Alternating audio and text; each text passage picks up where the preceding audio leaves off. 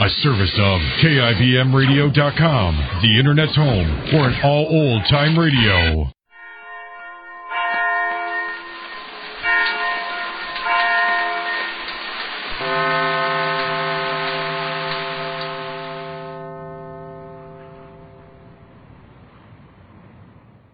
Yes, it's the Goldbergs. You know, a funny thing happened in our neighborhood store the other day. You see, the dealer was... Well, listen, here's what I heard when I stepped into his store. Now listen, Mr. Wilson, what do you know about washing clothes? But, Mrs. Smith, I'm only telling you what this new Does can do. And I say, who ever heard of washing dirty work shirts and rayon slicks with the same granulated soap? But that's the whole idea of Does. It's a new kind of granulated soap, and it does all three kinds of wash. You mean I can use Does for my rayons and fussy-colored washables? That's right. Does is safer for those nice colors than any other leading granulated laundry soap. And yet it'll get dirty work shirts cleaned and towels white? Absolutely. Why, you've never seen whiter washes than Does gives you. Actual tests prove that Does gets clothes whiter, far whiter than any number of other soaps. Well, remember, I don't want to do any hard scrubbing. Lady, you don't have to. Why, no soap made gets clothes white easier than new Does. Well, I still don't understand how any granulated soap can do so much. Pardon me, but maybe I can help put this lady right about Does. Well, who are you? Well, I'm the announcer on the Does radio program. Oh! You see, Does is a brand new kind of granulated soap, not just a new improvement of an old soap. Sure. You've never before been able to buy a soap quite like Does. In fact, you can tell the difference in Does right in the suds. Well, how? Why, if you've been using any of the 4 other leading granulated laundry soaps, you'll find Does makes more suds that build up faster, and that last twice as long. Well, this Does sounds like it has everything. It has. And does everything in your wash, too. Just try it. Ask for that big red and white box with the name D-U-Z, Does.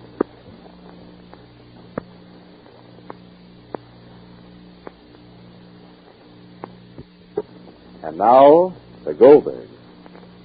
Well, now at last, the whole truth which Molly's manipulated for the advantage of the friend she was trying to help is out. There are no more evasions, especially in the case of Orianne and Mr. Wade. He knows that what she felt for him was human, sympathetic, kind. But it wasn't love. And so, clear-headed, he can choose the life he wants with the one he wants. But who will it be? Well, listen. No, Molly. When you told Mr. Wade that Orianne didn't love him, what did he say? He listened. And when you told him it was only pity she had for him, what did he say?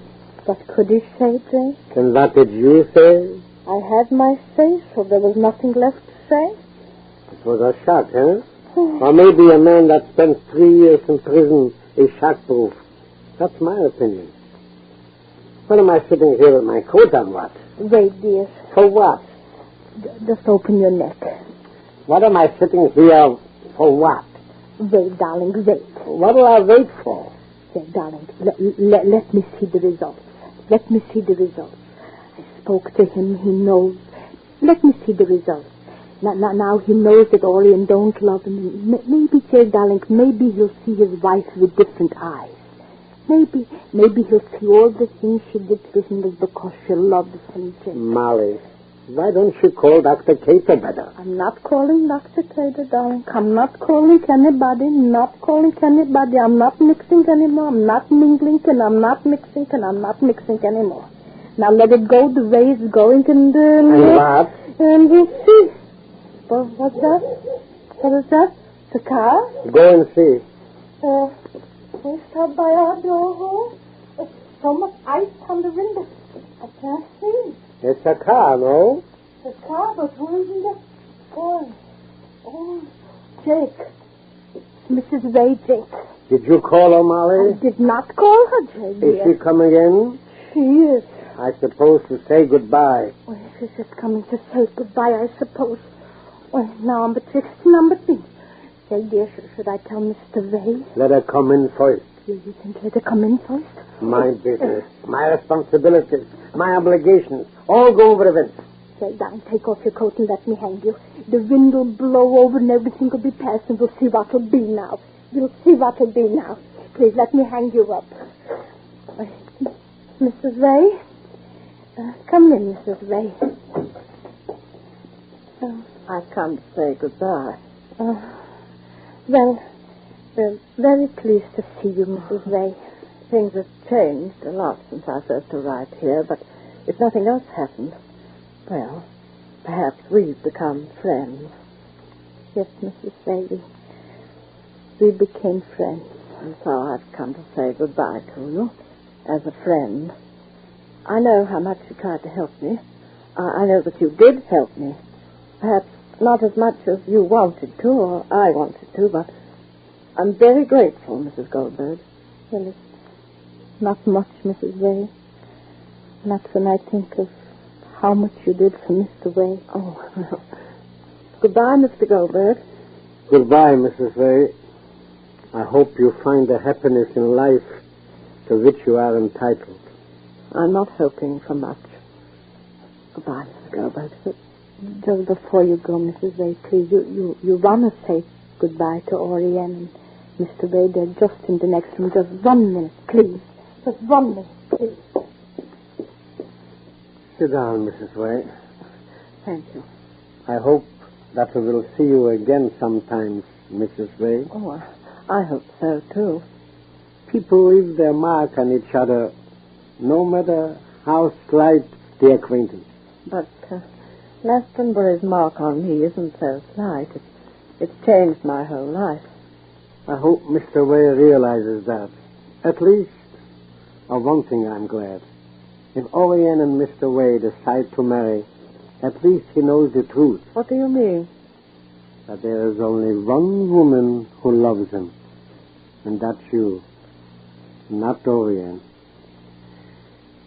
I thought it was only fair for all concerned that he should be cognizant to the fact. And I'm not a man that interferes with sentimental journeys that my wife participates in. But I thought, Edward. I think I left my cigar inside. Excuse me.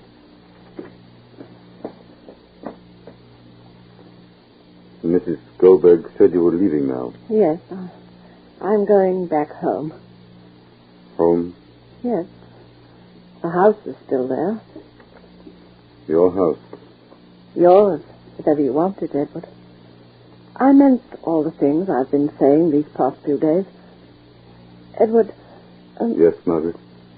You don't have to choose between Orianne and me. I mean, you're as free as you want to be. The past is all cleared up. It's past now. Real past. Dead. Finished. Ended. If you want to forget it now, you can. If you don't marry Orianne, I mean, if you shouldn't, for her sake as well as yours, you can go anywhere now. Do anything. You're free again. Free to choose as you like. I hope whatever you do, whether you marry Orianne or not, I hope you find that happiness which I couldn't give you. Goodbye. Come in, Orianne. I wanted to say goodbye also. Goodbye, Orianne. I hope you understand that if I ever treated you badly, it was because I never understood you. The way Mrs. Goldberg did, and the way Dr. Cater did. Goodbye. Goodbye.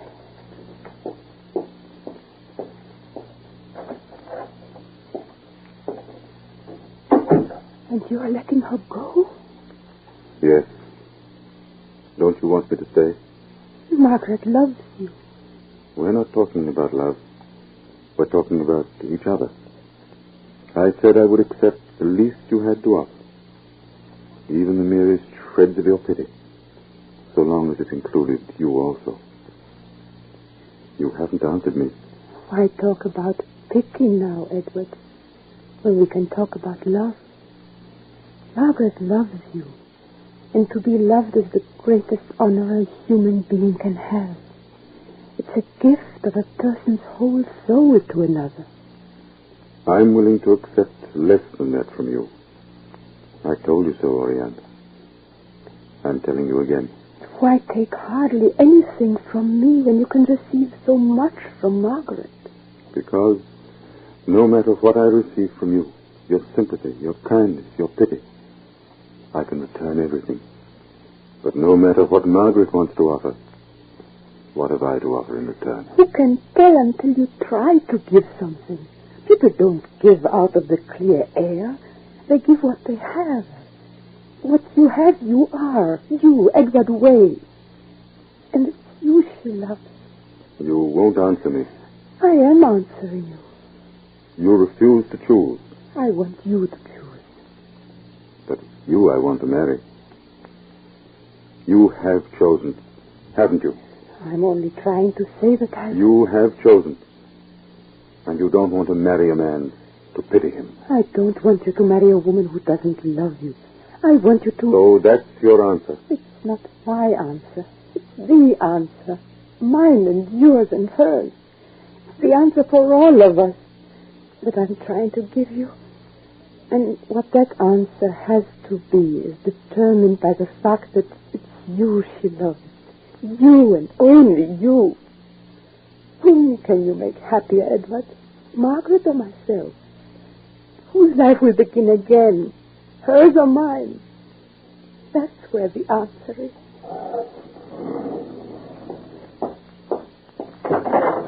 Margaret! Margaret! Wait for me! Margaret!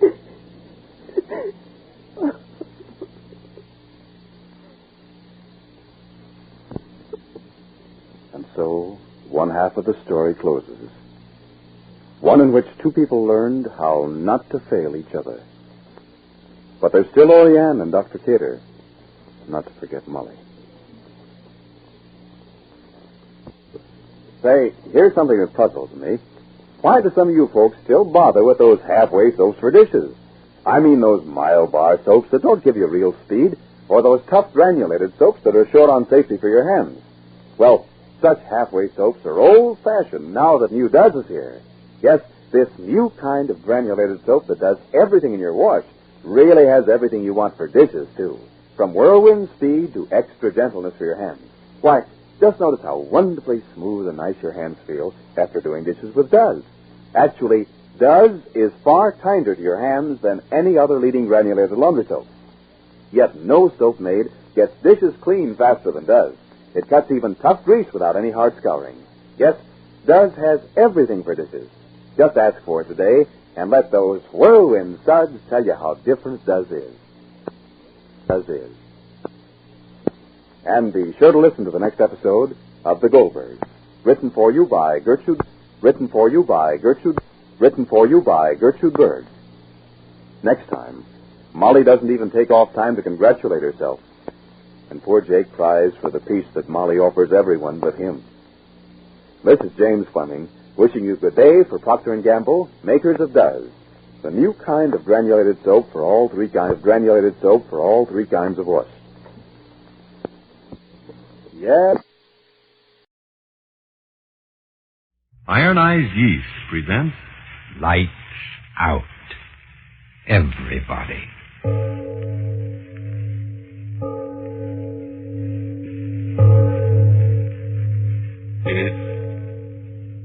It is later than you think. Lights Out brings you stories of the supernatural and the supernormal, dramatizing the fantasies and the mysteries of the unknown. We tell you this frankly, so if you wish to avoid the excitement and tension of these imaginative plays, we urge you, calmly but sincerely, to turn off your radio now. My name, Arch Oboler. Tonight, another in our series of tales of the weird and the unusual. I plead with all mothers-in-law who listen to tonight's story not to send me poison pen letters. Fact of the matter is, I like mothers-in-law. I'm really not responsible for what happens in the twisted brains of my characters, am I? But first, before we start, Frank Martin has a word for you.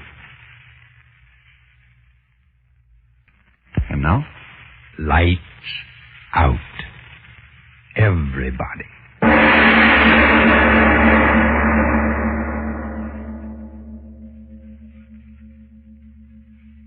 Afraid to die? Who isn't? When I was just a kid, I used to wake up in the night and see the dark pressing all around me. And I'd get so scared I'd think I was dead, buried. I'd try to scream. I couldn't. My voice, I'd know I was dead. I'd know it. I'd throw off the cover. I'd cry out, Mother, Mother! Oh, why? Why did I yell out like that? Why should I be scared now? I want to die. I gotta die. It's cold here in the basement. I wonder if the grave is cold. Why don't I get it over with? The rope's around my neck. One step off the ladder and I'll hang and die. And I gotta die. I gotta die. The wages of sin are death. Wages of sin are death. Funny how I seem to hear the words the way my father used to say them. The wages of sin. But was it sin? No. It was hate. I killed her because I hated her. I remember the first time we met. Jay had just married me. And we were walking along the street to his house. Oh, Ella, you'll like my ma. Really you will. Well, Sure, she's swell. Best woman in the world. Is she? Well, I mean... Well, you're my wife now. Ella, that proves what I think of you, don't it? I guess it does. Oh, you and Ma'll get along fine. Will this be a surprise to her? Well, here's the house. What do you think of it? Well, it's all right. Yeah.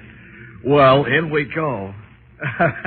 Will Ma's eyes pop when she sees you? Pop right out, I'll bet you. Come on, Ma, open up. Got a surprise for you. Jay, where have you been, son? Where? Oh. Surprised, eh, Ma? Meet Ella. Jay, you brought home a woman. When she said it that way, right from that minute, I knew I hated her. And that's the way it was from then on. I wasn't Jay's wife to her, but a woman. Stranger in her house. And it was her house and everything in it. Nothing Jay's, everything hers. Ma, can I use your car to take Ella riding? Ma, mind if Ella plants some roses in your garden? Ma, is it all right if Ella uses... That's the way it was. Hers, everything hers. All I had was Jay, and he wasn't much. You can't blame me, you hear me? You can't blame me for not standing it. All my life I'd had nothing, and at last I was married, and I still had nothing. Her house, her car, her money, her son. I couldn't stand it, I tell you. So I killed her. The wages of sin are death. Why do I keep hearing Pa's words in my head? I'm going to kill myself. I'm going to do it. It's just that I want to sit here on top of a ladder and think and talk about everything for a little while. The last chance I'll get. Oh, like I said, I killed her. Well, not right away. I stood it for weeks and months. But all the time inside of me, something was talking. Kill her. Everything will be yours. Kill her. Soft like. Everything will be yours. And then louder and louder until my head was filled with it. Louder and louder until I couldn't stand it no more. Louder and louder until I said, yes, I'll do it. Yes. Yes. Everything would be mine then. Everything. I always wanted it that way. It had to be that way. Here in this basement. That's where it happened. Jay went to work. I came down here. Oh, it wasn't very hard to do what I had to do. I remember every minute of it so well. Every minute. I called her, and she came down into the basement. You called me, Ella? Yes, I called you. What's the matter? Somebody took the lid off the sewer down here. Land sakes alive. Now, who could have done that? Heavy iron cover like that. Jay wouldn't have done it. Is it deep down there? Of course it's deep. Ain't a sewer anyway. Covers an old well this building was built over. Oh. What are you owing about? Heard my son Jay tell you the same thing weeks ago. Yes, he did tell me. Funny, I forgot. Oh, look. What? Down in the well, look. I don't see nothing. Well...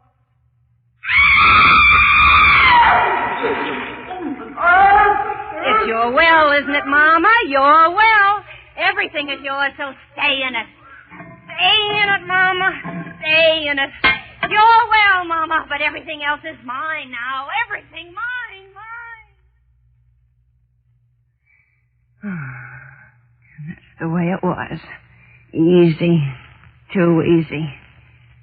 Jay came home. He said... Say, Ella, where's Ma? I don't know. She wasn't here when I got back from the store. Must have gone out. Oh. Well, she'll be back. Leave it to Ma. But she didn't come back. How could she? Jay went to the police. They came around. They asked questions. They went away. And nothing happened. It was as easy as that. Wages of sin are death. Wages of sin are death. Oh, why do I keep hearing that in my head? Why? I'm gonna die. Rope around my neck. Just a little bit longer talking, just a little. She was gone. And I had her house and her son. And then I didn't want him. I tell you, he made me sick just to look at him. Mama. I wanted to forget. And then, one day, I got an idea. There was more room under that iron lid in the basement, wasn't there? That was it. Yes, that was it. Got free of her, now I get free of him. Sell the house, quick, get away, far away. Yeah, that was it, a free woman. With my looks and all that money, oh, would I have a time. I planned everything. Told the neighbors Jay was going on a trip. I'd said Jade wrote me to sell the place and join him out of town. I tell you, it was perfect. Came home that night. The night I was going to let him join his mama. Anybody home? I'm always home. Oh, you said that just like Mama used to. Did I? Say, that reminds me. I got a new detective agency working on the case. They think that maybe she lost her memory somehow. You know, like you read about. All right. What, Ella? Sit down and eat your supper. You want it to get cold? Oh, don't see why you don't want to talk about finding Mama. After all... Sit down and eat your supper. You'll find your Mama. You think so, Ella? Sure. Oh, say, that's good hearing you say that. Finding my Ma, that's something I do. He sat down to eat. I'd made him a good supper. Why not? His last supper. And then it happened. We were sitting there eating when there was a knocking at the door. No. Who can that be? How should I know? Get up and answer it. Yeah. Peddler, I'll bet you. Nobody here. Then shut the door and come on back and finish your supper. That's funny. I heard knocking plain, didn't you? Yeah, kids playing jokes. Go on, eat. I want you to help me fix something in the basement. Fix what? You'll see. Finish your eating first. Okay. This crazy kid. Nah, sit where you are. I'll go and... Have a way. Wait for what? Listen. That knocking. How funny it sounds. Those kids.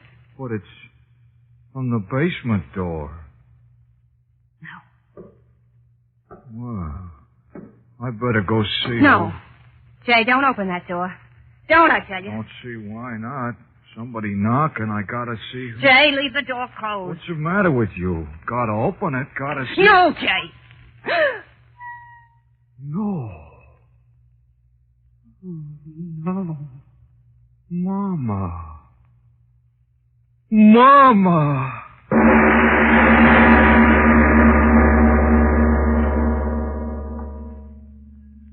Ladies and gentlemen, this moment when the dead have returned is certainly a fit one to loosen your grip on that chair and take a deep breath and slow up your pulse beat. And now back to Lights Out. Ella goes on with her story. The story of the return from death of the woman she had murdered.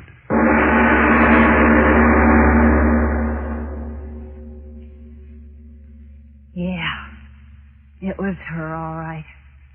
There she was, eyes glaring, dirty gray old hair plastered wet around her face. Standing there. I could see her with my own eyes. And yet she was dead, I tell you, dead. Jay didn't know that, no. He took that dead thing by the arm, and he led her into the room, and he sat her down in a chair. Oh, Mama. You did come back. I knew you would. We both knew it, didn't we, Ella? Now tell us, Mama, where you been. Why'd you go? Yeah, why come back this funny way? The back way up the basement steps. Why, Mama? Mama, you're sick. Oh, Ella, look, she's dripping wet. Ella, quick, take her upstairs and put her to bed. Yeah, and maybe you better sleep with her tonight. Keep her warm. Ella? Why are you looking so funny? Ella! Ma! Ella fainted. Why did she faint?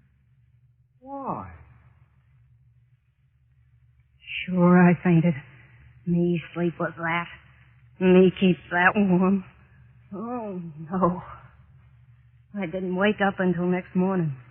Jay was leaving for work. He told me she was sleeping in her room to take good care of her when she woke up. And he went away, happy his Mama was back. When he was gone, I sat down there in the kitchen and waited. It got on to 5. Soon he'd be coming home. I had to know. I tell you, I had to. I went upstairs to her room. I opened the door. Nobody there. I tell you, nobody there. The bed not even slept in. She'd never been there, never. I dreamed it. Jay dreamed it. She wasn't there. She hadn't come back. But I had to be sure. I went down in the basement. I pried up that old iron lid. There was the open well. I lit a lantern and held it in the black hole. I looked in.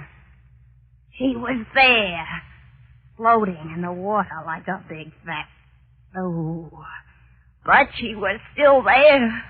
Well, that's all that mattered. I piled things over the lid to hold it down, and old trunk boxes, heavy things. That's what I did. Jay came home after a while. He said, "How's Mama?" I said, "All right." He said, "Call her down to dinner, will you?" I said, "Yeah, sure." Oh, yeah, that's what I said. I knew Mama was all right where she was. We sat down to dinner. He kept talking about her. How funny it was that she still was sleeping. How funny it was the way she came back. But all the time I was laughing inside myself because I knew what had happened was just a strange dream we both had had. Because she was dead. Dead and floating.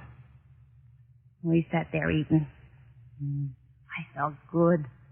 The bad dream ended. For this night, Jay would join his Mama. Swimming.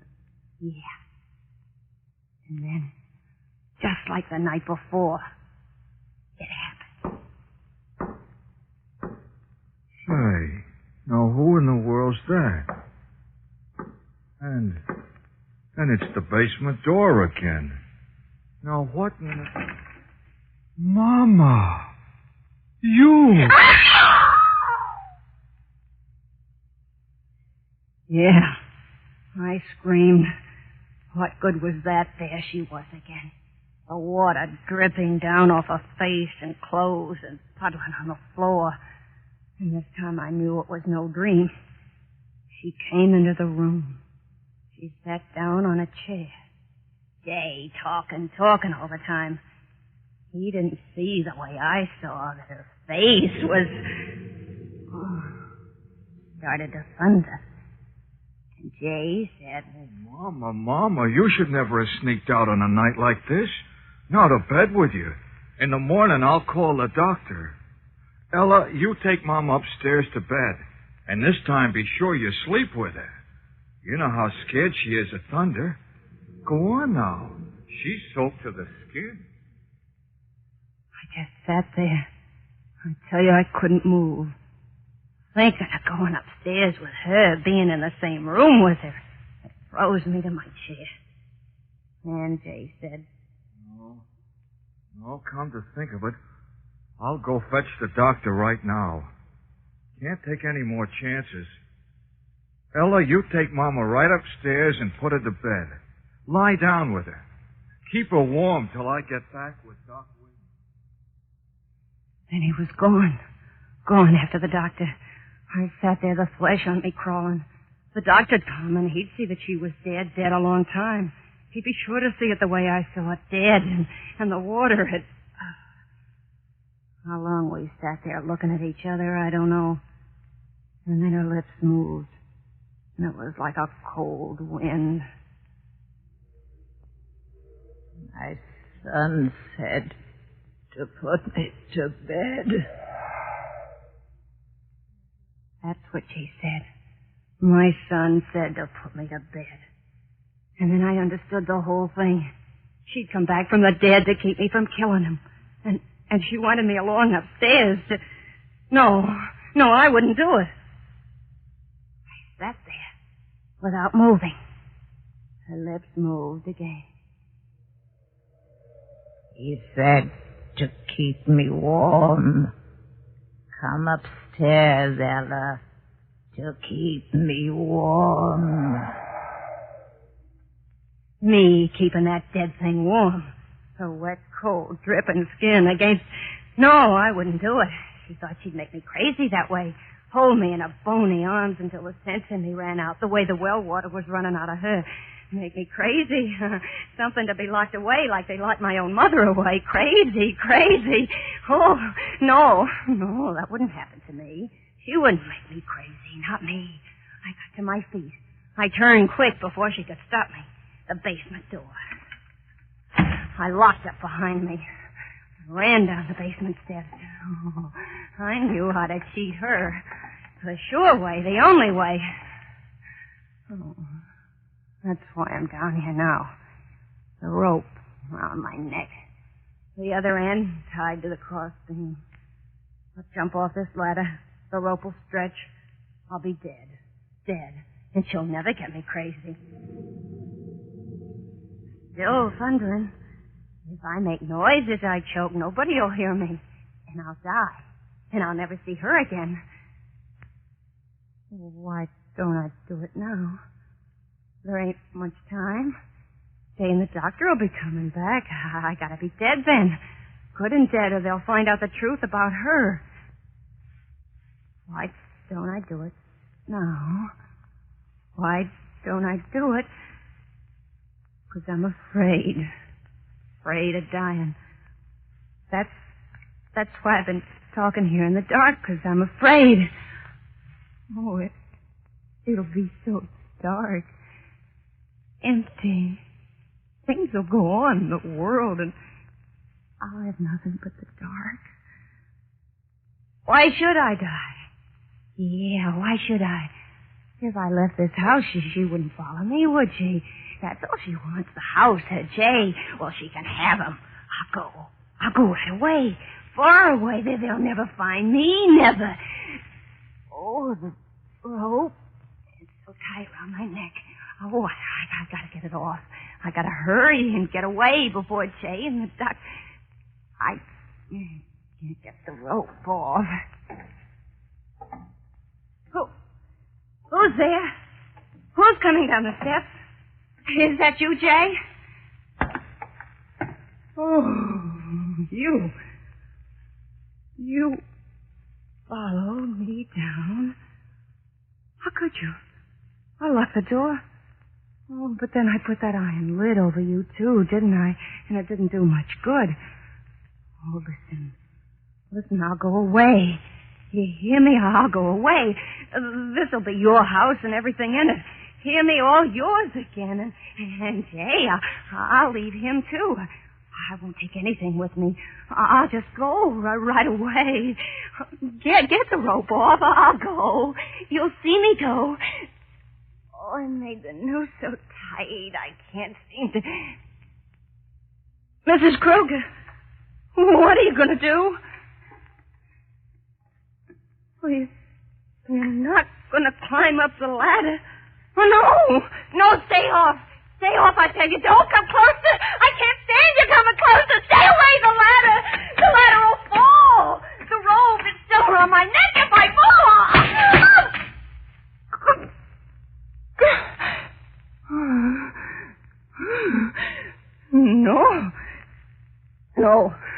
No, you won't make me die. I've got hold of the rope with my hand. I won't choke this way. My arms are strong. I can hold on to the rope above my head for a long time. Jay will be home right away. He'll get me down. I'll live. I will, and you'll still be dead. Dead. I'll tell them that you fell in the well. They'll believe me. They'll believe me. Well, say something. Say something. I know you're standing down there watching me. You're waiting for my arms to get tired, so I'll let go.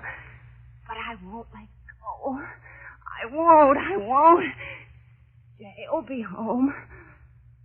I can't let go. I can't. I gotta live. Oh, my arms. I'm so tired. I gotta hold on. Or the noose. Oh, cramp in the arm. Jay, I got a cramp in I can't hold on anymore. Jay, I wouldn't have killed you. Jay, I can't hold on. Jay!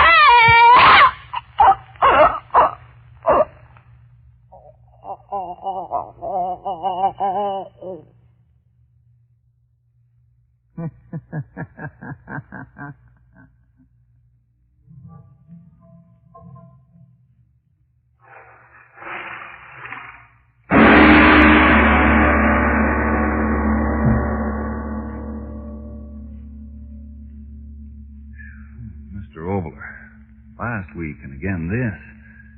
You really believe the dead can return to avenge? Well, I have an answer this week, a factual one, which will wait for a moment for you, Mr. Martin. Friends, remember now, if you're one of the thousands who need more vitamin B and iron... You were about to tell us... Yes, about the return of the dead, whether or not I believe that the dead could return to avenge an evil. Frank, have you ever heard of Charles Fort? No, I haven't. Well, Charles Hoy Fort was born in 1874 and died in New York in 1932. The unusual, the supernormal, the supernatural fascinated him, just as one man might collect postage stamps. Charles Fort, for 20 or 30 years, collected records of phenomena which dogmatic science couldn't explain, strange murders and so forth. I suggest that, therefore, that any of you who think that this is the only possible world spend a very pleasant weekend reading these records in Mr. Fort's work, The Book of the Damned. The best possible answer to the ghost question is, who knows? And now what about next week, Mr. Oboler? Well, next week a story of suspense, which is, I believe, quite different from anything you've ever heard before. Have you ever watched a shooting star streak across the sky and suddenly have a feeling of almost terror? But, well, all that's next week. Lights Out will come to you again next Tuesday at the same time. Be sure to listen to Arch Oboler's weird story of the thing out of interstellar space. And if you need more vitamin B and iron, be sure to try ironized yeast, the one and only ironized yeast, with the big letters IY on the package and on each tablet. Do you intend to be well-dressed next year? Then take good care of the clothes you now own, because there's a shortage in many clothing materials. And to help get the best wear from your present clothes, keep them free of grease spots with Energine cleaning fluid. Grease spots are the favorite feeding place of moths all year round. Grease spots also make your clothes look worn, run down, old before their time. But with Energine, you can remove those grease spots easily, neatly, efficiently. To help care for your clothes, get Energine cleaning fluid tomorrow. This is the Columbia Broadcasting System.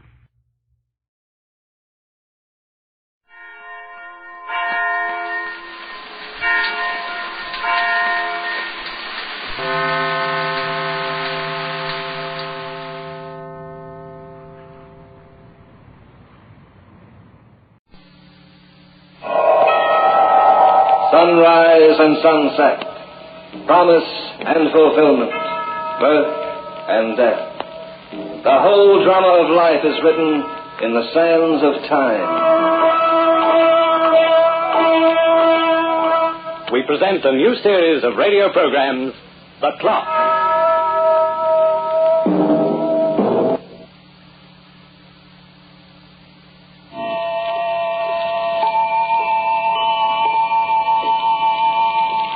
The human mind reacts in two separate ways. While we're awake, our conscious mind is more or less in command. While we sleep, the subconscious takes over. And time also undergoes a change between the waking and slumbering mentality.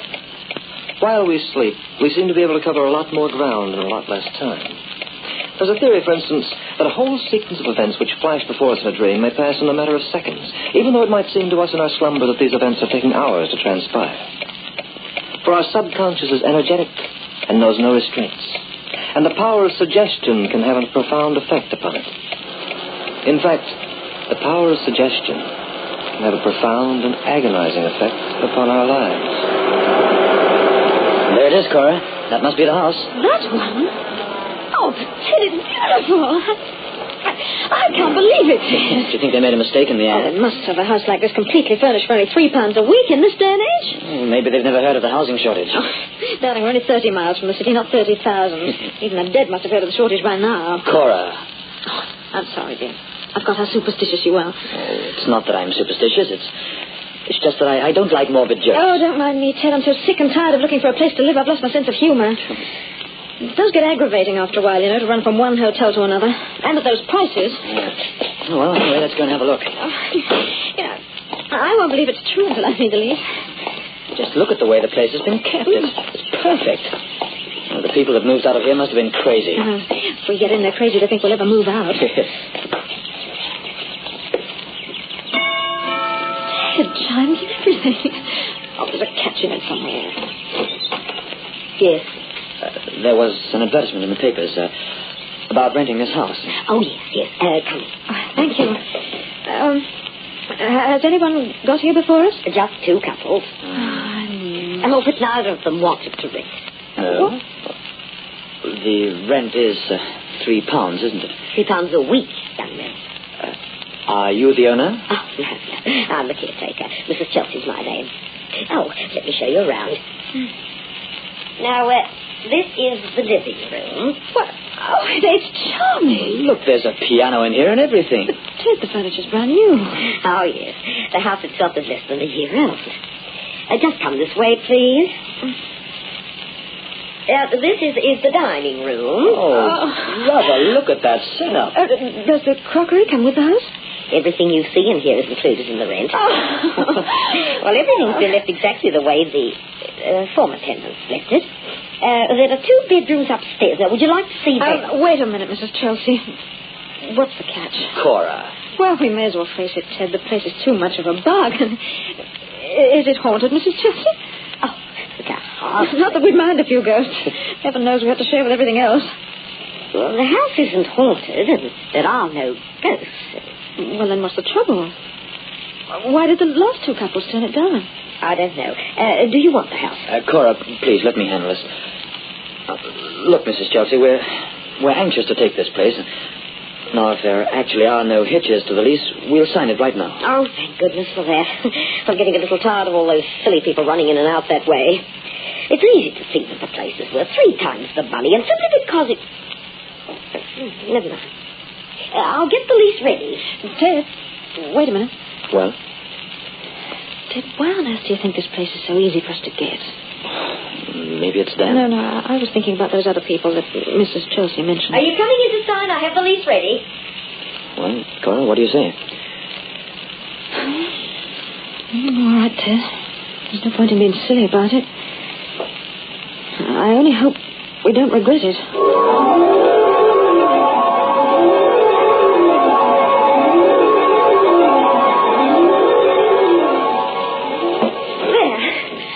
The vase look on this table, Ted? Oh, wonderful. Where did you get those zinnias? From the garden. Aren't they lovely? I'll say. Oh, you know, whoever was here before us had very good taste. You mean the ghosts? Ted, get a new joke. You were the one who brought it up. I know, but you were just as suspicious as I was. Only a little more sensible. All right, darling, you can preen yourself. Well, we've been here a week. No ghosts, no visions. Not even a measly chain rattling. I know. Very disappointing. I was really hoping to meet a ghost or two. Oh, you were? Yes, I was. A nice ghost, like my great-grandfather, maybe. He was a lovely ghost.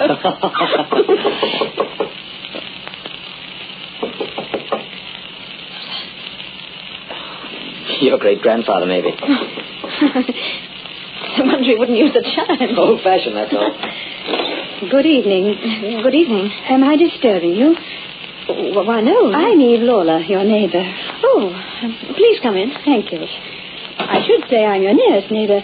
We're actually a quarter of a mile apart. You're Mrs. Bellows? Yes. And this is my husband, Ted. How do you do? Glad to know you. I merely came over to make your acquaintance and, just to ask if there was anything I could do to make you more comfortable. Oh, thank you very much, Mrs. Lawler, but Mrs. Chelsea did an excellent job before she left. Oh, yes, Mrs. Chelsea. I met her once or twice. She must have been rather relieved when you signed your lease. I know she's been trying to get someone in here for weeks so she could leave and take another job. Why is it she had so much trouble? Yes, she wouldn't tell us. Ted and I thought there might be a couple of ghosts in the closet at first, but we were disappointed. There are no ghosts as such, as far as I know. What do you mean, as such? Well, perhaps I shouldn't tell you what I mean. It would be so much more pleasant for you. Oh, no, please, we insist. Really, this is getting to be the mystery of the year as far as we're concerned. There's no mystery to it. A couple named Hawthorne built this house and furnished it. Mm-hmm. A bank, your present landlord, bought it from them just before the end. What do you mean, just before the end? One night, Elsie Hawthorne was found sitting at that desk chair with a bullet through her head. Oh. And her husband, Bob, was found on the floor beside her, poisoned to death. Oh, that's horrible. But what happened? Why did they do it? Did they kill each other? So the coroner surmised. Elsie poisoned Bob's drink, but he killed her before the poison took effect. Huh. That's why people avoided the place. Oh, it's pretty bad. Oh, well, things like that will happen. They must have both gone out of their minds. No. There's no indication that either of them was insane. I saw them both only the day before the murder. If they were crazy, they didn't show it. But what was the motive? There was no motive. Oh, that's impossible. Every crime has a motive. A man or a woman may kill for money or out of passion.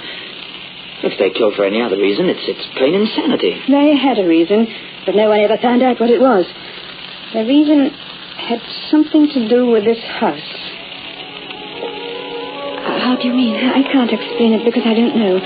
But once or twice I detected a note of fear in Elsie Hawthorne's voice when she spoke of the house. A fear she never explained. But what was there about the house that frightened her? It's a perfectly charming place. We've been all through it. I can only tell you this, Mrs. Bellows. Something about this house drove those two young people to kill each other. I hope that you never discover what that something was.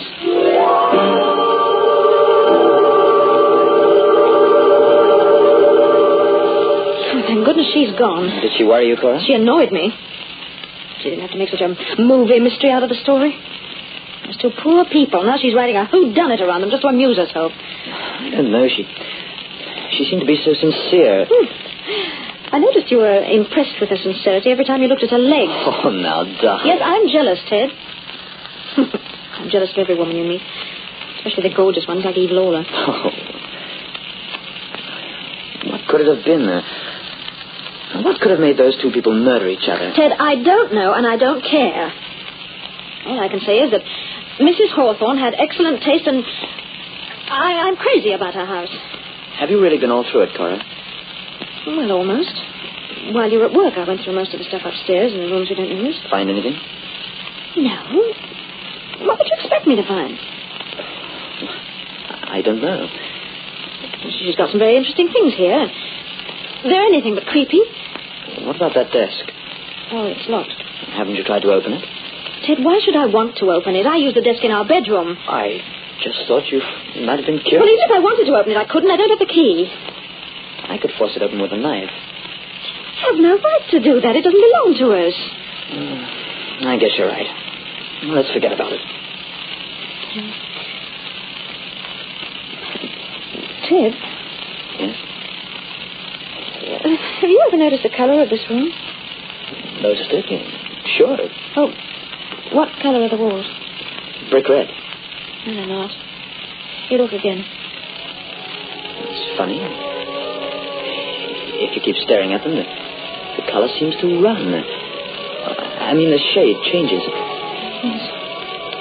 Oh, it's just the way the light comes in through those windows, that's all. The shadows it throws are deceiving. I'm trying to think of what this color reminds me of. It doesn't remind me of a thing. Color just seems to run, that's all. That's it, Ted. What is? It's color running. Ted, a long time ago, I saw a man who was killed in an accident. He was just lying there in the street, Ted. These walls, they remind me of the blood that was running down his face.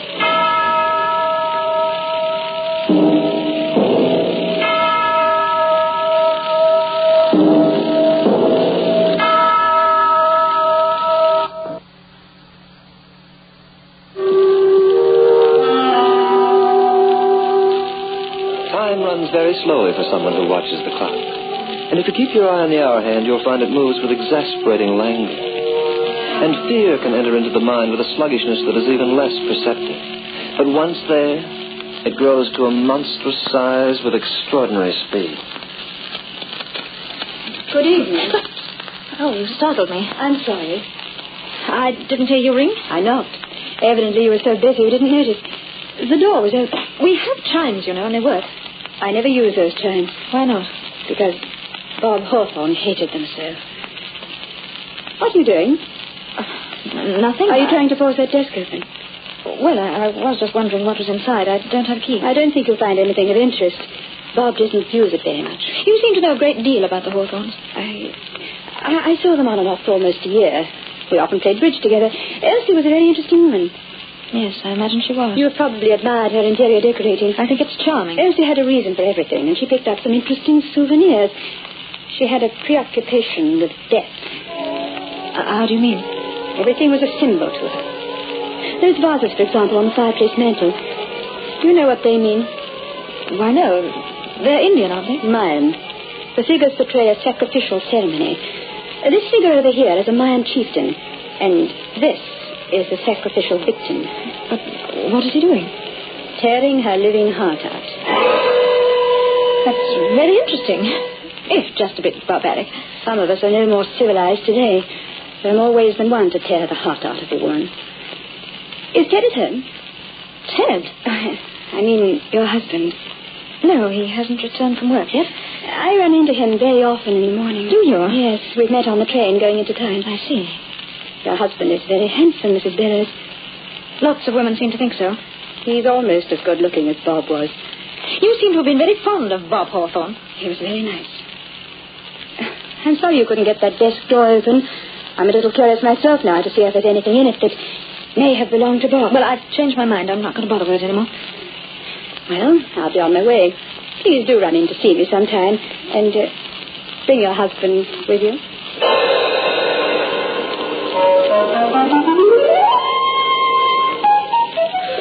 Say, what's the matter with you tonight, Cora? Oh, nothing, dear. You've been sitting in that chair for hours, staring at the walls. Why do you keep glancing at that desk all the time? Ted, let's open it. Open it? Yes, I tried to force it open myself this afternoon, but I couldn't. Will you try it? What for? I thought we gave up the idea. Ted, I've simply got to see what's inside that desk drawer. I'll get you a screwdriver and a hammer. Now, wait a minute. Right here in the kitchen. Oh, but Cora, we can't damage someone else's property. I'll have it refinished at our expense. Here you are, dear. I don't like this. Go ahead, Ted, please. Oh, all right.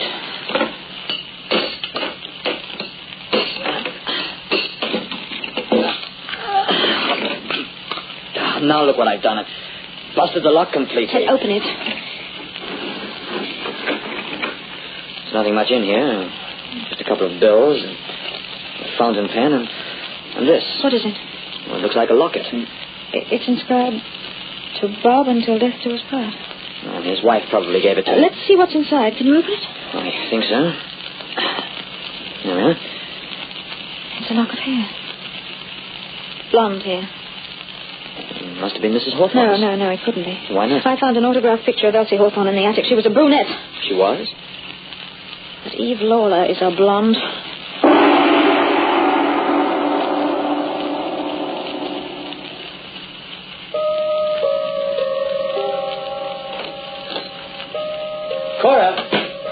Cora, honey? I'm in the living room, Ted. How's everything? About the same. I'm sorry I was late tonight. I expected to be home at 9. It's midnight. Did I worry you? No. I knew you were in good company. What? You saw Eve Lawler this evening. Well, yes. I even walked you up the road. I saw you separate through the window. We met on the train. Oh, never mind the excuses. I know just what they are. They've been said before, as Elsie Hawthorne found out. Cora, what in the world is wrong with you? Sure, you don't I found Elsie Hawthorne's diary, Ted. I've started to read it. Listen. In the beginning, it was innocent and unimportant. Later on, it grew. And what grew? Bob's friendship for another woman. Now, listen to me, Cora. You've been acting pretty queerly lately. Are you sure you're all right? Why? Would you like to send me to a psychiatrist? Would you like to do what Bob Hawthorne tried to do, get his wife into a mental home? Cora! Oh, but forgive me, Ted. I don't know what's come over me. It must be this house. And, that diary. Cora, for heaven's sake. Don't say any more. Just forget it and go to bed.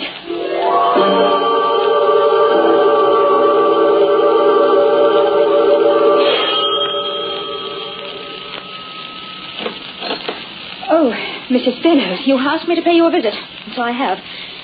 May I come in? I'm rather busy right now. Oh, are you? Couldn't we make it some other time? Yes, of course. Oh, and would you do me a favor? If I can. You might tell my husband that I'll be out for the evening. Your husband? Yes. You see, I happen to know that he's inside.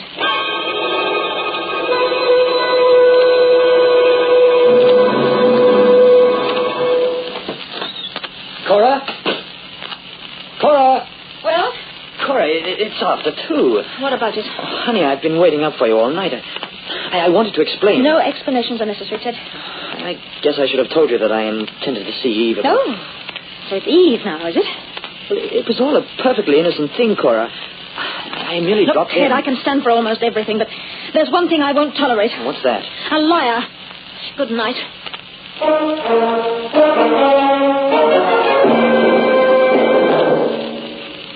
I feel it's time to do what Elsie did and put my thoughts down on paper. So, I'm keeping a diary. And in this diary will be found my thoughts, my hate, and my fears. Ted sees her often now, but he thinks I don't know. Heaven knows what they're plotting between them, and how great her influence has become on my husband.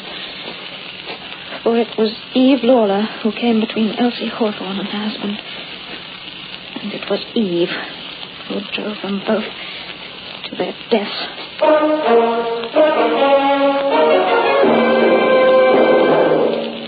I'm sure now. I'm sure they mean to kill me. I have money in my own right, like Elsie had. Eve tried to sink her claws into Bob Hawthorne, but Elsie spoiled her plans.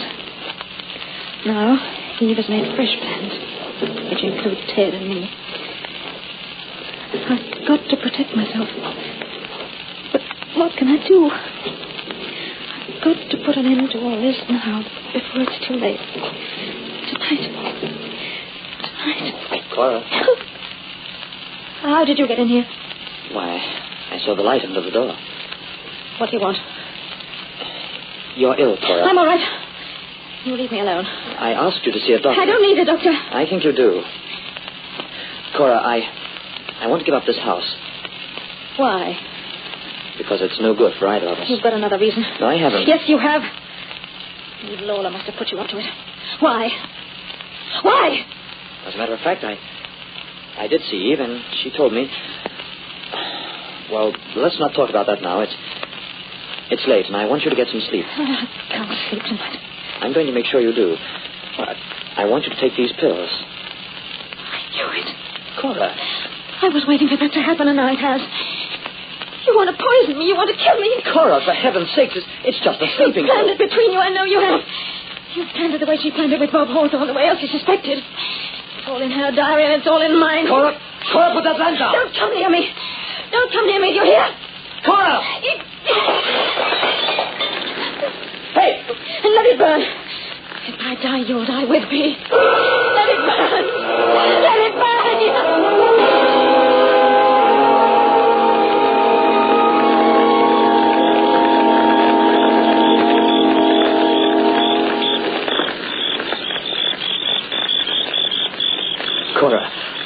Cora, darling, wake up. Yes. I had to knock you out to get you away from the house. But the house is on fire. You threw that lamp at me. Don't you remember? Yes, I remember. Cora, you don't know what I've been through since you've been acting this way. I tried to explain so many times that there was nothing between Eve and me. I saw her only because I wanted her to tell me the facts about the house. And then when I saw you were jealous, I kept it from you to avoid more trouble. Ted, is that the truth? That's the truth. Eve lied when she said there was no motive to the Hawthorne murder. There was. There was another woman, a woman who disappeared. It was her hair you found in that locket. Why didn't you tell us that? Because the woman was never found, and Eve was afraid she'd be suspected. It took me a long time to get that out of her. But she finally confessed, and now she's moving away. And so are we. The house is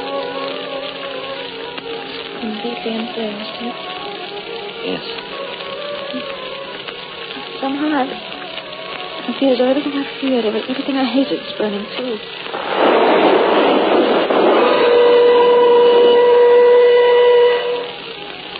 The roof's gone, Cora. The house is practically in ashes. And so are those horrible thoughts I've had. The house gave them to me, Ted. It was like living in a crazy dream in that place.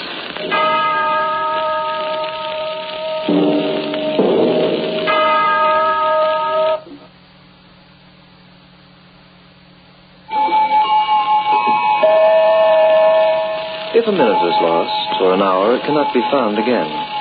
No detective in the world is clever enough to locate lost time. But when our peace of mind is momentarily gone, it can be located and restored to its proper place once more to remain with us, perhaps forever. The Clock will be heard again next week. Lawrence Clee writes it and Hart McGuire narrates it. As Ted and Cora, we heard John Bonney and Dinah Shearing. Others were Muriel Steinbeck and Neva Carr-Glynn. The Clock, directed by John Saul, is a Grace Gibson radio production.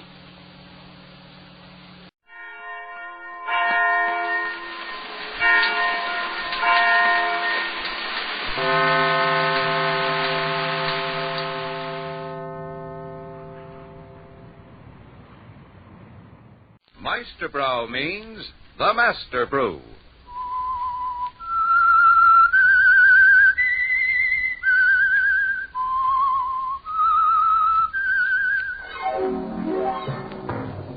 That whistle is your invitation to another Meisterbrow mystery drama presented by the Whistler.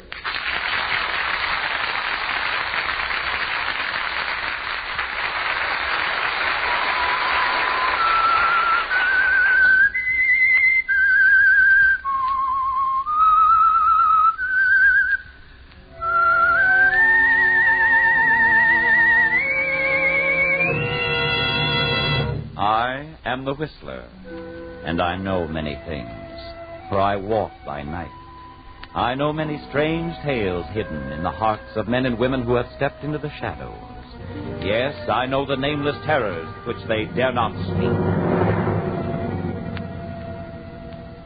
Meisterbrow Beer, the Master Brew, served more often in Chicagoland homes than any other beer, brings you another curious story by the Whistler. Tonight, Blind Impulse.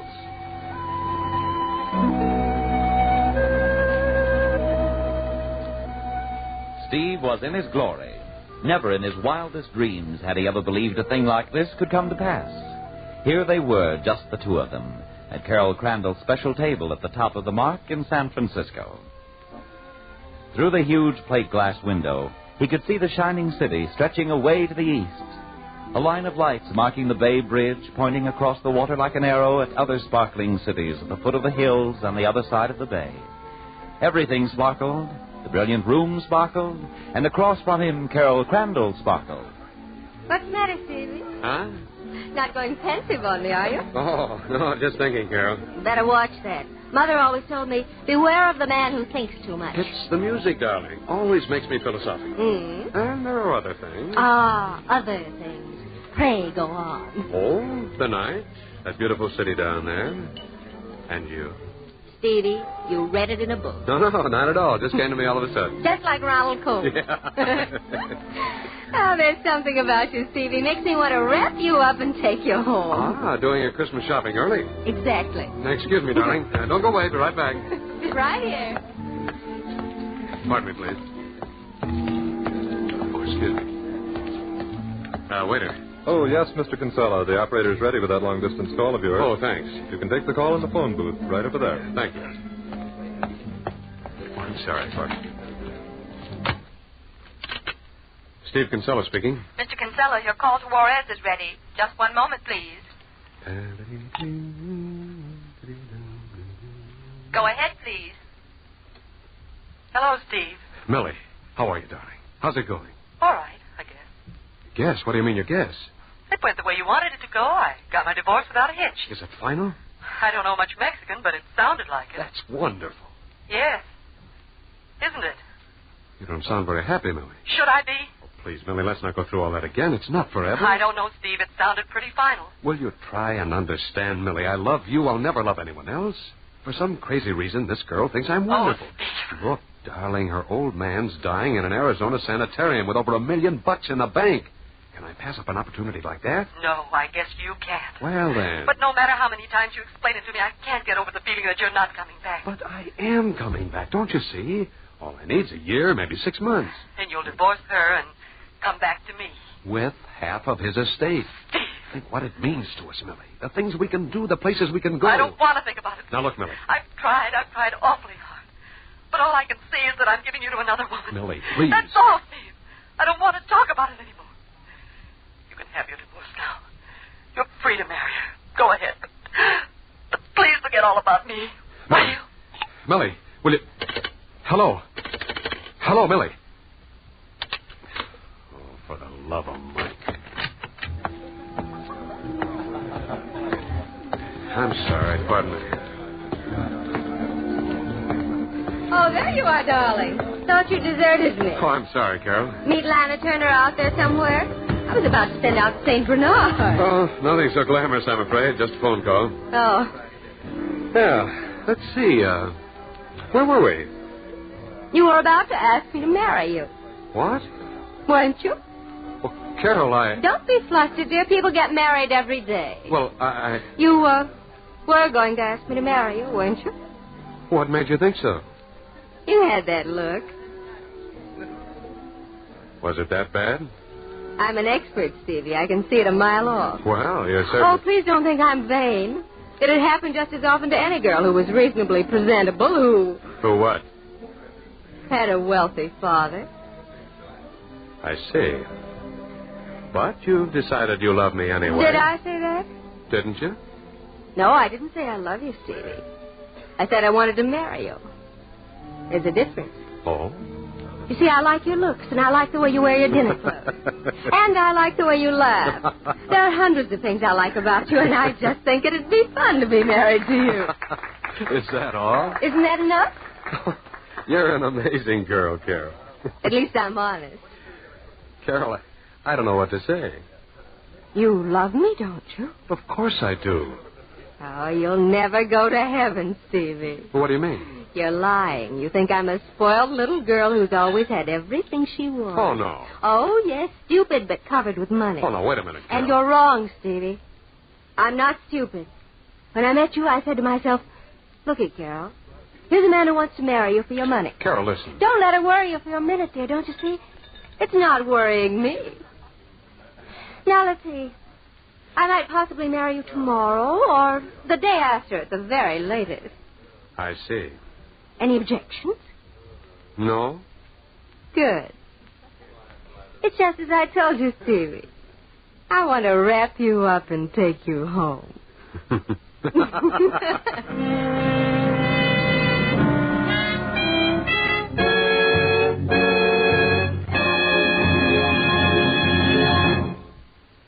This may be a rather strange and strained attraction that Carol has for Steve, but we know of one attraction that is perfectly natural. And that is the attraction Golden Good Meisterbrau beer has for the person who is particular about beer. You see, Meisterbrau beer has been painstakingly brewed for you who demand the best in old-fashioned flavor, in creamy head, in golden body, and in outstanding value. That's why we say that Meisterbrau beer is better in these 4 ways. Meisterbrau has been specifically brewed that way. Try Golden Meisterbrau beer yourself soon. Enjoy its pleasantly dry and exciting taste. Feast your eyes on Meisterbrau's clear golden color and light but tasteful body. Smack your lips over that rich, creamy head. In short, treat yourself. And we do mean treat yourself to a glass of bubbling, refreshing Meisterbrau beer tonight. You'll find the pleasure is all yours when yours is Meisterbrau beer. Now, back to the Whistler.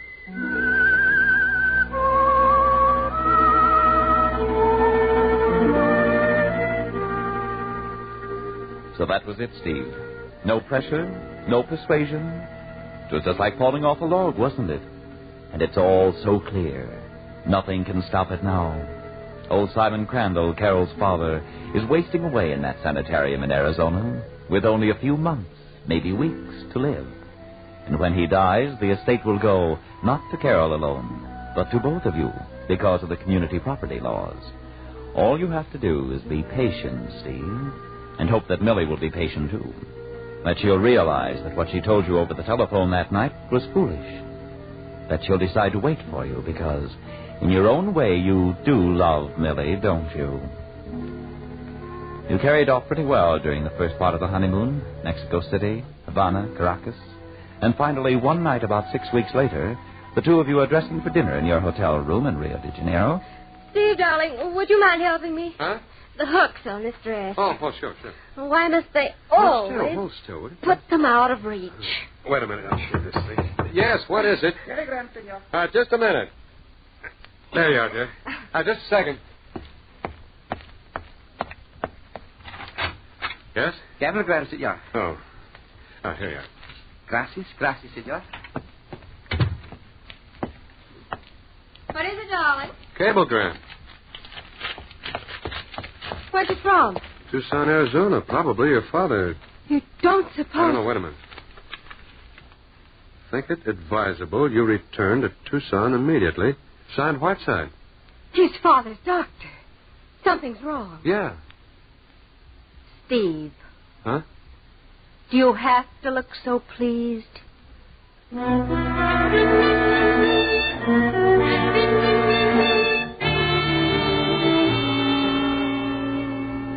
I'm awfully sorry, Mrs. Kinsella. Dr. Whiteside's orders I were insist on seeing him. That's all there is to it. Be reasonable, I Carol. don't care. I didn't fly 6,000 miles to be stood up in an anteroom. Just a minute, Carol. Just a minute. Go ahead, nurse. I'll take care of it. Yes, he's dying, Steve. They're trying to keep me away. The doctor has his It's reasons. been half an hour now.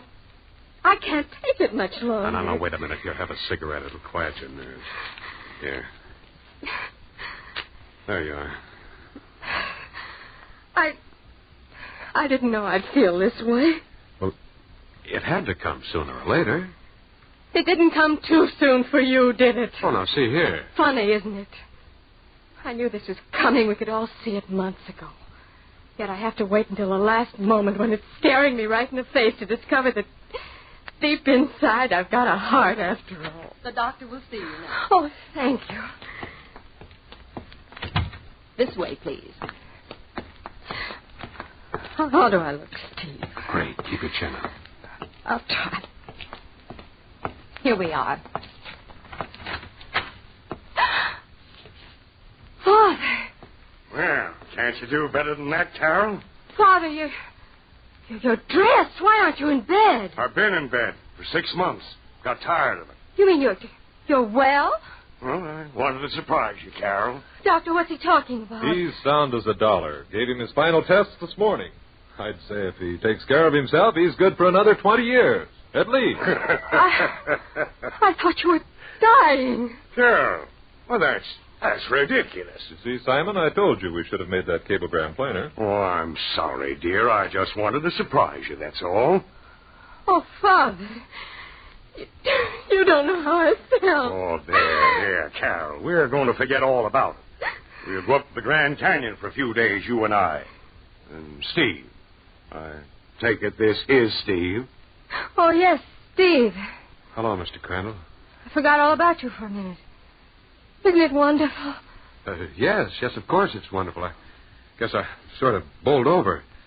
It was such a relief. Father, you don't know what Stevie went through when we got that cablegram. The poor boy was almost beside himself. Yes, it was an awful shock, you know. Here, darling. Have a cigarette. It'll quiet your nerves.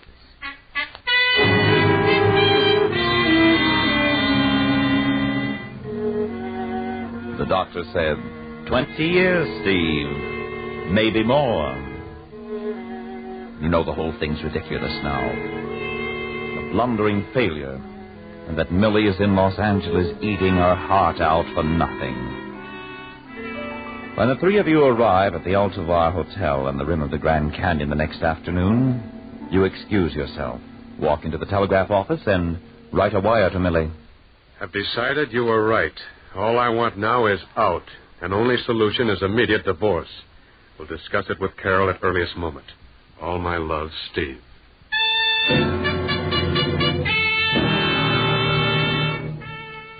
You tip the clerk an extra $1 to keep it under his hat. Then, because you're desperate for a few hours alone, you spend the rest of the afternoon walking along the rim of the canyon, trying to lose yourself in its breathtaking colors, its blue distances and terrifying depths. So it's almost time for dinner when you arrive back at the hotel room to find Carol waiting for you. Hello, Carol. Stevie, have a nice walk? Wonderful. Where's your father? Trying to arrange a trip to Sanctum Ranch tomorrow morning. When I last saw him, he was about to hit the stableman over the head with a whiffle tree. Huh. No trip scheduled tomorrow, and they don't want to let him go down the trail alone. They say it's too dangerous. I left just before the explosion. Dr. Whiteside was right, Stevie. Father's his old self again. Stevie. Yes? Does Millie have more money than I have? Who said anything about Millie? She seems to outrank me. Is it her money, or does she have a beautiful soul? You know, you never told me about anyone named Millie. What did you find out about her? This telegram came this afternoon after you'd gone. You opened it? By mistake, believe it or not. At this point, I'm rather glad I did. Give it to me. Steve, dear, your wire was all I needed. Coming at once. Have wonderful news. Hold everything until I arrive. Love, Millie. Who is she? It's a long story. I was married to her once. Before you met me? That's right. Oh. You never told me you'd been married before, darling. You weren't interested at the time. Oh, I suppose I wasn't. So you've decided you love her after all, and you want to go back to her now that... Now that what? Now that Father's back on his feet. You're pretty blunt. You didn't answer my question, Stevie. Do you love her? Yes, You always have? I suppose so. Well, you don't know how complicated you're making things. What am I supposed to do now? Divorce me? Oh? And let me go back to her? I hate divorce, Stevie. I always have. Can you think of a better answer? I'm afraid there isn't any answer. You went into this with your eyes open, you know. The money? Mm-hmm. I suppose it should be just as simple to let you go. Well, it's not that simple. Why not? See, I love you. That's almost funny. I know it sounds ridiculous. It is. You're a spoiled little girl, Carol. Always had everything you wanted.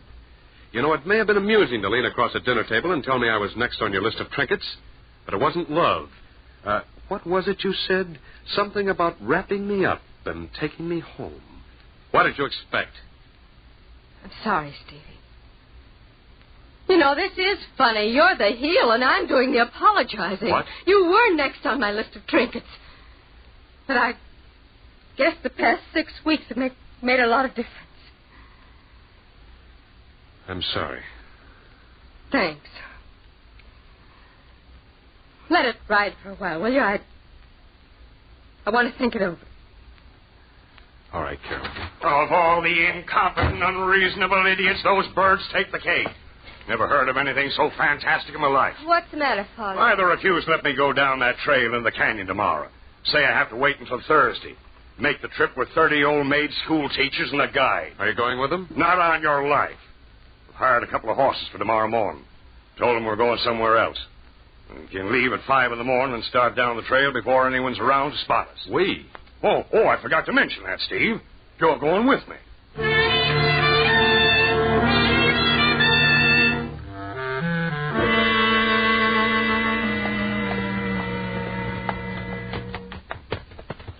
What time is it, Steve? 7:45. How much farther down to the bottom? Oh, a couple of miles by the trail. 1,000 feet straight down if you're in an awful hurry. By George, look down there, Steve. I'd rather not. I don't trust this horse. Oh, they're used to it. Let him have his head, though, when we get to that narrow stretch down there. Looks like that's that dangerous place the guide was telling me about. And a few accidents there, it seems.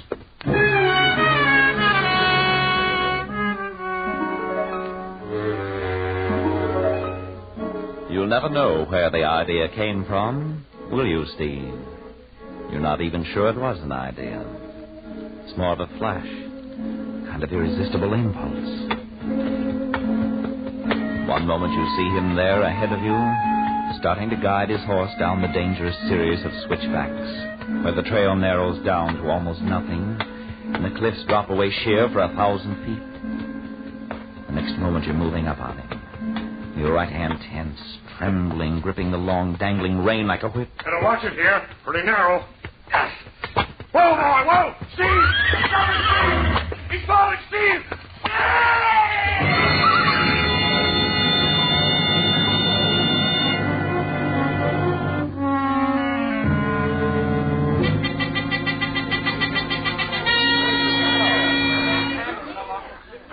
I'm sorry, Ranger. That's all I can tell you.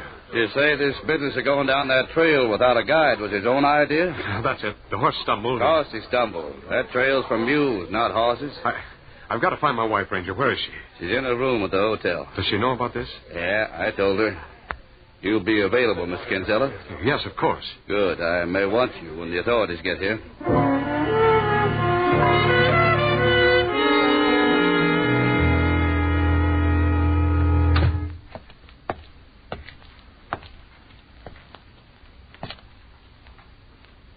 The ranger said he told you about it.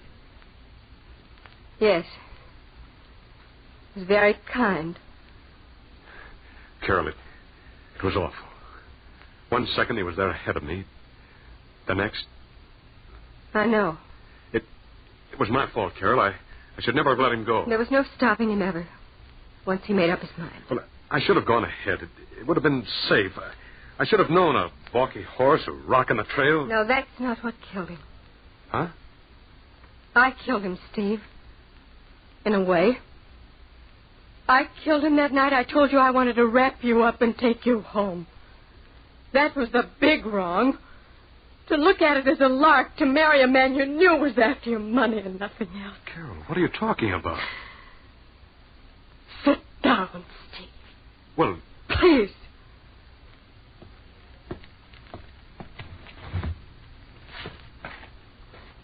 What are you talking about, Carol? I saw you do it, Steve. You... I saw you kill him. You don't know what you're saying. There's a public telescope on the point out there. Quite an invention.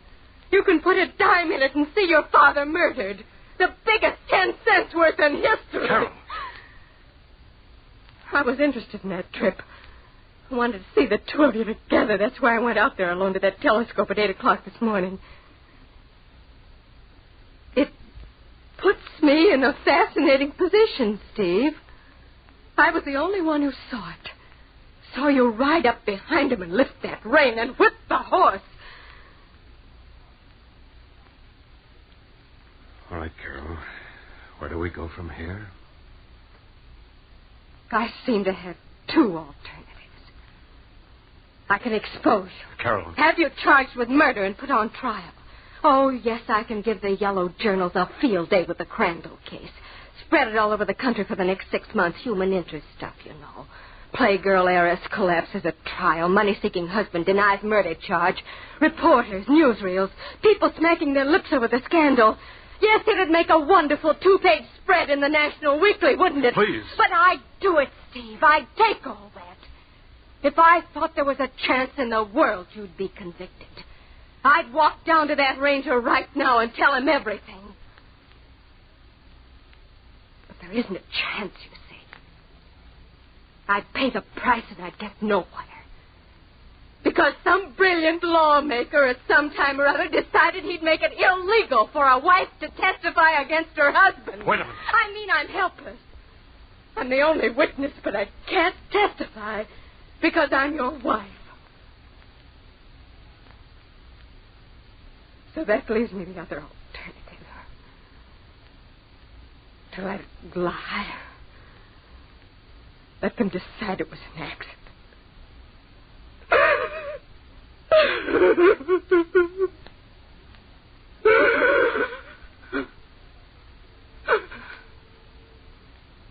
You win, Steve.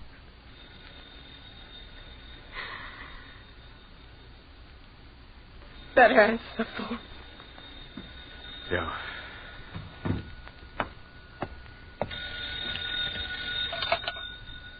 Hello? There's a Mrs. Millie Kinsella in the lobby. Just a minute. It's Millie, Carol. Send her up. I want to be the first to congratulate her.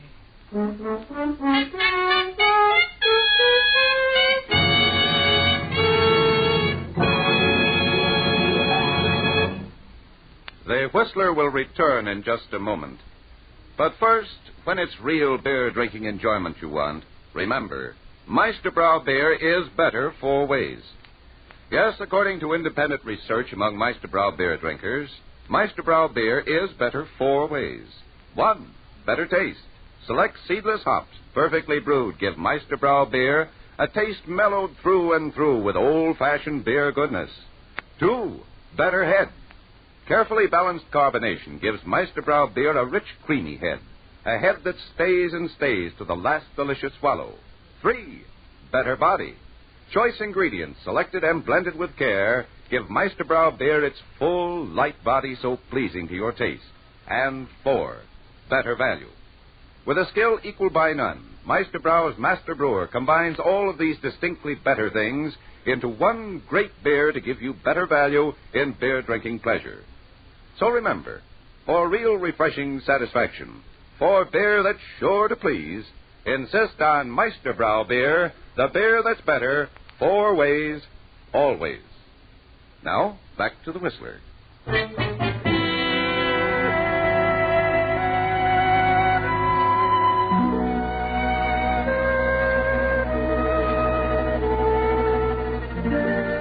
So there's nothing more to be said, is there, Steve? The two of you, you and Carol, sit quietly in the room at the El Tovar Hotel, waiting for Millie to come up from the lobby. The whole morning has been like something out of a nightmare. A blinding impulse that made you drive Simon Crandall's horse over the cliff. Carol's amazing admission that she saw it all through a public telescope, and her unbelievable decision to let you get by with it because she knew her testimony wouldn't be accepted under the law. So the money is yours now, Steve. Half of Simon's estate. But somehow it doesn't interest you anymore. A moment later, Millie knocks on the door, and you let her in. Millie. Oh, so wonderful, darling. I came just as fast as I could. Please. Oh, Millie, this is Carol. how do you do? Hello. I've heard a lot about you. I imagine you have. Millie, Carol has been very reasonable about everything. She's going to give me a divorce. But that's what I meant in the telegram, darling. You won't have to get a divorce. What? The authorities just told me. A Mexican divorce by proxy isn't recognized as legal. So you've been married to me all the time. Millie. What did you say? Oh, I know it'll be a little awkward, but you see, legally you never were his wife. Because he's never really been divorced from me. Millie, wait a minute. I'm not his wife, is that it? We were never legally married? That's right. What's the matter? Did I say something wrong? No, Millie.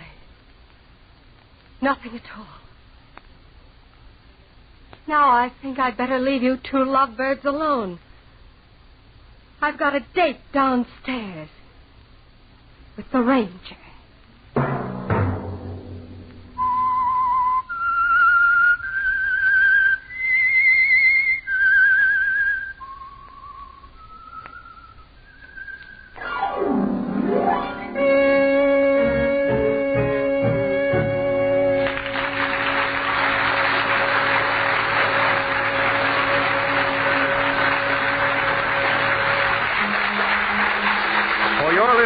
The Peter Hand Brewery Company of Chicago, brewers of Meisterbrow beer, bring you the strange tales of the Whistler on this station every Sunday night at 9:30. Next week, another exciting story by the Whistler.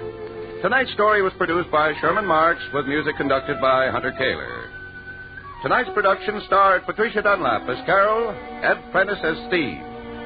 The part of Millie was played by Josephine Hipple. Bill Green was heard as Simon Crandall.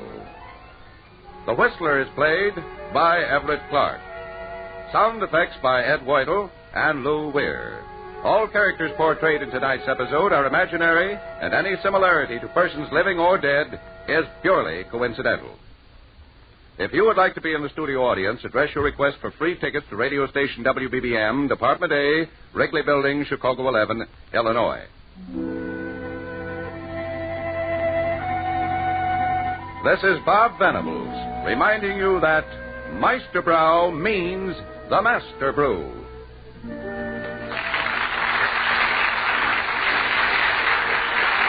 This program has come to you from our CBS studios in Chicago. This is the WBBM Air Theater, Wrigley Building, Chicago.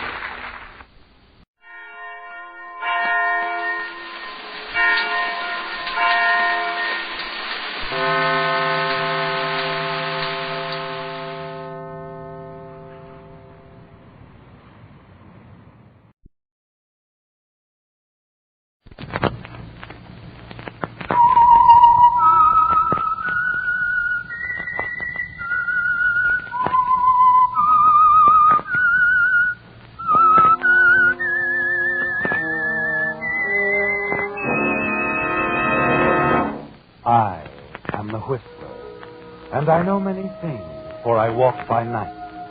I know many strange tales hidden in the hearts of men and women who have stepped into the shadows. Yes, I know the nameless terrors of which they dare not speak. And now, the Whistler's strange story, with my own eyes.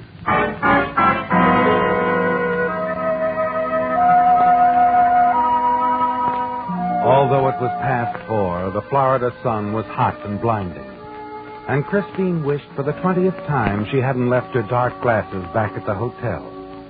She wished, too, that she weren't so tired of walking, that the New York doctor who had prescribed a rest for her had had sense enough not to recommend Florida at the height of the winter season. And she wished fervently that somewhere in Crescent Bay she'd find a place to live at something less than $20 a day.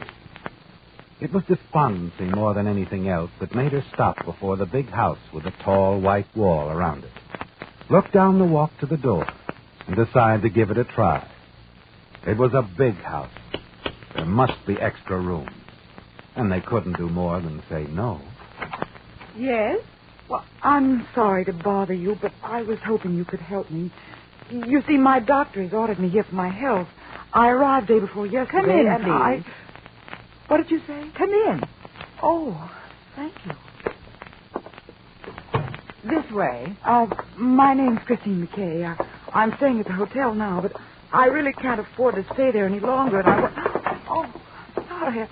I didn't see that chair. It's so bright outside and so dark in here. Oh, never mind that. Come over here and sit down. Thank you. Now, have you decided where you want to stay? Decided? Well, this is an older house, but I think you'll be comfortable. I could let you have that room at the top of the stairs. It has its own private bath. You mean that And there's an acre or so of garden inside the wall in the summer house. I'm sure you'd be happy here. Wait a minute. You mean I can have the room? Well, I want you to take it. Well, I'm a little lonely here, and, well, I'd like to have someone around. What about the rent? Well, would $10 be too much? $10 a week? Well, let's make it $7.50. Is that all right? It's wonderful. You'll take the room, then? Of course. You don't know what this means to me, Mrs. Drake. Drake. Mrs. Henry Drake. Here. Now, I want you to move in right away. Tonight. Here's the key, and I'll write down the address so you'll be sure to find the house again. Now, let's see. Oh, here's a piece of paper. 1220 Biscayne Road. There you are. Thank you, Mrs. Drake. Thank you so much. Now, you run along and get your things. When can you come back? Well, I've an awful lot to do in town. I may be late. Well, you can let yourself in with your key and go right up to your room on the left at the head of the stairs. But you will be here tonight. Of course, Mrs. Drake. I'll be here tonight.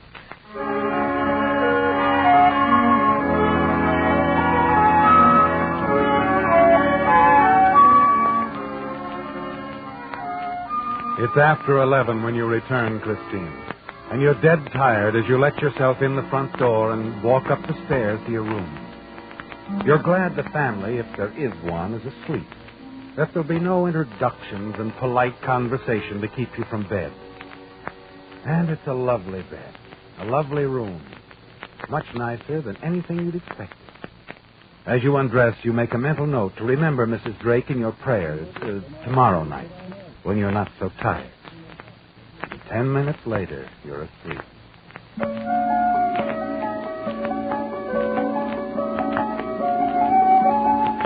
But it's a peculiar sleep. Blackness at first and complete rest. And then later, something that seems to intrude. Something annoying, almost frightening. And then suddenly you find yourself sitting bolt upright in bed, listening.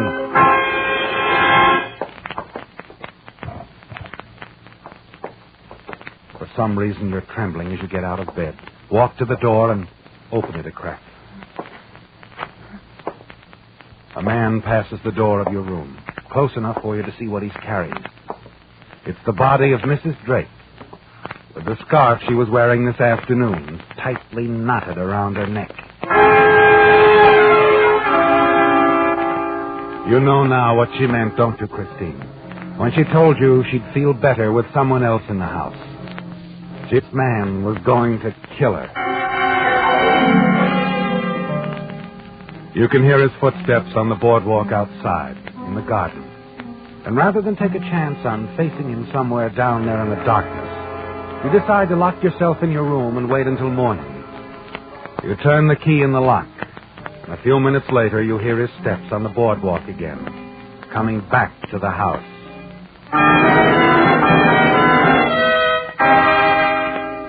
There's no more sleep, of course. Nothing but a kind of paralysis. And 5 eternal hours before it's light. And your watch reads 7 o'clock. He doesn't know you're here, Christine. And he mustn't know until you've had a chance to see the police. At last you brace yourself. Open the door and walk softly to the stairway.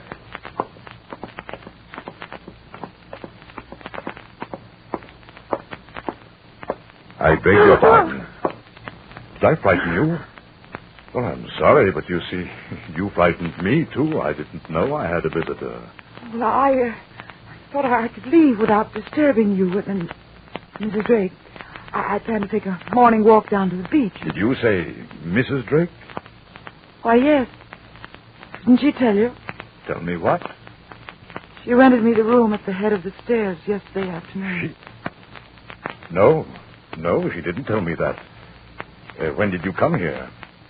Last night. I was a little late and... What time?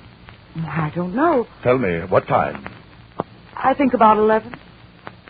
Oh, I see. If you don't mind... Wait a minute. Why did you come to this house? Well, I came to Florida for my health. Health? What's wrong with you? Nerves mostly. I need a rest. Oh, nerves. Did you sleep well last night? Fairly well. Oh, good. There's nothing like sleep for a case of nerves. Now, if you don't mind... No, don't go. Let me fix you some breakfast. What about it? I think I'd better go. Ridiculous going off without breakfast. Just a cup of coffee. Please. I won't take no for an answer. I insist. Why are you looking at me like that? You don't intend to let me go, do you? Huh? Oh, don't be silly now. There's no point in bluffing any longer. Why don't you have Mrs. Drake fix us some breakfast? Yes, I suppose I shouldn't bluff any longer. You're in a pretty bad way, young lady. You see, that's why I asked you about your illness. Nerves do funny things. What do you mean? My wife isn't here. She's been in Fort Lauderdale for a week. I'm at a loss as to how you got in and where you got the amazing idea that she rented a room to you.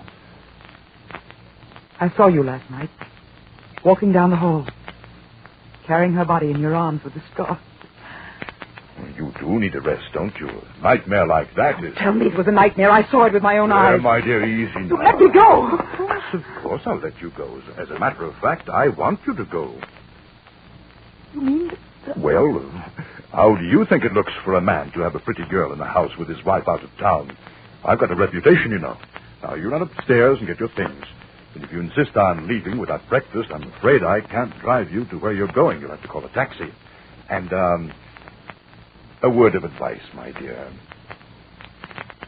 Take care of yourself. Will you? You do need a rest.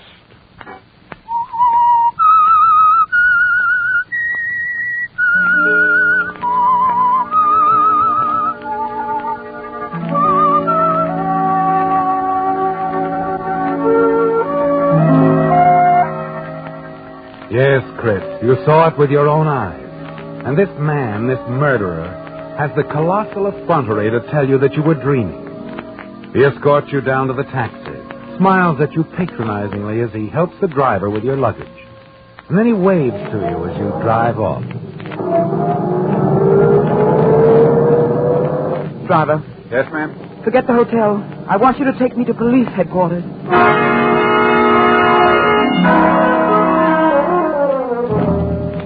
It all fits, doesn't it, Chris? The strangeness in Mrs. Drake's manner when she rented you the room yesterday was fear. She knew this man was going to kill her. But it's tragic that she didn't know how soon it would happen. You know exactly what you're going to say when you get to police headquarters. And an hour later, you're talking to the desk sergeant. 2 a.m. that a noise awakened me. I went to the door, opened it just in time to see him walk past, carrying the body of this woman, his wife, I think. She was strangled with a scarf. Where'd this happen? 1220 Biscayne Road. What was that? 1220 Biscayne Road. Oh, wait a minute, lady. You must have that wrong. What was the woman's name? Mrs. Henry Drake. Do you know what you're saying? I've made it plain enough. He's a murderer. I want you to arrest him. Oh, wait a minute. I'm tired of waiting. I waited outside for half an hour to get in here. Take me to the chief of police or whoever your superior is. I'll do better than that, lady, I will. I'll take you in to see the commissioner. Come on.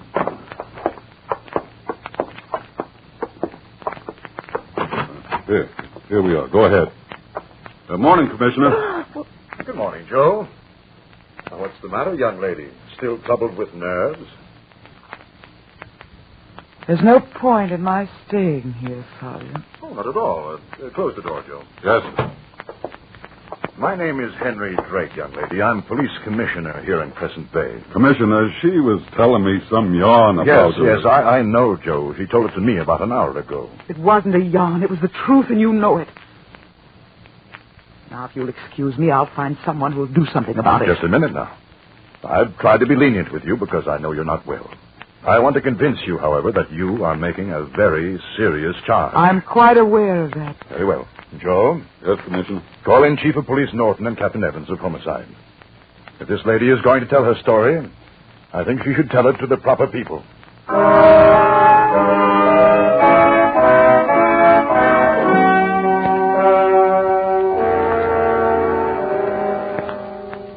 And that's all you have to say, Miss McCain?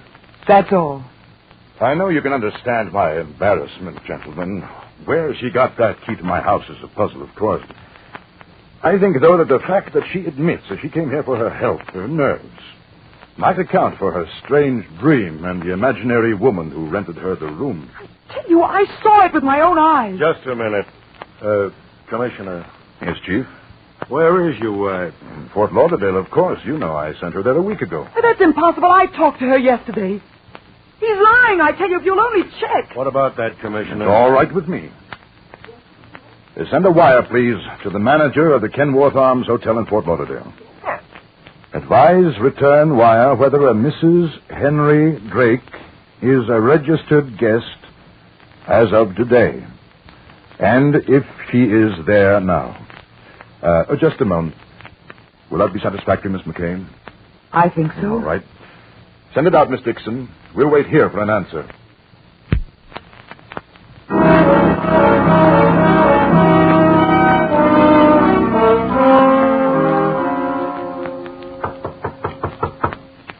Come in.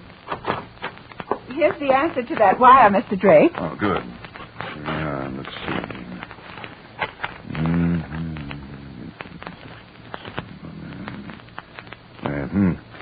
Here you are, Miss McKay. Suppose you read it. Mrs. Henry Drake has been our guest since the 16th. Sitting in lobby at this moment. Graves. Well? I guess that ought to settle that. Doesn't settle anything. It only means some woman is staying at that hotel posing as Mrs. Drake. What now, Chief? She's pretty persistent. How far is Fort Lauderdale? Couple of hours. Do you know Mrs. Drake? Have you met her? Of course I know her. Well, let's go down there right now. I'll prove to you that this woman in Fort Lauderdale is an imposter. Commissioner, I know how you feel about all this. It's the craziest situation I ever saw.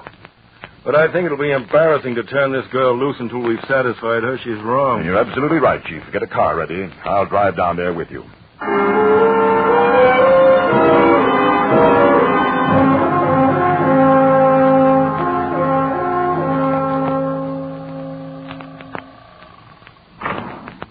Third floor. She's in 314 down to your right. Thank you. I hope this will satisfy you, Miss McShay. It will. You'll admit it's all a bad dream if my wife is in this room?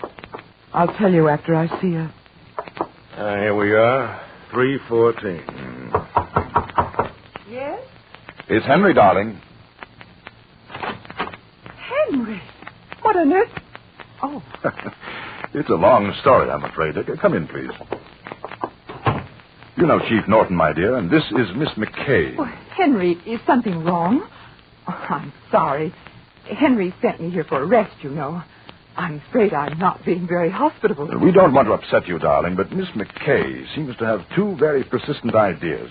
One, that you rented the room at the top of the stairs to her yesterday afternoon. And two, that I strangled you with a silk scarf at 2 o'clock this morning. Oh, no. Why, Henry, I don't understand. Don't look at me, my dear. I don't understand it either. We're sorry to bother you, Mrs. Drake. We felt we had to clear it up in the lady's mind before we turned her loose.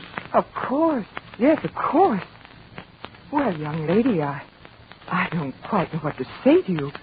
As you can see, I am alive. She's a very unusual girl. She's got a will of iron. I was bowled over this morning to find her in the downstairs hallway about to leave. She'd got a key from Lord knows where and had blithely spent the night in our guest room. Turned up at headquarters this morning with the story.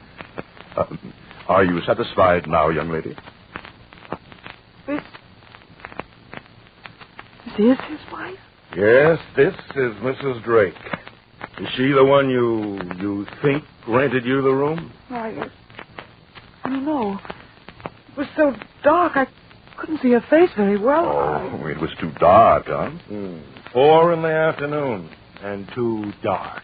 You were here yesterday afternoon, weren't you, Agnes? Of course I was. I was playing bridge. Please. I think I've had enough. Come on, Chief. Let's go back to the office. No, Henry. Wait a minute. I'm trying to think.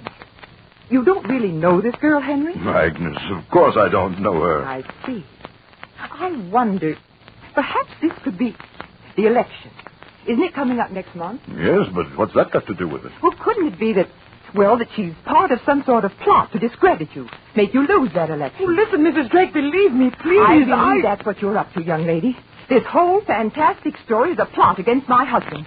Henry, I'm coming back to Crescent Bay. I'm not going to leave you alone up there another minute. Oh, no. See here, Agnes, that won't be necessary. But I want to, Henry. I want to come back. I want to help you. But your rest, Agnes.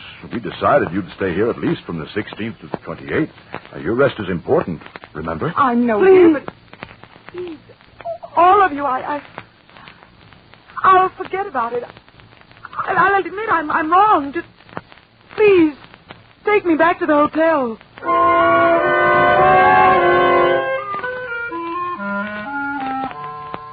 You're bewildered now, aren't you, Chris? Frustrated and helpless. Yes. As you pace the floor of your hotel room, the past 24 hours does seem like a dream. And you almost believe you did have a nightmare. That is until you reach into your purse for a cigarette and run across a scrap of yellow paper. The one the lady who rented the room gave you with her address on one side. 1220 Biscayne Road. That's not a nightmare, is it, Chris? The address she wrote and handed to you. Slowly you turn the torn scrap of yellow paper over. It's the top part of a telegram, the printed Western Union heading and part of the line of code letters. A telegram, Chris. A long chance, but it's worth investigating. This telegram might shed some light on your bewildering situation. You rush to the Western Union office.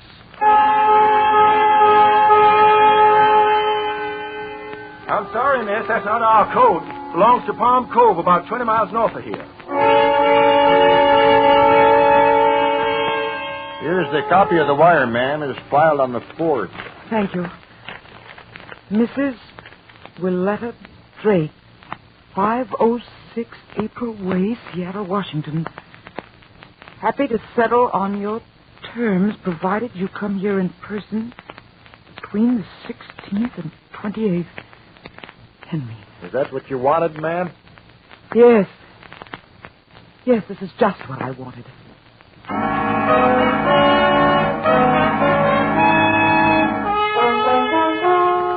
You're sure you're right now, aren't you, Chris? There were two Mrs. Drakes. Mrs. Willetta Drake of Seattle and Mrs. Agnes Drake of Crescent Bay. And you know now that Willetta's body lies hidden somewhere inside the high wall that surrounds the Drake house. As you ride back to the hotel in the taxi, you try to think. And suddenly you remember something else about your nightmare. Henry's footsteps on that boardwalk out to the pergola in back of the house. You know you're taking a chance, but you have to act now. Tomorrow might be too late. Driver. Yes, sir. I've changed my mind. Take me to 1220 Biscayne Road.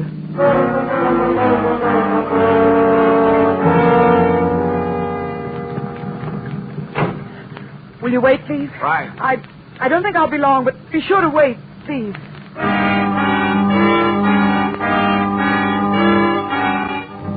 The house is dark as you walk through the garden past it and out to the boardwalk in the pergola.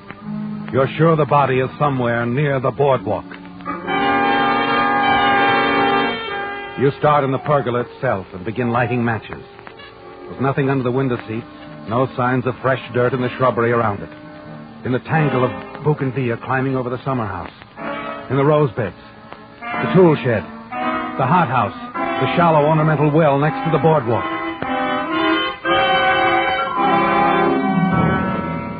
10 minutes pass. The matches are gone now, and you've found nothing. Not a sign. There's nothing to do but go back.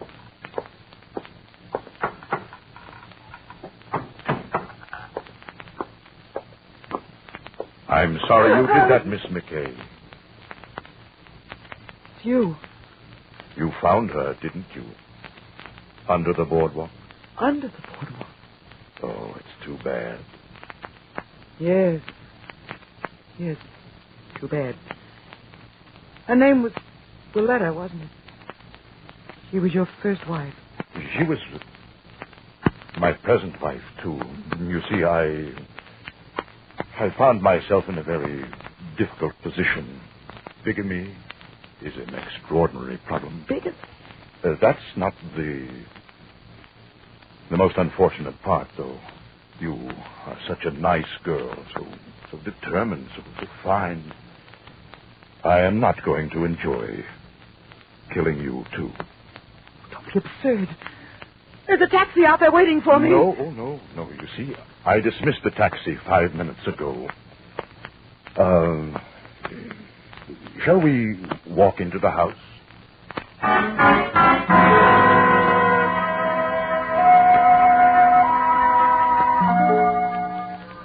There's no turning back now, is there, Chris? You're sure Henry Drake is going to kill you. And his grip on your arm, so tight that your hand turns cold, tells you he means what he says. Before you can even think to cry out, the heavy door is closed behind you. I wish there was some other way. I knew I'd have to kill you sooner or later when you told me you'd been in the house all night. Please, listen. I knew then that you had seen it. You couldn't help seeing it. There was a struggle. Willetta cried out. I'd hoped I could bluff you out of the down at headquarters. Not for my sake, believe me. It was for yours. I didn't want to kill you, too. But now I have to. Don't! You'll never cover it up this way. Please don't! I thought I'd find you two together. Agnes, you shouldn't have come. I told you not to. I know, Henry. And now I see why. Please, Agnes, you don't understand. I understand more than you know, Henry. Do you think I'm blind? I've known for a long time that there was another woman in your life. When you insisted that I go to Fort Lauderdale for a while, I knew why you wanted me out of the way. So that you and this woman... Oh, no, Mrs. Drake, you're wrong. I don't want to hear anything you have to say. Agnes, you're so very wrong. You're upset. You don't know what you're Yes, Henry, I am upset. But I'm not wrong. I know what I'm doing. No, Agnes, not a gun. You've humiliated me long enough, Henry. I didn't want to embarrass either of us before Chief Norton. That story, that trumped-up, thinly veiled story the two of you brought with you to Fort Lauderdale. What a fool you must think I am. Mrs. Drake, if you'll only listen... Get her out. Get her out right now, Henry, or I'll kill you. Agnes. I mean it. I won't stand for any of this any longer. Tell her to leave here, to leave Crescent Bay. You heard her, Mr. King. I don't know what to do. Get out, I tell you. But I will. I'll shoot it. You'd better do as she says. If I go, Mr. Drake, you realize where I'm going?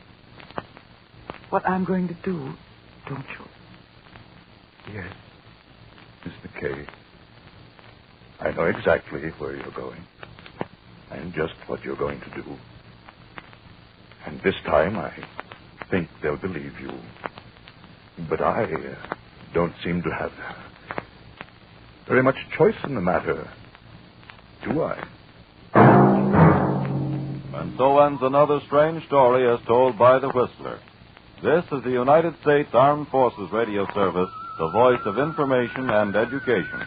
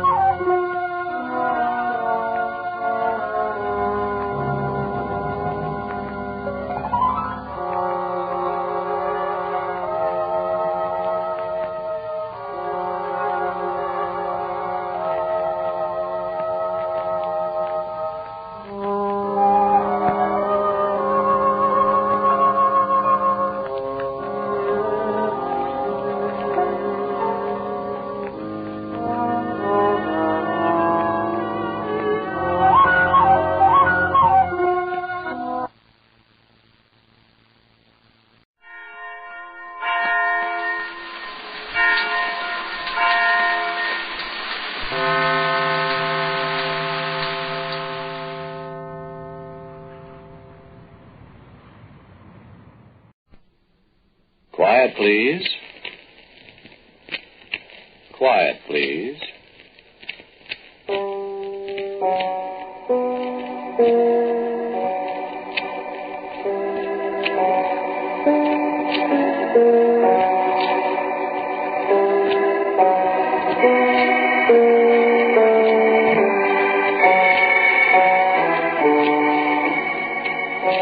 The American Broadcasting Company presents Quiet, Please, which is written and directed by Willis Cooper, and which features Ernest Chappell. Quiet, Please, for tonight, is called In the House Where I Was Born.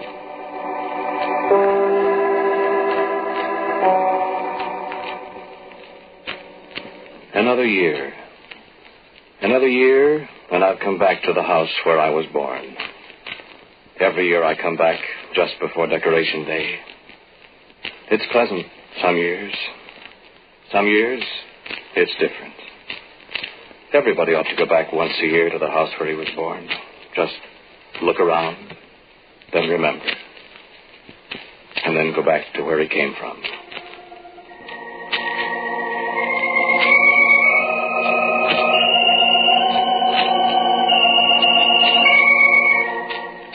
The house where I was born is old and weather-beaten under the gray paint. And the old porch is gone. The big bay window where I used to sit and watch the snow on winter afternoons faces right out into the street now. And the wooden steps go right up from the sidewalk to the big double front door. The house was painted red when I lived there, red with white trimmings. And there was a big caladium plant in the front yard, elephant ears, my grandmother used to call it. Remember those things? My brother and I used to pull them up and make umbrellas out of them, and Grandma'd jaw till our ears hurt. Can't even tell where the caladiums were. And the old woodshed that 2 generations of us had carved our initials on. I remember CDO, 1884, and my brother's initials, 1905, and all the others. That's gone, too. And there was a dog, a little brown and white fox terrier. Her name was Trixie, wasn't it? So many years ago. Here was the living room. The front room, we called it. The round oak base burner with the isinglass in the doors where the coals glowed red of a winter's night. The couch in the corner. The table with the cracked marble top where the lamp sat. The round lamp with the yellow silk shade with a fringe. My brother and I reading the highly moral stories in happy days, and wishing we, too, could be big league baseball players like fearless Frank in the woodcuts. And on a spring night like this, just before Decoration Day, Mother, sitting at the rosewood organ under the picture of Pharaoh's horses, playing Battle Hymn of the Republic, and there'll be a hot time in the old town tonight, for the Spanish War wasn't so long ago. Then my father, that was battalion sergeant major, hadn't come back from Chickamauga. And the scent of white lilacs coming in the windows. And the white lilac bush that was her pride is long gone now. But I can smell the white lilacs tonight. And I can hear the clomping of horses' hoofs on the pavement outside. The pavement they put down the year I started to school. And in the shadows of this bare old room, a glow comes slowly to life. And there is the old lamp beaming cheerfully across the Brussels carpet. And the organ is playing. And I'm the little boy that looks up at her and plucks at her dress and begs, Mama, tell me a story. Mama, tell me a story. Story, Mama. What shall I tell you about tonight, son? Isn't it almost time for bed? Story first, Mama, please. Well, let me see. The stag at eve had drunk his fill, where danced the moon on Monan's rill, and deep his midnight lair had made in dark the Knotney's hazel shade. What's Monan's rill, Mama? Why, it's a little brook, a little creek way up in Scotland in the Trossachs where Roderick Dhu lived. Well, why did they call it Monan's rill, Mama? Why, I suppose it was named after somebody named Monan, son. Oh. I suppose it's a very tiny little brook where the water is ever so cold And it comes down from the tops of the mountains, through the glades, and the places where the stags live. And I suppose not very many people know where Monan's Rill really is, because it's very probably guarded by the little people and the fairies. And I don't think they like other people to come and drink at their rill. Ah. But they let the stag come every night if he wants to. And then he goes away. And the little people ride on his back wherever he's going. And then they wake him up in the morning. And he takes them back to the rill. Does Monan come there, too? No, I don't think so. Monan's gone from there ever so many years ago. Doesn't anybody ever see him? No. Doesn't anybody know him even? No, I guess not. That's awful. Yes, it is, isn't it? That's just about the awfulest thing that could happen, isn't it? What, son? Not having anybody know you. Well, I hadn't thought of that, but... Sing me, Mama. Getting sleepy? Uh-huh.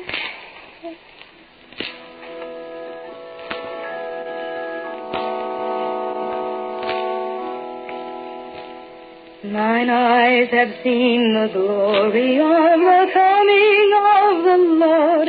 He is trampling out the vintage where the grapes of wrath are stored. He hath loosed the fateful lightnings of his terrible swift sword. His truth is marching. And Mother's song fades, and the light grows dim, and I am in darkness again in the house where I was born. And this house where I was born is in a great city, and the wide streets are filled with crowds of people. And I remember again so many things. The thunder of the elevated railways overhead on a warm afternoon in the spring, and the open streetcar clanging its way up the street, and my father pointing and telling me that that's the first trip of the open streetcars up Broadway this summer. And a friendly policeman in a round-topped helmet spanking me jovially with his nightstick as we crossed the plaza on the way to the Central Park Zoo. And the house where I was born, weary and happy in the cool evening, climbing the brownstone steps into a high-ceilinged house with a fireplace in the front room.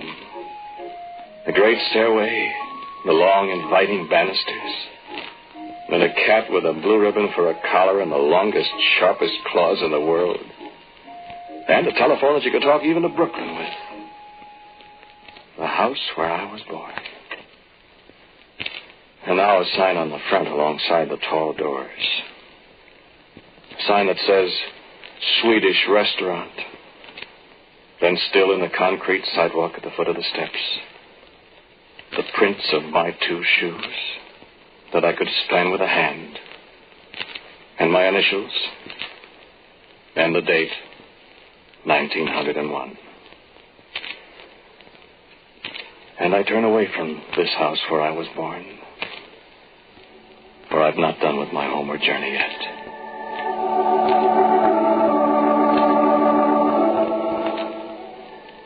In the house where I was born, there is not one stone upon another.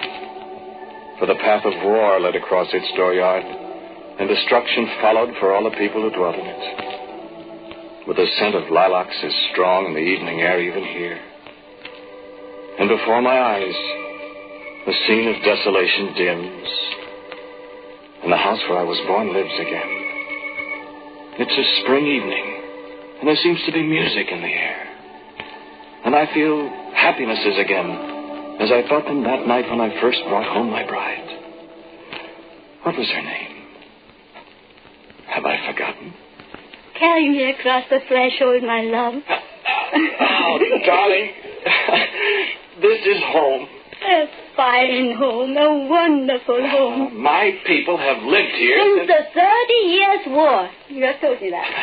Well, they don't build houses like this anymore, my love. See, the walls. All stone from the quarry over there. And the mortar. There is my great-great-great-grandfather's blood in that mortar. I know. He drew blood from his own arm and spilled it into the mortar so that there would always be something of him in the house. Well, it was also a charm, you know, the witch woman. I know. He paid a 3 silver pieces to tell him what to do to make the house stand forever? How do you know so much about it? You have told me so many times. So I have. And real glass in the windows, too. Yes, and the stove with the hand-painted tiles. Yeah, there's not another one like it in the whole village. And it's ours. And we'll take it to America when we go. Dear, do you really want to go to America? Why, of course I do. Well, you do, too. Don't you? Could we not be happy here, we two? Why, we could be happy anywhere. But in America... I know we will be rich, and I'll have 2 dresses, and someday we'll have a motor car even. But what? It's so far from this house where you were born, and where I hope our children would be born. And the scent of lilacs is strong again in the air, as the voice of a beloved woman fades away into shadow and forgetfulness. And the house where I was born is swallowed up in the night. And I am alone again.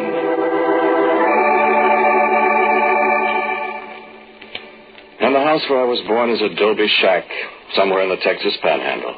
And the wide plains of the West stretch away endlessly beyond it. Now the corral gate is broken. The bunkhouse roof is gone. And horned toads squat on the decrepit porch where I played cowboy and Indians. I look above the door. The brand is still there, the brand that looks in the early darkness like rafter A, but it might be 2 up and 2 down or a running W. And there's a dry, dusty smell about the place, and an echo of almost forgotten songs quiver on the air. For the Chisholm Trail went right past our place, all the way from Belton up to the North Fork of the Canadian and Abilene. And I've seen white-faced ballers by the thousands go past our gate. Heard the riders' voices in the hot noons and the long moonless nights.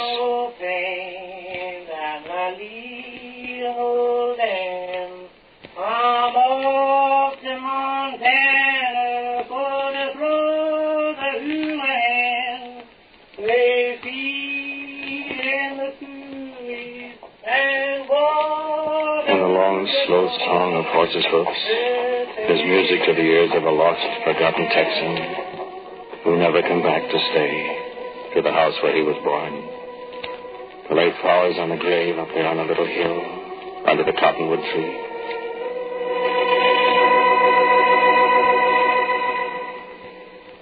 And the house where I was born is a sod-roofed cottage in the peat bog country of Ireland. And I am 19 and returned for a visit with the old folks after 3 years in America where I've become all Yankee. And my brother and I sit before the door and talk at evening about the strangeness of the new world and its customs, and the customs of other people beyond the various seas. And it's this very day, 35 years ago, in 1914. And I'm betting you there'll be war in Europe before the year is out, my lad. That's just talk. It's just talk that has started every war the world has ever seen. I kind of Bill is just waiting for somebody to set the world alight. And it's many a good lad will come to his end of putting it out. Well, we'll never get in it. You mean the Americans? Yes. I don't know about that. We're too far away. Let the English and the Germans fight it out. All very well to say. But you'll see. You won't go. Oh, I'm not so sure about that either. Fight for the English? Well, I wouldn't like that very much, sure enough.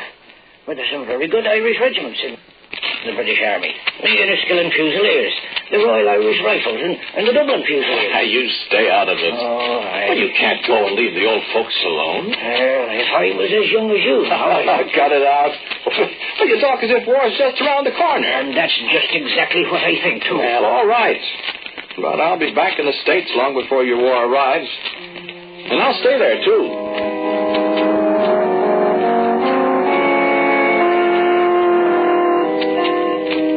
And I left the house where I was born, the smoky, damp little hut beside the road to the sea.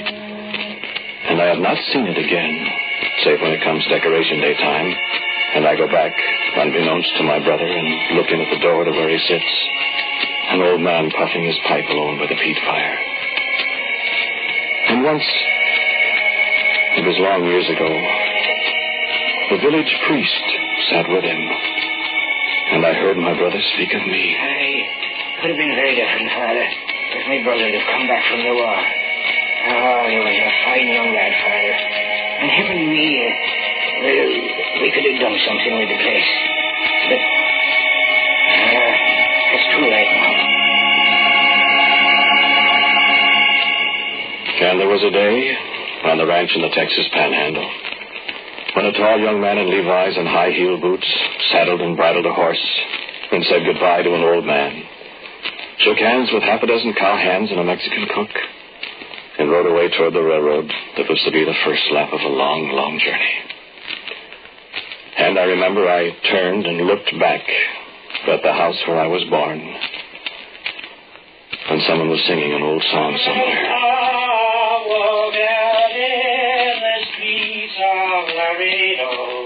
As I walked out in Laredo one day, I spied a young cowboy all wrapped in white linen, all wrapped in white linen, as cold as the wind.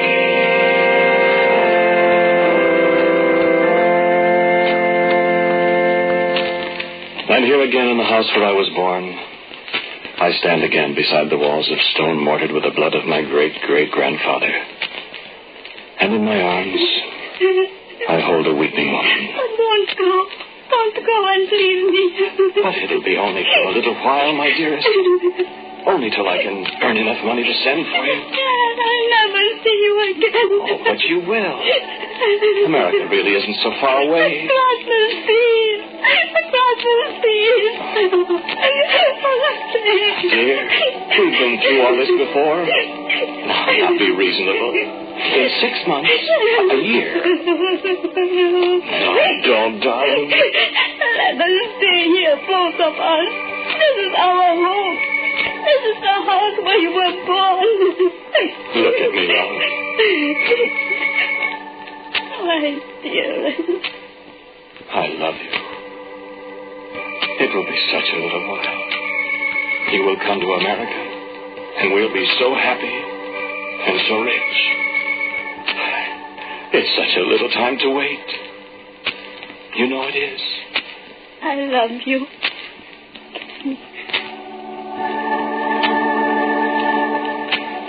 And I kissed her. And I went away. And I have never seen the house where I was born, except in dreams. Such as this dream tonight. And the ruins lift and form themselves for a little moment in the darkness.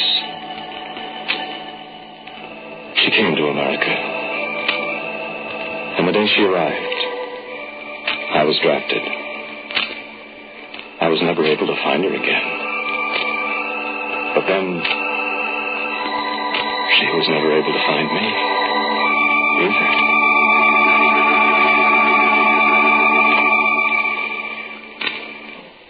In the house where I was born, there is no memory left of me.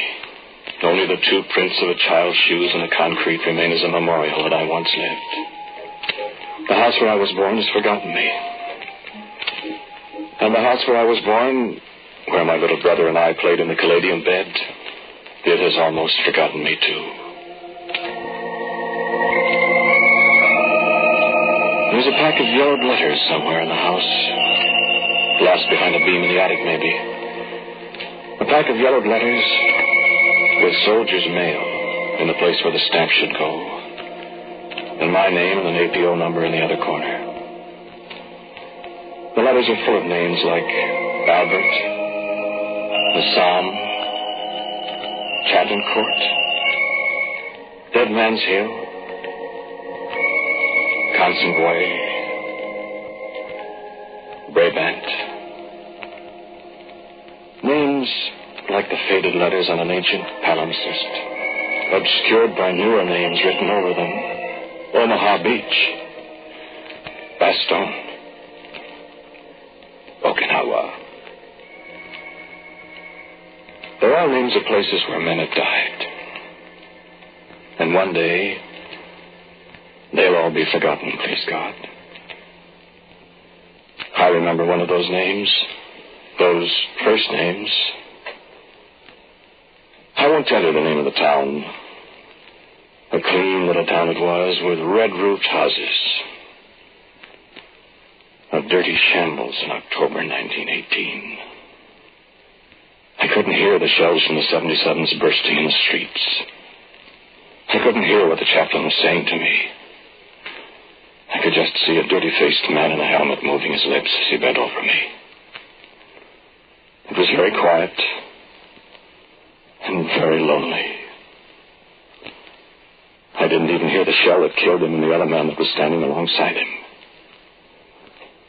It was quiet for a long, long time. And then I heard a little boy's voice. And I said to myself, why, I'm home. That's my voice. That night before Decoration Day some years ago. And it was. Mama, tell me a story.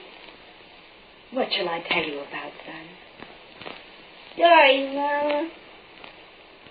Well, let me see. The stag at eve had drunk his fill, where danced the moon on Monan's rill, and deep his midnight lair had made, in dark Glenotney's hazel shade. What's Monan's rill, Mama? I walked out in the streets of Laredo, as I walked out in Laredo. And I suppose not very many people know where Monan's rill really is, because it's probably very closely guarded by the little people. You're a good lad that'll come to this end, putting out the creek. Across the seas.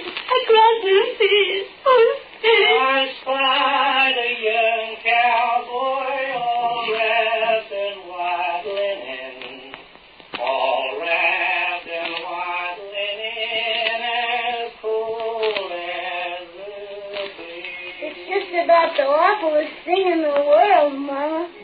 Not to having anybody know you.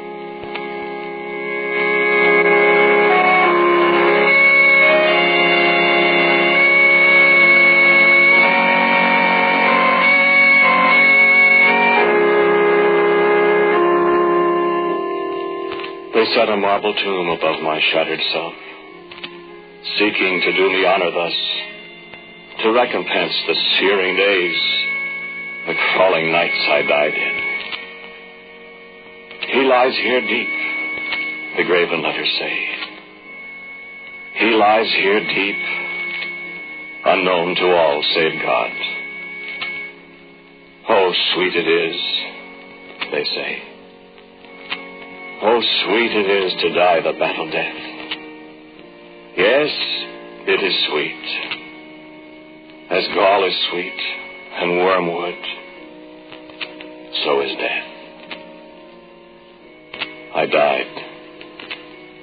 I felt the bitter fire, the cleaving steel, the pain. I am content. If I am weary in my sentiments, the sleep of death is not so very deep. Lately the spring has come, and yesterday a tiny root of some green thing has split the stones apart wherein I lie.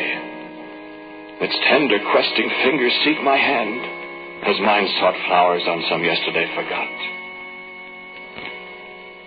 Above my head, the hushed clang of arms, the measured tread of sentinels that guard my bed, forbid me sleep. My face is dim in eternity now. But once you knew me. Perhaps you wept to hear that Sergeant Death had spoke my name. Is it you that I hear through the dust, oh my brother? Is it your little song that I hear, oh my mother? I in my tomb of marble, I in my tomb of stone. I am the chief of them all. I am the chief of the dead. I died. and dying became a mystery. To every mother, her son. To every brother, his brother. To every soldier, his comrade. I, the chief of the dead. I was content to lie here, masked in uncertainty, having the homage of all of you here in my marble tomb. I was content, I say. Yet now spring comes again as I saw it once before that day I died. Is it your hand that rests on the stone, oh my sister? Is it your tear that falls on the stone, oh my wife? I hear the trumpets now. The volleys sound. The sabers flash against a sun I may not know. I may not rise. I have my duty here, alone. I in my tomb of marble. I in my tomb of stone. I am the chief of them all. I am the chief of the dead.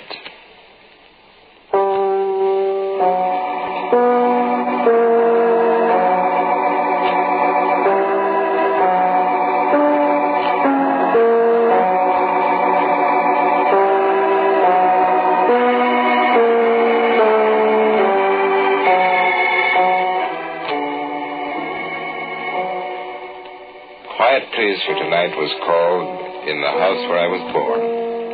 It was written and directed by Willis Cooper, and Ernest Chappell was the man who spoke to you. Others in the cast were Betty Raggy, Cecile Roy, Lotta Stavisky, and J. Pat O'Malley. Special music for Quiet Please is by Albert Berman. Now for a word about next week, here is our writer-director, Willis Cooper. Thank you for listening to Quiet Please. My story for next week is called Tanglefoot. And so until next week at the same time, I'm quietly yours, Ernest Chappell.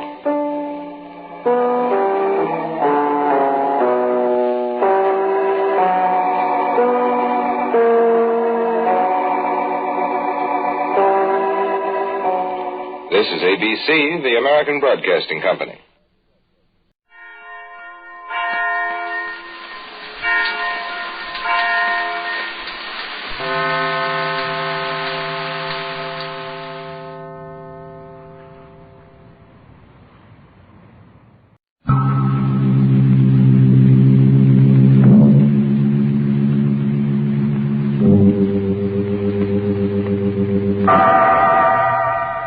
Inner Sanctum Mysteries.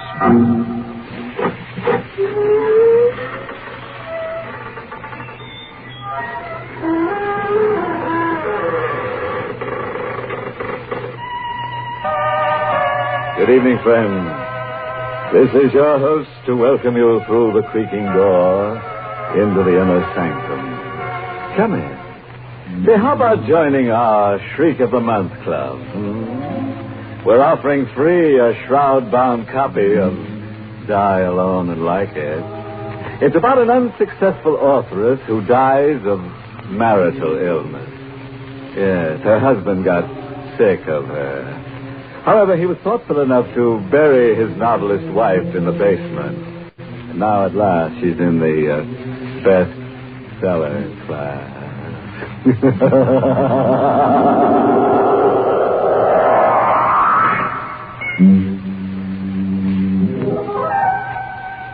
And now for tonight's gruesome little item.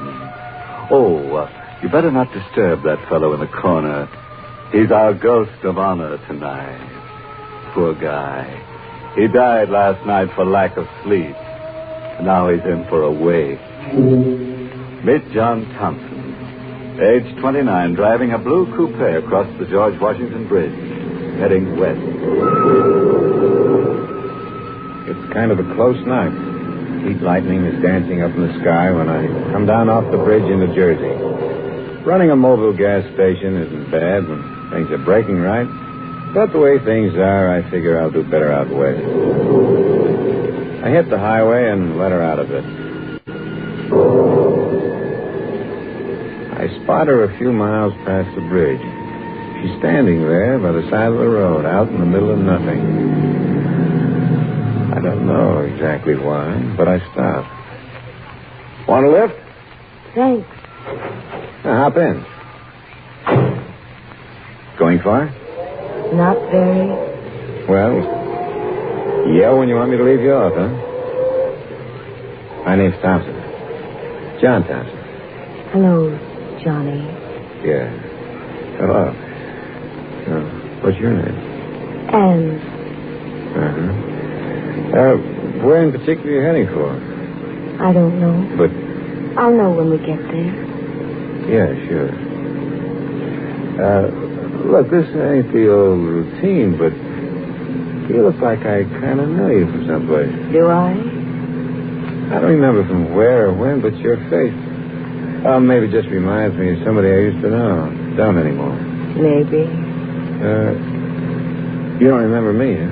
Should I, Johnny? Well, it would be kind of more sociable. I'll try, Johnny. We go on like that for a couple of 3 miles. Her not saying anything and me sneaking looks at her. She's pretty young and nice to have next to you, but there's this feeling that I ought to know her and don't. And I get to wondering where she's going in the middle of the night. Hey, Ann. Yes, Johnny. Maybe we can get some music. The knob for turning on the radio is over on your side. See? All right. They got these all-night programs for people like us, you know, driving at night or jockeying a truck or sitting up with a sick friend. Our next request number just phoned in this minute by a young lady named Ann. Well, we can't make out your last name, Ann, but anyway, Lou's going right ahead and play it for you. Lou White at the piano, playing Stardust.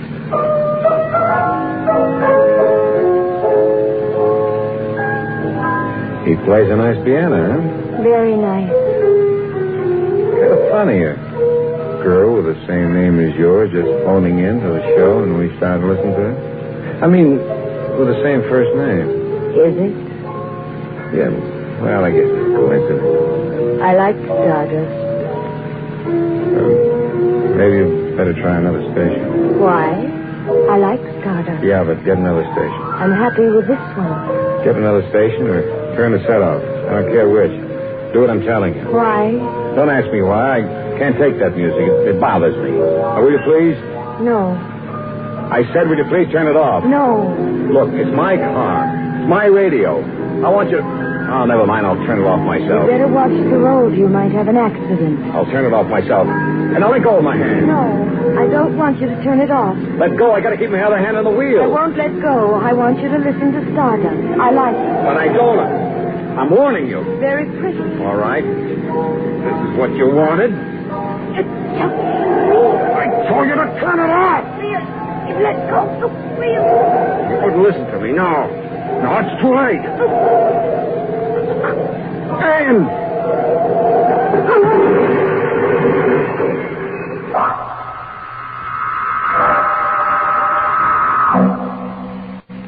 It's all black for a while, and then there were streaks of light through the blackness. I shook my head. I was conscious again. I'd slid forward under the wheel when the car hit the tree. Pulled myself up, got out of the car. Look, it wasn't damaged bad. The bumper taken most of the shock when we hit. One fender was crumpled. Then I remembered. Ann. She was dead, I knew. I felt her neck give before we crashed. I swallowed hard for a couple of seconds and went back to the car. Looked in. She wasn't there. She wasn't anywhere near the car. She hadn't been thrown clear. She must be dead. Still, she wasn't there, not anywhere. I drove away. Fast.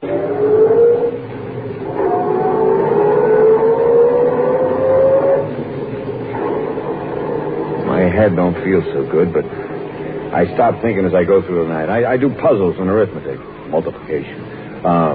49 times 76, 102 times 27, so I won't think.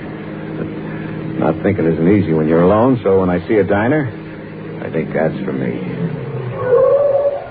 And I stop and get out. walk over to the diner. The air's still heavy and the crickets are raising Cain. I go in. What'll be, mister? Job and a hamburger. Sure. Coming up. Yeah, it's a hot night, ain't it? Huh? Oh, I didn't notice you sitting next to me. Yeah, it's plenty hot. You're driving a nice car. Yeah, I noticed you're pulling in. That's all right. Here you are. Yeah, it looks good. Say, Joe, I was wondering, you going far? Far enough. Yeah, that's what I was thinking. West? Uh-huh. How about me riding with you for a bit? My feet are getting awful tired holding me up. Well, sure, I guess so. Thanks. Thanks a lot. Yeah, I could use a bit of company for such... Hey, you dropped your coffee. I'm sorry. Did I get any of it on you? Oh, you missed, but your hands are trembling. Well, I'm tired. Come on, let's get out of here. Hey, that'll take care of my check. But, hey, you ain't finished your hamburger. I'm not hungry. Well, you mind if I work it over? No, of course not. Only let's get out of here.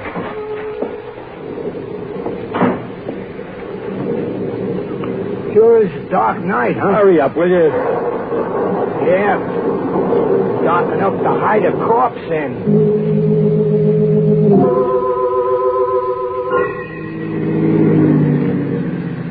So, what did you mean back there by dark enough to hide a corpse in? Nothing. Just an expression. Why? It seemed like a funny thing to say. I don't think so. Hey, you better slow down. We're going through a town. It's deserted this hour of night. No, it ain't. Look at that, down near the corner. Where? You seen her, huh? Standing under that lamppost? Pretty as a picture, ain't she? Hey, slow down, will you? Maybe she wants a lift. You're crazy. Well, look, she's giving us the thumb. We're going to pass her in a minute. Now, don't bother me. Yeah, but... Hey, she's calling you. She knows you. You can't pass up a girl like that. Will you shut up? I don't get it. You was willing to give a hobo like me a lift, and you don't even know me. You know that She's girl. not there. She can't be. Well, you'd seen her. No. You looked where I was pointing. You heard her. No. All right, yes, I did, but she's not real. She couldn't be. Why? She's dead. Yeah, how do you know? Because I saw her die. Yeah? Yeah, in an accident. 100 miles from here. Well, and what was she doing under that lamppost? I don't know. Maybe it was a ghost. Maybe I'm going crazy. I seen her. Then maybe you're dead, too. And the ghost riding with me.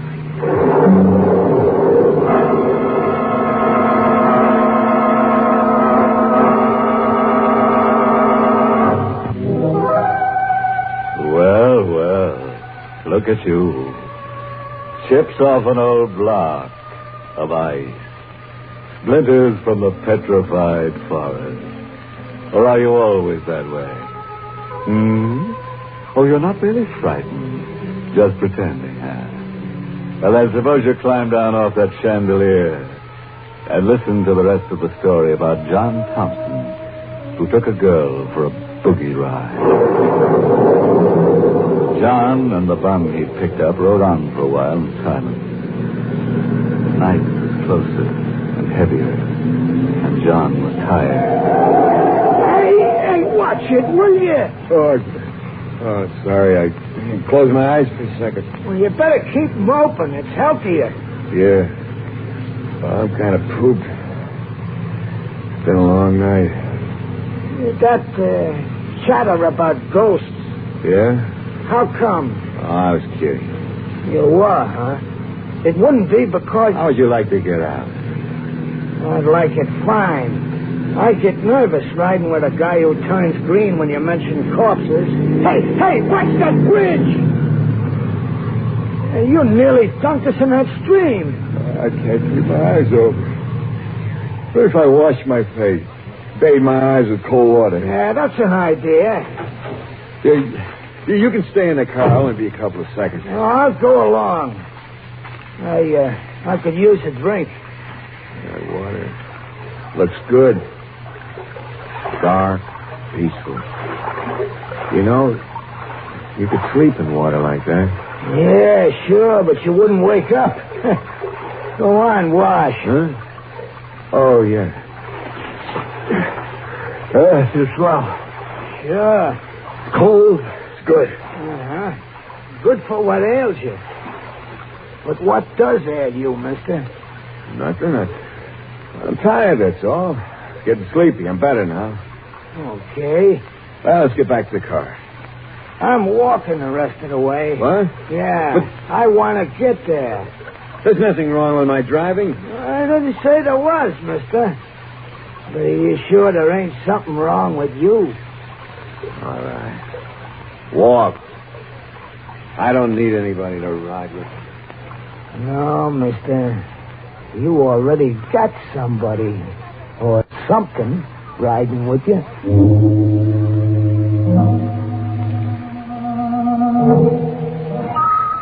So I walked back to the car. Get in. I don't pay no attention, the old bum said. Nothing wrong with me. Nothing. Start the car and drive off. Down the highway into the darkness. It's a long night. Maybe the longest night I ever lived. But it's only night someplace, west of New York, and that's all. The storm hanging overhead and never breaking. That's all. Hello, Johnny. It's her. Sitting right next to me. When she saw me looking at her, she smiled. Hello, Johnny. Oh. I didn't expect to see you again. No, Johnny? Oh, I left you so far behind. Not so far behind. Yeah, but I guess you must have got a list on some other car, faster car than mine. Huh? That's how you got ahead of me. Way ahead of you, Johnny. Yeah, that's the way it was. Sure. You're all right, though. I'm all right. Very all right. Oh, I'm glad to hear that. I mean, funny, isn't it? The rain's still holding off, you know. You're not going to warn it poured hours ago? Why are you talking so much, Johnny? Because I'm afraid, Ann.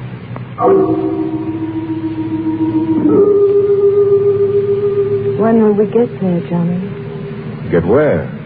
Where you're going. I don't know. Why? Because I'm going there with you. Oh. Yeah? Back again. That song's back again. I don't have to take it. I can't take it. She ought to sing that song. I told her I didn't like it. I'm not going to tell her again. It won't do any good. This time I'm going to play it smart and sure. She's looking straight ahead, watching the road slide under the headlights. So I choked the car. Hey!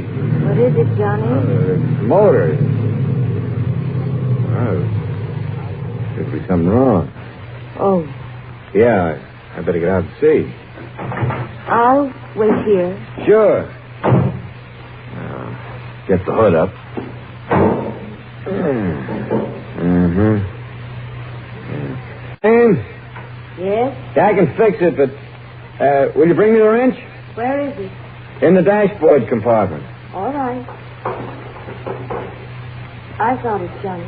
Swell. Will you bring it to me? Here it is, Johnny. Thanks. Now all I have to do is... Hey.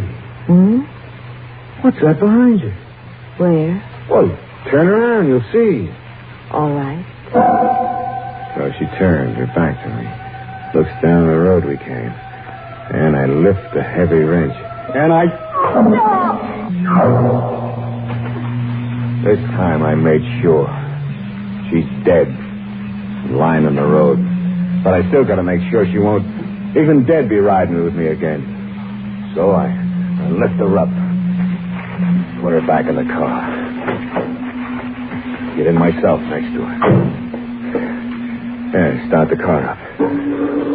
I remember the stream. It's not much of a stream, but deep enough for a thin girl to lie in. That's where I go.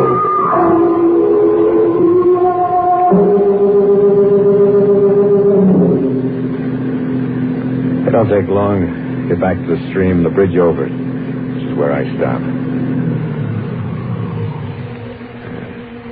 Nobody around. Only the darkness and the water flowing underneath, where Anne is going to lie. But before I let her go, I dig out my tools. Tire iron, wrenches, a jack, heavy stuff. Tie them to her, so she'll lie quiet under the water. When I get done. She's heavy now. Heavier than she ever was before. But I lift her over the rail and hold her for a second in my arms, and then I let her go. She drops quick and not awful loud into the water. Drops to the bottom of the stream, where maybe it'll be soft and cool for her. And I gotta get away from here fast.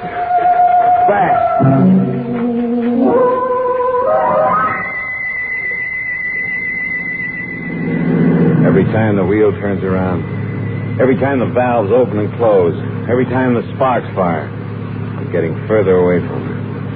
This time she isn't going to follow me.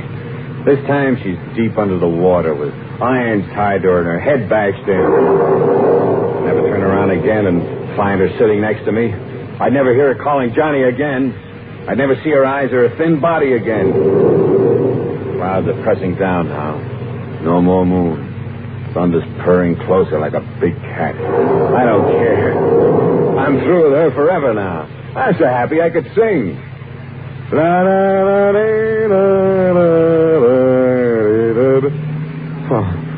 Oh no.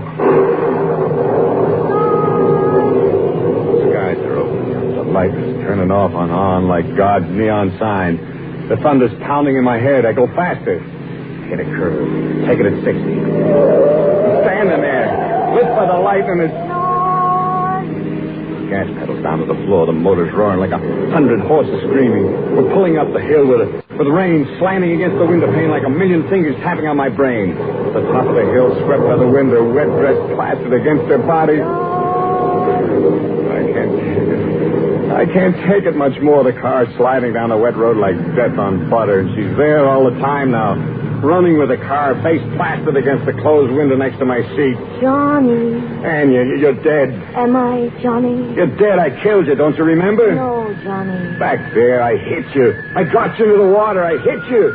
You're dead. Am I, Johnny?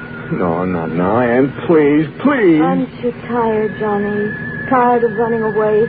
Isn't the road too long? The road away from me? Go away. Go away, Anne. No.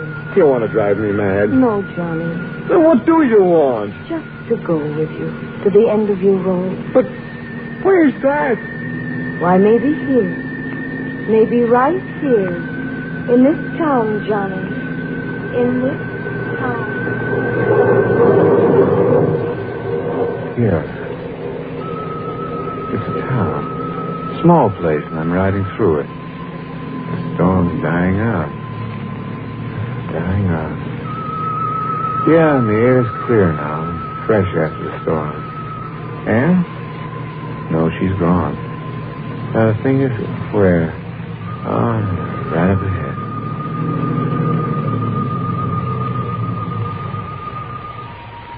Sure. They always have one. Yeah, with a green light shining over the door. And they're always open. And there's always a sergeant.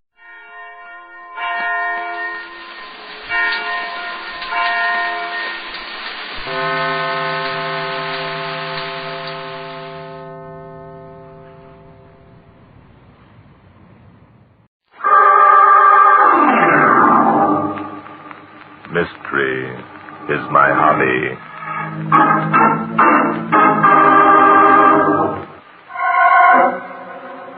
Inspector Nodatin and I have driven to Lake George for a few days' rest, and we're returning to New York.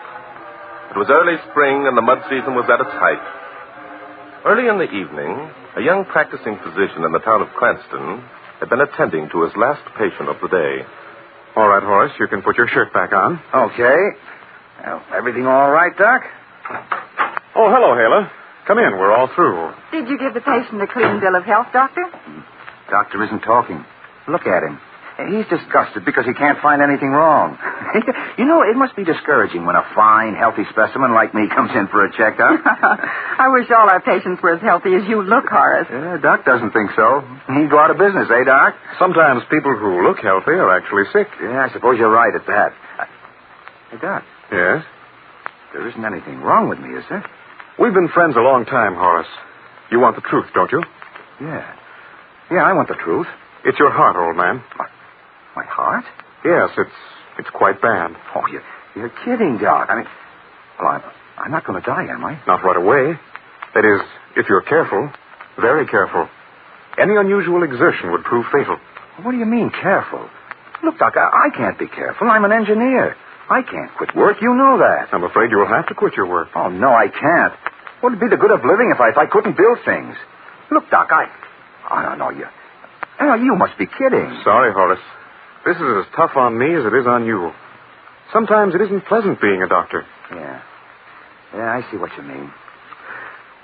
All right, Doc. That's the verdict. I guess I can take it. That's the spirit. Just take it easy and you might live to be 100. Yeah, live to be 100. Well, so long, Doc. Good night, Hela. Thanks for everything. Good night, Horace. Good night.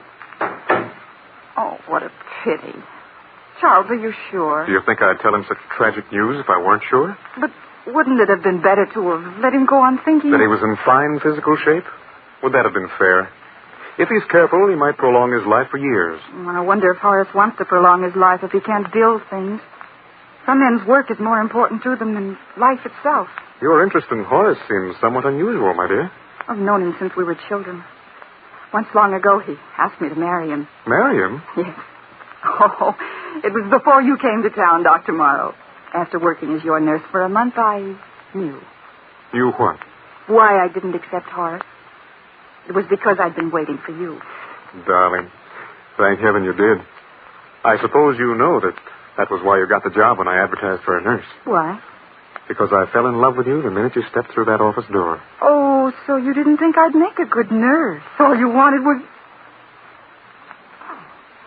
Dr. Morrow, after all, do you kiss all your nurses during office hours? Only those I happen to fall in love with. And since you're the only nurse I've ever employed, how could I have fallen in love with the others? Besides, office hours ended 15 minutes ago. Then go and change your clothes and take me out to dinner. I'm starved. Ah, me. Women and their appetites. Be back in a shake, darling. Don't go away. I will if you're gone more than 5 minutes. The darling. Hello, Kayla. Jerry. Take it easy, baby. I ain't a ghost. Terry, it can't be you. No. Take a good look, sister. A good look. Terry, what are you doing here? Well, for the past couple of minutes, been outside, listening to your sloppy conversation with your doctor friend. Terry. You know, honey, you sure know how to get 'em. Why, you got that sawbones eaten out of your hand. Just the way you used to have Horace Graham. Stop it, Terry. What are you doing here? What do you want? Well, I had a little accident. Here, take a look.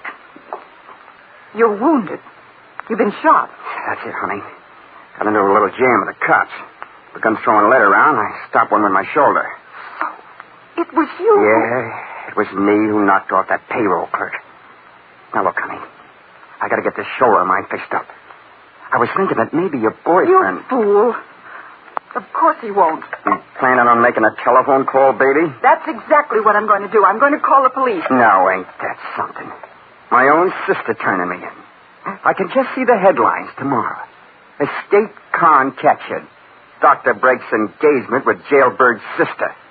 So that's why you came here. That's why I came here. Figure some other doc might start asking questions about how I got this bullet hole. And why do you think Charles won't ask you those questions? Charles, huh? It's like this, honey. I was thinking you wouldn't want Charles to know that it was because of me you didn't marry Horace Graham. That's a lie. It wasn't because of you that I didn't marry Horace. I didn't love Horace. Oh, sure. Now, look, honey, you're not kidding me. So long as I was alive, you wouldn't marry nobody because you figured they might find out and object to having a jailbird in the family. Horace knew. I told him. No, you didn't. You never told nobody about me. Then I'm dead. After a while, you go overboard about this doctor guy. You figure everything will be okay because there won't be a chance of me showing up. Charles! It's all right, Hela. I heard it all. There's nothing to be afraid of. Well. If it ain't Doc Sawbones himself. With a gun, too. That's right, mister, with a gun. And I know how to use it. Don't forget that. I ain't forgetting nothing, mister. Least of all, I ain't forgetting my sister. That's enough. I'm not interested in your opinion of your sister. Hela, there's just one thing I want to know. Yes, Charles. Did you refuse to marry Horace Graham because your brother was in jail? No. Horace knew about Terry. I told him. The reason I didn't marry Horace was because I didn't love him. Well, that's all I wanted to know, honey. You're making a mistake, Doc. It ain't going to do you no good.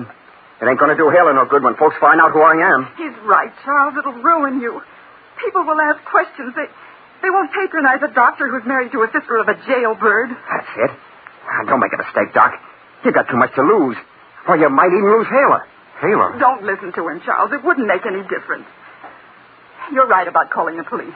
I'm going to. You ain't going to call nobody. Look out, Charles. Stand still, you fool. No one ain't going to turn me over to the police. The light. Terry, come back or I'll riot. You ain't going to...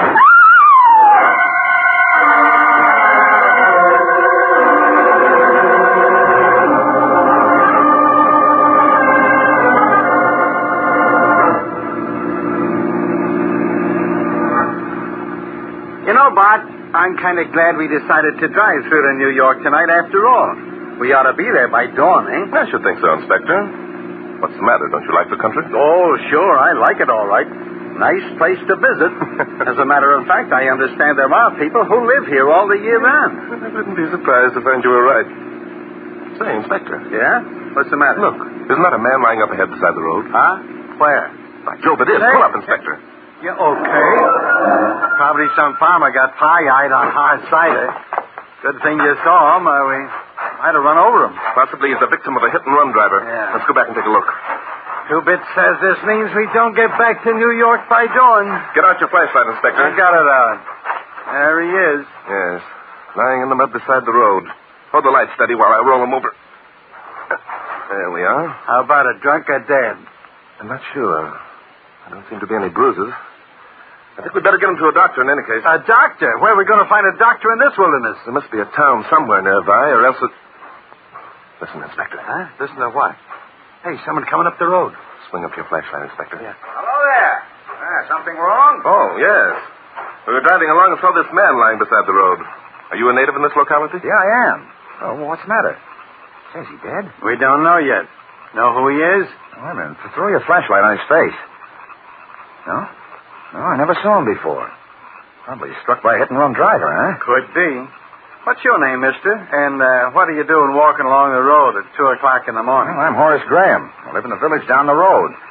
Well, as far as what I'm doing, I was just out for a walk. Well, how do you like that? Out for a walk at 2 a.m. on a pitch-dark night. Never mind that now, Inspector.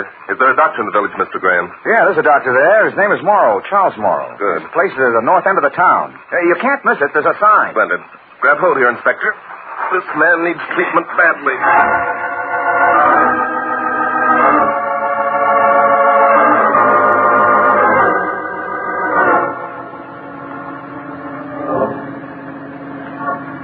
This must be the place. Yes, there's the sign. Black as ink. Maybe he isn't home. I think it more likely that he's asleep. All right. Help me lift up our friend, Inspector. Okay. Let's go. All right. There's something screwy about this, Bart, and I think you know it. We both know it, don't we, Inspector? All right. Ease him down here on the porch. Careful now. There we are. I'll knock. Why didn't you say so back there on the road? I didn't think it expedient, Inspector. Neither did you. Huh? Well, as far as I'm concerned... Hello? Who's down there? Dr. Morrow? Yes, I'm Dr. Morrow. We've a patient here who needs immediate treatment. Immediate? Look, I've had a busy day. This guy was struck by a hit-and-run driver. Come on down. Hit and run. Very well, I'll be down. Wait until I put some clothes on. Why is it that some people always have to stop and argue? Are you asking me, Inspector? What's that supposed to be? A wisecrack? There's the light. All right. Let's lift up the body, Inspector. Body? Who said it was a body? You don't call a man a body Keep until... quiet. Bring him inside, gentlemen. My office is to the left. You can place him on the operating table. All right, fine. Coming up. Sorry to disturb you, Doctor, but this looks serious. George, he is messed up, isn't he? Well, at least there's a lot of mud on him. Let me see now. Hit-and-run driver, you said. Gentlemen, I'm afraid your act of mercy came too late. The man is dead. So? How would you say he died, Doctor? How? Why, probably a fractured skull, or worse. Don't worry, I'll take care of everything. Tomorrow I'll make out my report and... Would you mind showing us where the car struck him? Look here, gentlemen, I'm a doctor. We're policemen, and we want to know a few things. Policemen? Yes. This man here wasn't struck by any hit-and-run driver. There isn't a bruise on him, and he was dead when we found him. Well, there's no use kidding anybody. We both knew it. I see. Well, as policemen, you should know it's illegal to move a corpse without a coroner or a doctor. Now, if the inspector spoke too hastily, Doctor. We weren't sure that the man was dead. It was reasonable to suppose that he was the victim of a hit-and-run driver until we saw the bandages. Bandages? Yeah, under his shirt. You better take a look, Doc. Make sure there aren't any bullet holes. Well, there is a bandage, isn't there? Yes. Let me see. This is a bit irregular, but... By George, look there. There is a bullet hole. Through the shoulder. I wouldn't say that such a wound would kill a man, would you, Doctor? Oh, it's quite likely. You see, loss of blood... The wound had begun to heal. That means, of course, that the blood had stopped flowing. No, Doctor. I think you'd better unwrap the rest of the bandage so we can see the second bullet hole. The one that really killed him.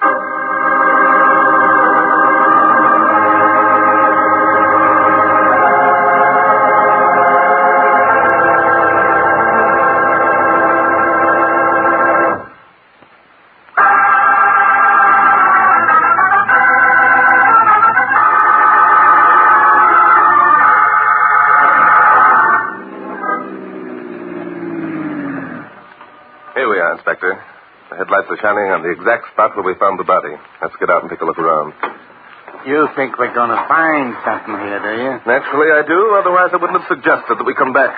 Well, for my dough, we should be talking to a guy named Horace Graham. Stop here, Inspector.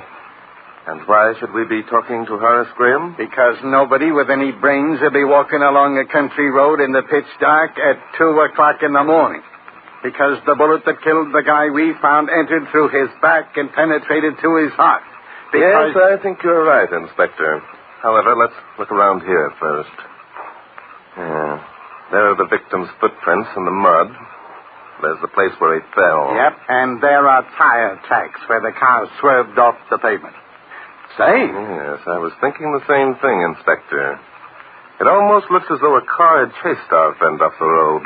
Otherwise, the tire tracks would have swerved in the other direction. But why? The guy wasn't hit by an automobile. He was shot. Remember? And I strongly suspect that Dr. Morrow knew he was shot. By the way, Inspector, do something for me, will you? Sure. What do you want me to do? Follow that line of footprints made by the victim.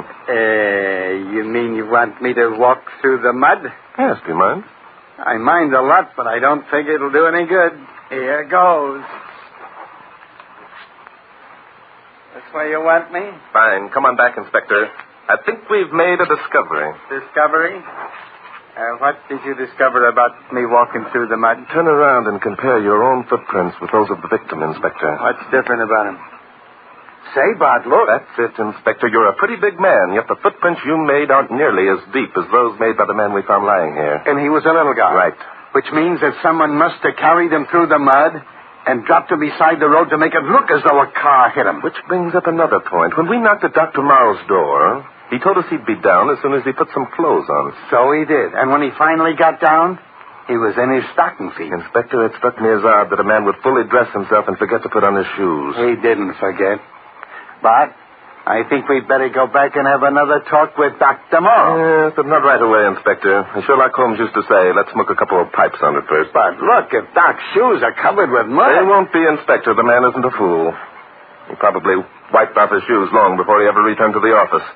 No, there's some other reason why Dr. Morrow came downstairs in his stocking feet. And I'm beginning to think I know the reason why.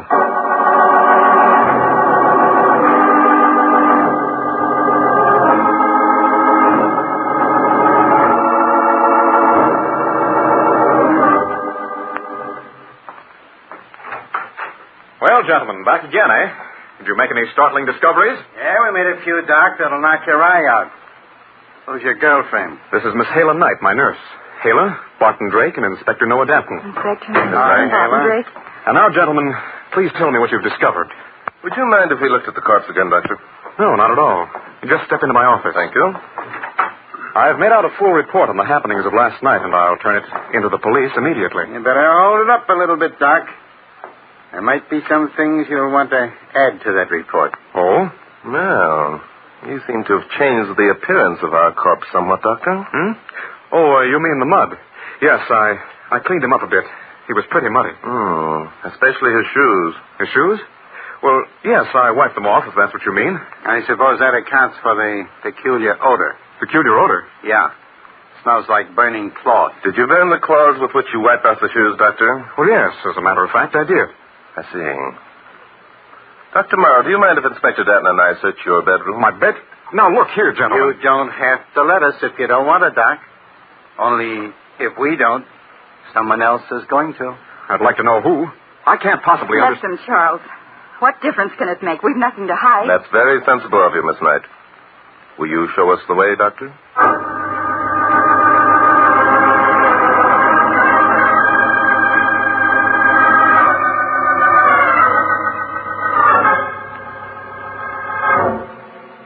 And these are the shoes you wore last night, Doctor. Yes, why?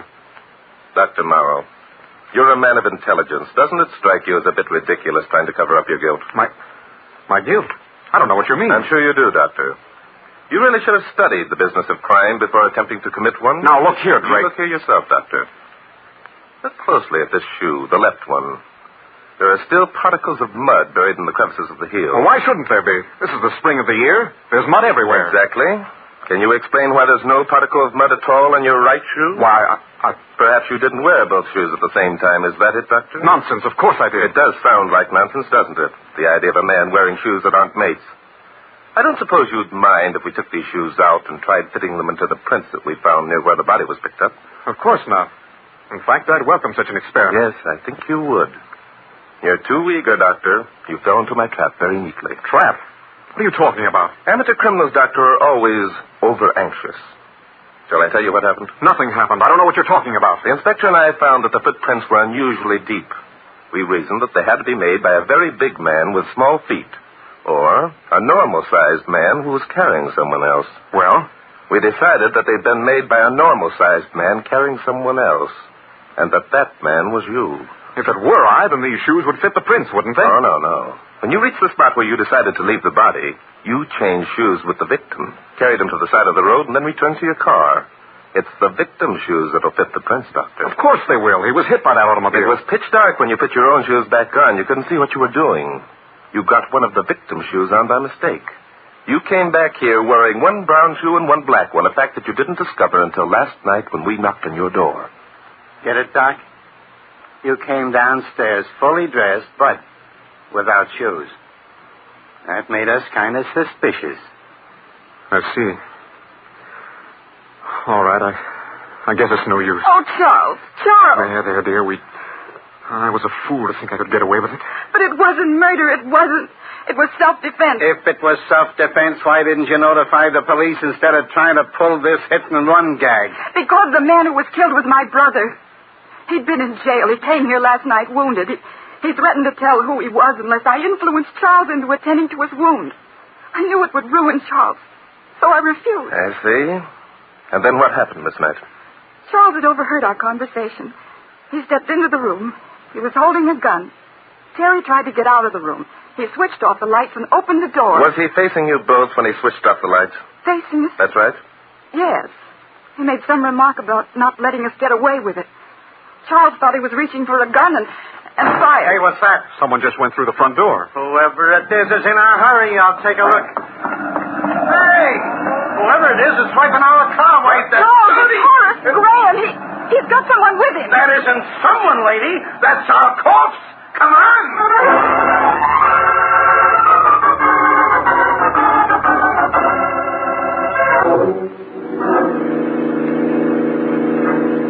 Doc, can't you get more speed onto this jalopy of yours? Sorry, Inspector. It's a pre-war model. With a 5-minute start, we'll never catch him. Doctor, can you think of any reason why Horace Graham would want to steal the body of Miss Knight's brother? Yes, I can, but until I know for sure, I'm going to keep it to myself. Look, there's a car up ahead. That's our wagon, boss. I see it is, Inspector. Give her the gun shot. I'm doing the best I can. Look, he's turning into that side road. That guy must be nuts. He knows we're behind him. Perhaps he wants us to catch him, Inspector. Better slow down, Doctor. He won't get far on that gravel road. Here's the turn here. Take it easy, Doc. This is nothing but a cart path. There's the other car. He stopped at the foot of that embankment. Jumping Judas, what's the guy up to? He's dragged the corpse out of the car. He's trying to carry it up the embankment. Oh, the idiot. I told him. Come on, Doctor. We've got to hurry. Horace! Horace, stop that! Stop that, Horace! Come on, let's go after him. Now, there's something screwy about this. I don't get it at all. We will in a minute, Inspector. He stopped.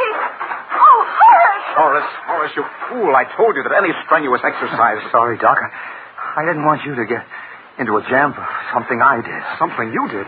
What are you talking about, man? It was I who shot Ayla's brother. What? Horace. Listen, Horace. Charles, is he? Yes.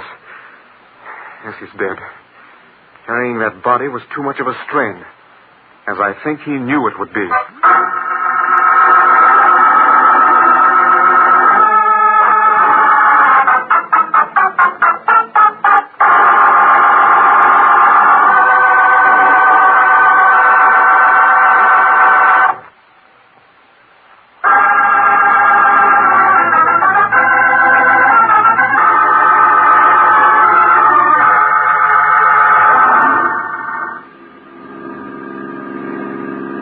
Inspector. We ought to be back in New York before dark. Yeah.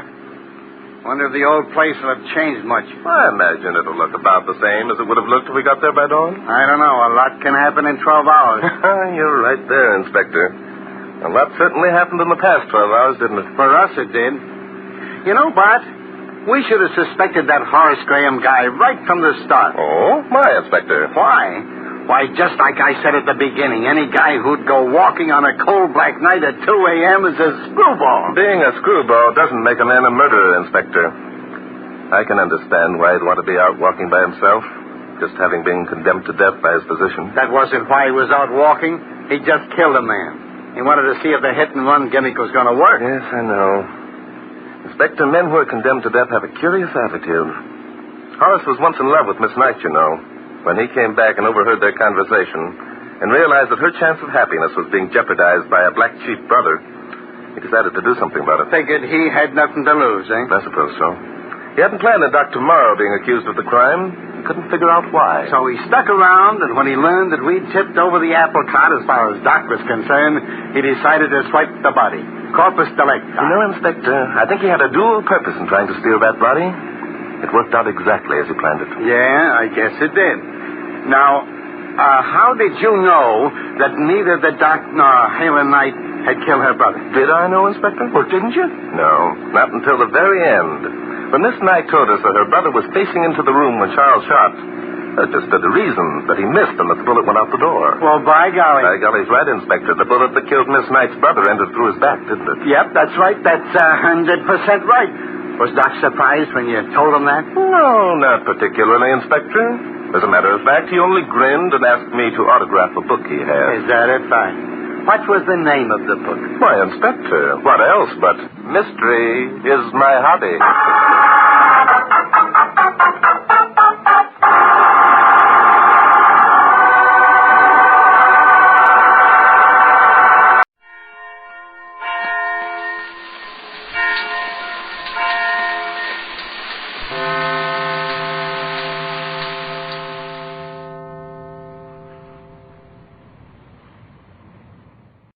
Acting up a bit, and your constant shouting at me isn't helping it any. I don't need to pay you to tell me my heart is acting up. What I want to know is, how much time have I got? Well, that's difficult to say. If you avoid all excitement, I think I can say a year, possibly 2. A year, possibly 2. Yes, but only if you do as I say. 4 For one thing, there's no reason you should insist on remaining in this darkened bedroom month after month. Why, it's been a year since you've been out of this room. Are you going to start on that again? This living in complete seclusion is bad for you. You should leave this room and see people. Take an interest in No, life. Dr. Jeffries. I won't have my maid pushing me around in a wheelchair, the object of everyone's pity. I prefer to remain in my room and have people think of me as I was, not as I am. As your physician, I insist. I said that I prefer to remain in this room, and that's final. Please, Mrs. Richards. Your heart. Then stop trying to make me do things I don't want to do. Very well. Only I can't see why you refuse to have any visitors. It'll give you some interest in things. It may surprise you to know, Doctor, that I am expecting 2 visitors. Indeed? What made you change your mind? I think it's time I drew my will. Before I do so, I want to get acquainted with my only living relatives. My former husband's nephew and niece, Gerald and Millicent. I haven't seen them since they were children, and I'm curious to see what they've become. I understand Millicent is an actress. An actress? You don't mean that your niece is Millie Richards, do you? Yes, have you heard of her? Why, of course. She's one of Broadway's leading actresses. I saw her in a play recently and thought she was excellent. She probably drinks and smokes and has been married 6 times. I'm afraid I don't know anything about that. Before I draw up my will, I intend to learn everything about her and her brother Gerald. He's 22 and probably never worked a day in his life. Aren't you being unfair, judging them before you've even seen them? Oh, perhaps. But I'll give them both every opportunity to prove they're worthy of the Richards fortune. They said they'd be here in time for lunch. They should be on their way now.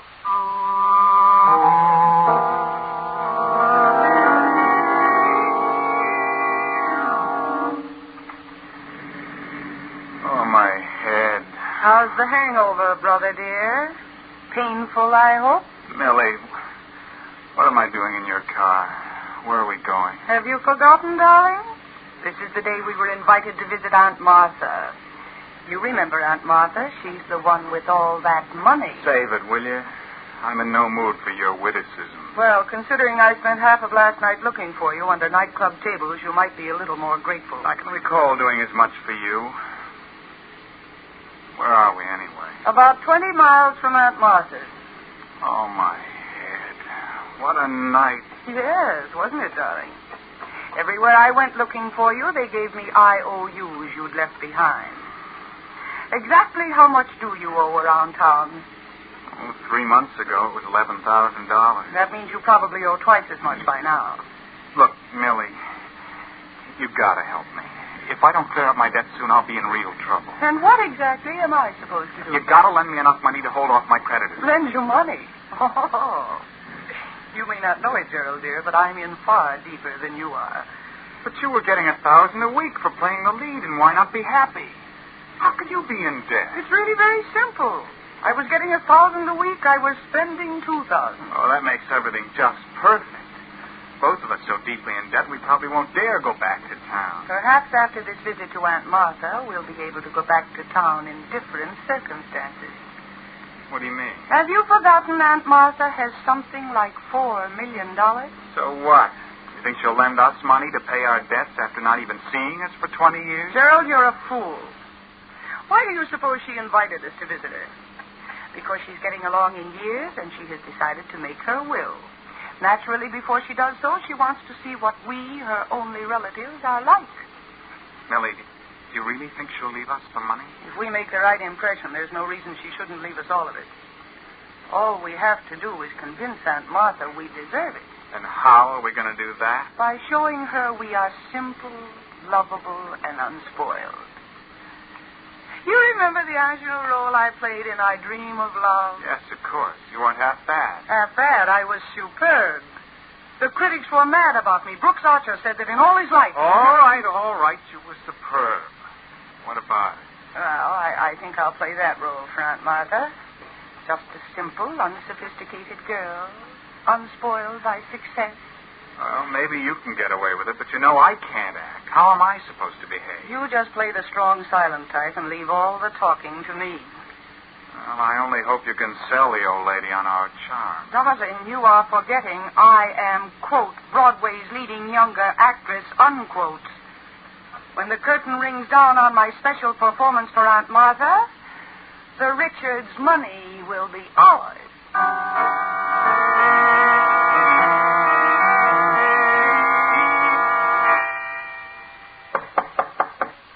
Come in. Miss Richards and Mr. Richards are here, madam. Will you see them now or later? I'll see them now, Philip. Yes, madam. Mrs. Richards will see you now. Thank you, Philip. Come in, Mildred Gerald. Well, it's been a good many years since we've seen each other, hasn't it? Yes, it's been a long time, Aunt Martha. Yes, I've been meaning to call on you forever so long, Aunt Martha. But my work has always interfered, and just at the last moment. Well, what finally brought you here? Well, when you said in your letter that you weren't feeling well, I simply couldn't stay away. I'm very touched. Of course, the fact that you might get an inheritance has nothing to do with it. Why, Aunt Martha, what a thing to say. I'm not like that. Of course she isn't. Millie doesn't need money. She's one of the finest actresses on Broadway. Oh, I've heard. And what do you do for a living, Gerald? Oh, Gerald works for a Wall Street firm, Aunt Martha. Yeah. He works so hard. They pay him so little. I seem to remember that Gerald's father left him a sizable inheritance. What became of it? The inheritance? Oh, that was lost in poor investments. Yes. I see. I'm afraid there's a good deal about you two I don't know. Well, I haven't done very much, and I haven't gotten very far, Aunt Martha, but Millie's really been a credit to the family name. Everyone's heard of her. Notoriety is hardly a guarantee. Why, Aunt Martha. Now, see here. I want you two to be my guests for a week. Frankly, I want to know what you're like before I decide how to draw up my will. Yes, of course, Aunt Martha. But I hope you'll take care of yourself so you'll live for years and years. Thank you, Millie. Now I must ask you to leave me. I'm a bit tired. But certainly, Aunt Martha. Of course, Aunt Martha. We'll talk some more tomorrow. I'm glad we're out of there. She stares at you as if she could see right through you. The room's so dark it was hard to see her. But you can tell she can't last much longer. The main point is, did she fall for a little act? If you ask me, she wasn't exactly bowled over by your performance. Nonsense. I played my role perfectly. She's a bit suspicious now. That's only natural. But before I'm finished, she'll be eating out of my hand. Well, I certainly hope you're right. Just give me a week, darling, and you and I will be heirs to the Richards' fortune.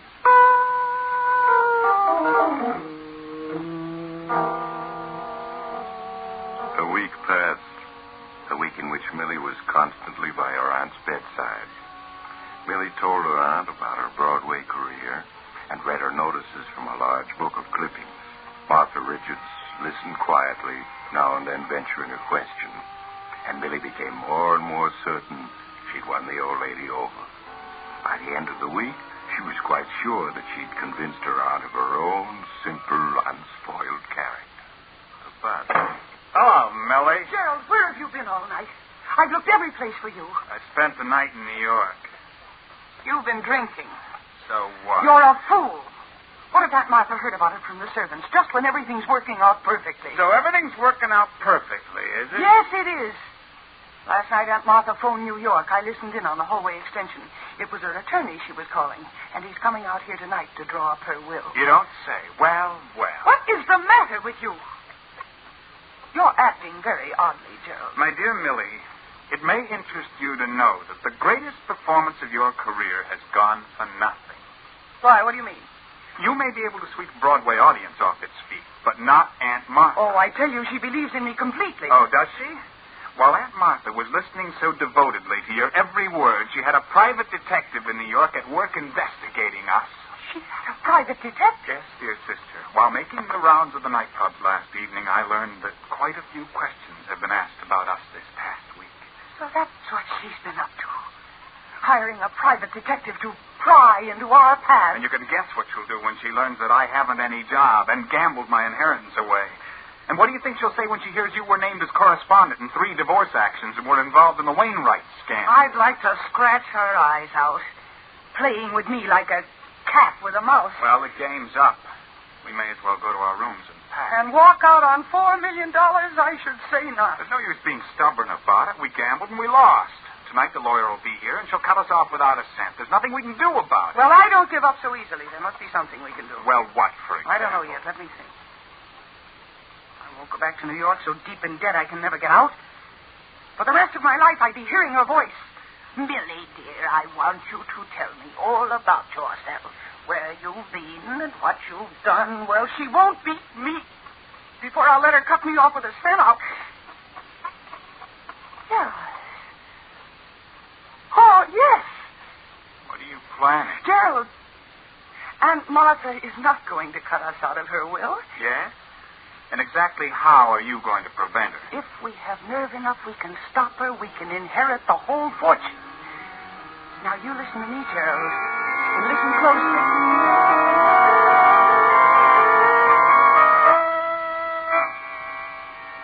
As Millie explained her idea to Gerald, his face whitened, but she scornfully beat down all his objections, and in spite of his fears, in the end, he agreed to do as Millie suggested.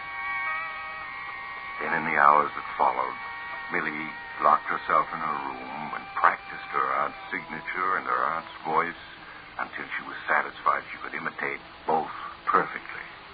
After that, there was nothing to do but wait tensely and nervously until 8 o'clock that night, when Millie and Gerald quietly slipped down the hall to their aunt's room.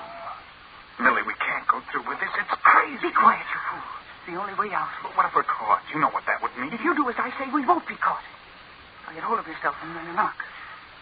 You know exactly what you're to do. Yes. Come in. Good evening, Aunt Martha. I hope you're feeling well, Aunt Martha. Oh, Millicent, Gerald, come in. Thank you. It's dark in here, Aunt Martha. Shall I turn on the light? No, that isn't necessary. I prefer the dark. Of course. Just as you say. Your voice sounds strange, Gerald. Is there anything wrong? Oh, No, of course not, Aunt Martha. How do you feel tonight? I'm a little tired tonight. Oh? Gerald, perhaps you ought to fix Aunt Martha's pillow. She doesn't seem very comfortable. You needn't bother. I'm quite comfortable, thank you. Gerald, fix Aunt Martha's pillows. I can't go through with it. I can't. I should have known better than to count on you. What are you two talking about? What's going on? Nothing. Nothing important, Aunt Martha. Here.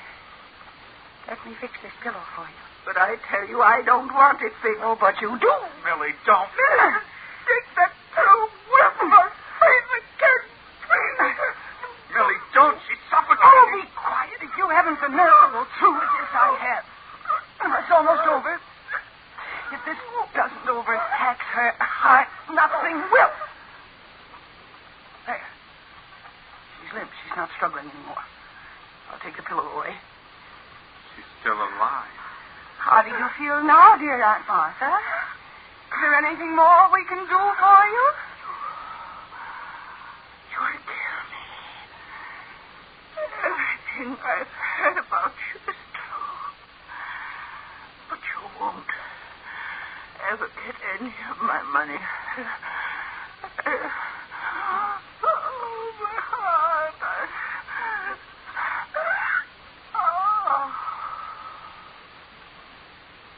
She's gone. She's dead. Millie. Her eyes are still open. Staring at us as if she could see right through us. Never mind her eyes. They can't bother us now. She's dead. And not from suffocation, but from a heart attack. I told you my plan would work. We killed her. Nonsense. We simply helped nature take her inevitable course. You think of it that way and you'll feel better. You aren't human. Well, I'm afraid we haven't time to discuss that. Aunt Martha's lawyer will be here in an hour. Now, will you do as I say, or won't you? Now that we've gone this far, I guess I had no choice. Thank heavens you have enough sense to see that. You do exactly as I say, and we can't fail.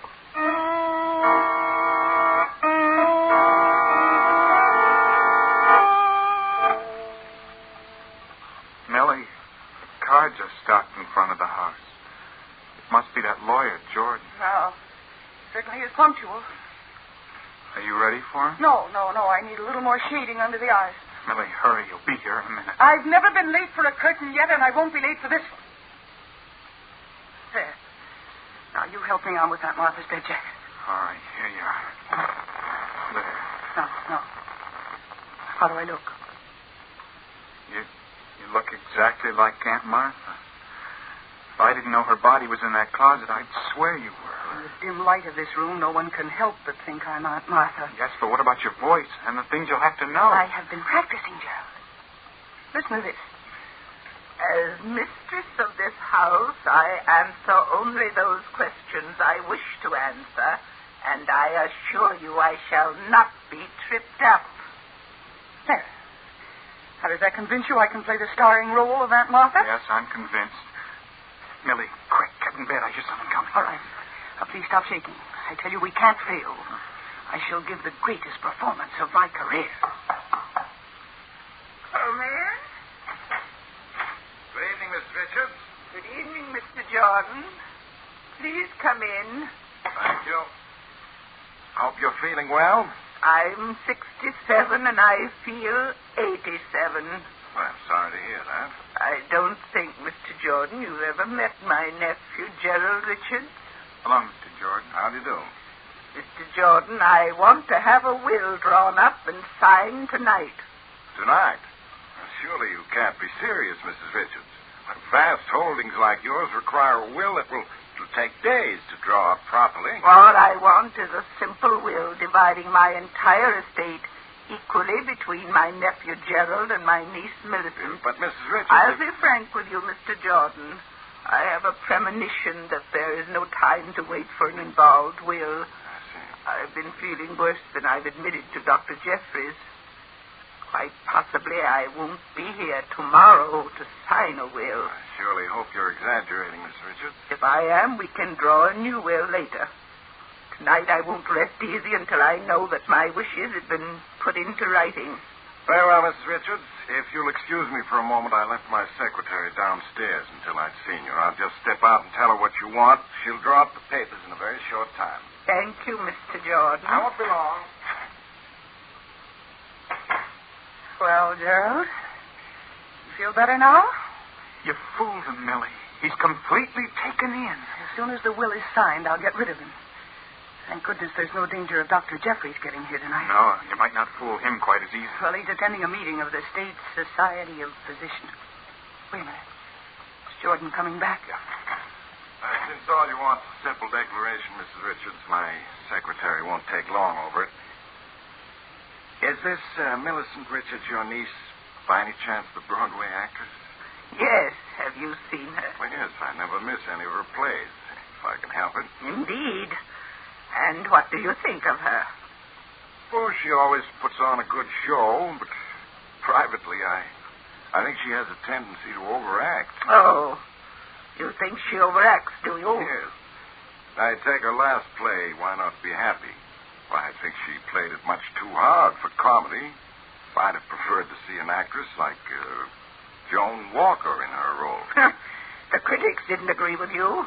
Gerald, will you please hand me Millicent's scrapbook? You'll find it on the desk there. Really, Aunt Martha, do you think... Gerald, hand me that scrapbook. Very well. I can understand criticism when it's justified, Mr. Jordan, but it seems to me that you're going against my niece's huge public. Here's the scrapbook, Aunt Martha. Thank you, Gerald. Now, just a moment, Mr. Jordan, and I'll read you what the critics had to say about Millicent's performance in Why Not Be Happy. Here we are. This is what Martin Walters, dramatic critic of the Evening Sentinel, had to say. Rarely in 30 years of theater-going has this reviewer seen such a fine flair for comedy as was displayed last night by Millicent Richards in her new hit, Why Not Be Happy. And that, Mr. Jordan, is the opinion of one of the best critics in the country. Well, I may be wrong, Mrs. Richards. Naturally, I was only venturing a personal opinion. Excuse me, Mr. Jordan. Yes, Miss Andrews. You finished already? Yes, sir. It's just a paragraph as you instructed. Here's the original and a copy. Good. Now, let me see what you've written. Mm-hmm. Yes, perfectly straightforward. Everything in order. Now we need witnesses.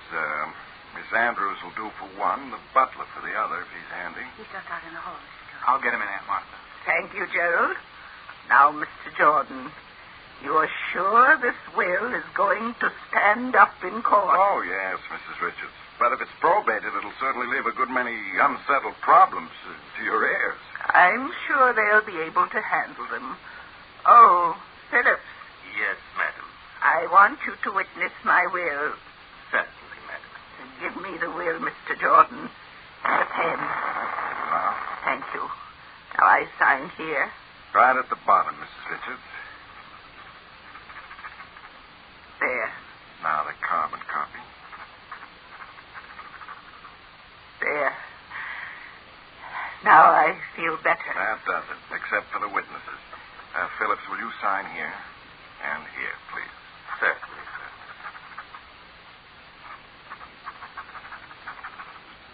Yes, sir. Now you, Miss Andrews. Right, Mr. Jordan.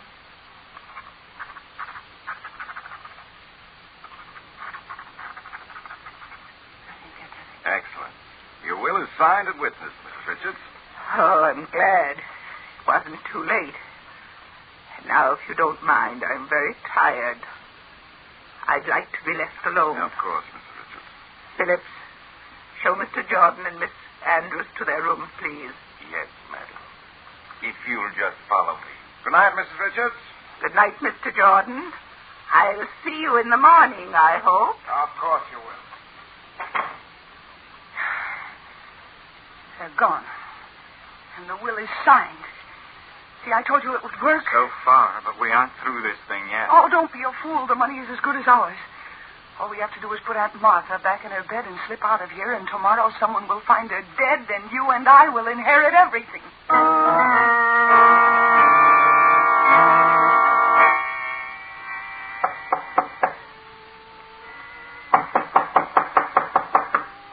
Mrs. Richards. Mrs. Richards, Dr. Jeffries is here. Mrs. Richards, excuse me, but... Dr. Jeffries. Dr. Jeffries, come quick.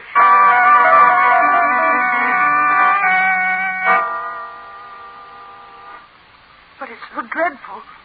If only we'd known, if only we'd been able to help her somehow.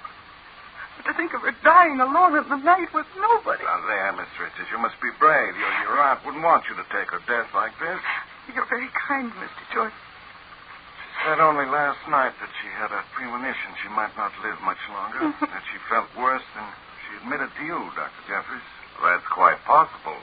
She hated to seem ill, or in any way not her old self. She didn't suffer, did she, Doctor? No, I'm sure it was all over very quickly. Her heart just gave out.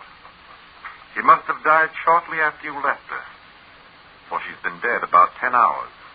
Now, I really didn't take her seriously when she spoke of not living through the night. She seemed so strong when we were talking, as if she'd grown younger. And she and I were arguing. It was quite like old times. You and Mrs. Richards had an argument last night? Well, not an argument, really. They were just discussing my sister's ability as an actress, Doctor. Yes, Doctor, that's all it was. I hope you won't mind, Miss Richards, but I told your aunt I thought you overacted your roles. Oh, of course I don't mind. But what did she say to that? Oh, she almost hit the ceiling when I criticized you. She claimed you were the finest actress in the country. Aunt Martha always was a dear. Strange that she should have said that, considering she never saw Miss Richards perform. Well, maybe she hadn't, but she opened a book of clippings about Miss Richards and read to me what one of the critics said about her niece. She did? She read you the review? Are you sure? Well, of course I'm sure. I see. And was Miss Richards present at the time? No, I wasn't there, Dr. Jeffries. Why? Because I think, Miss Richards, that Mr. Jordan's criticism was justified. You do overplay your roles. I beg your pardon. I never overplayed a role in my life. I'm afraid that you have. You overplayed your biggest role last night. Last night? What do you mean? Your Aunt Martha was an extremely proud woman, Miss Richards. She couldn't stand to be pitied. Just a year ago, she became quite blind. Aunt Martha was blind? What are you saying? Her eyes were... Yes. They seemed very bright and penetrating. But they were sightless. No one outside this house knew the truth. Mrs. Richards refused to leave her room, kept the lights turned down low, saw almost no one. Thus she kept her secret. Oh, but if Mrs. Richards was blind, how could she have read me that notice last night? She didn't, Mr. Jordan. She did. An egomaniac actress, disguised as Mrs. Richards, read her own notice to you, then forged Mrs. Richards' signature to a false will. Isn't that so, Miss Richards? Go on, tell him, Millie. You were so clever. The greatest actress in the world. Nothing could go wrong. You had everything worked out to the smallest detail. Oh, be quiet, you fool. No court in the world will believe them. I'll give a performance that will sweep a jury off its feet. They'll never convict me, do you hear? Never.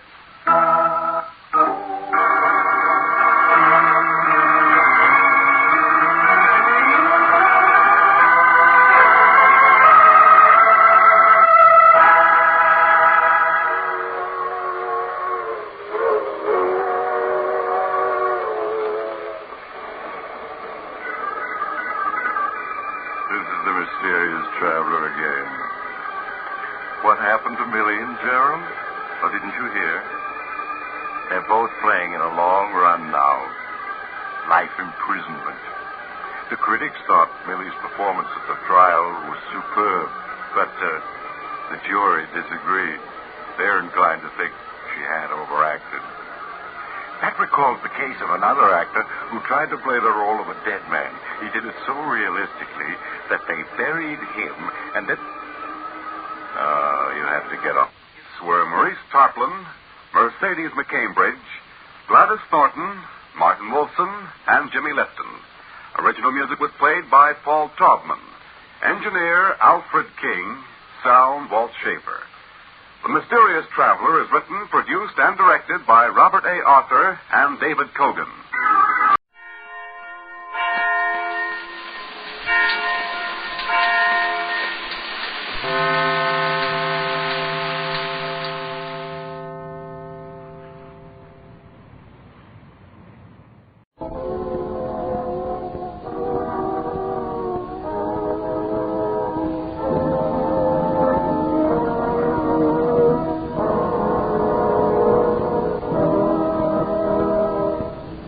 Present George Edwards in Frankenstein.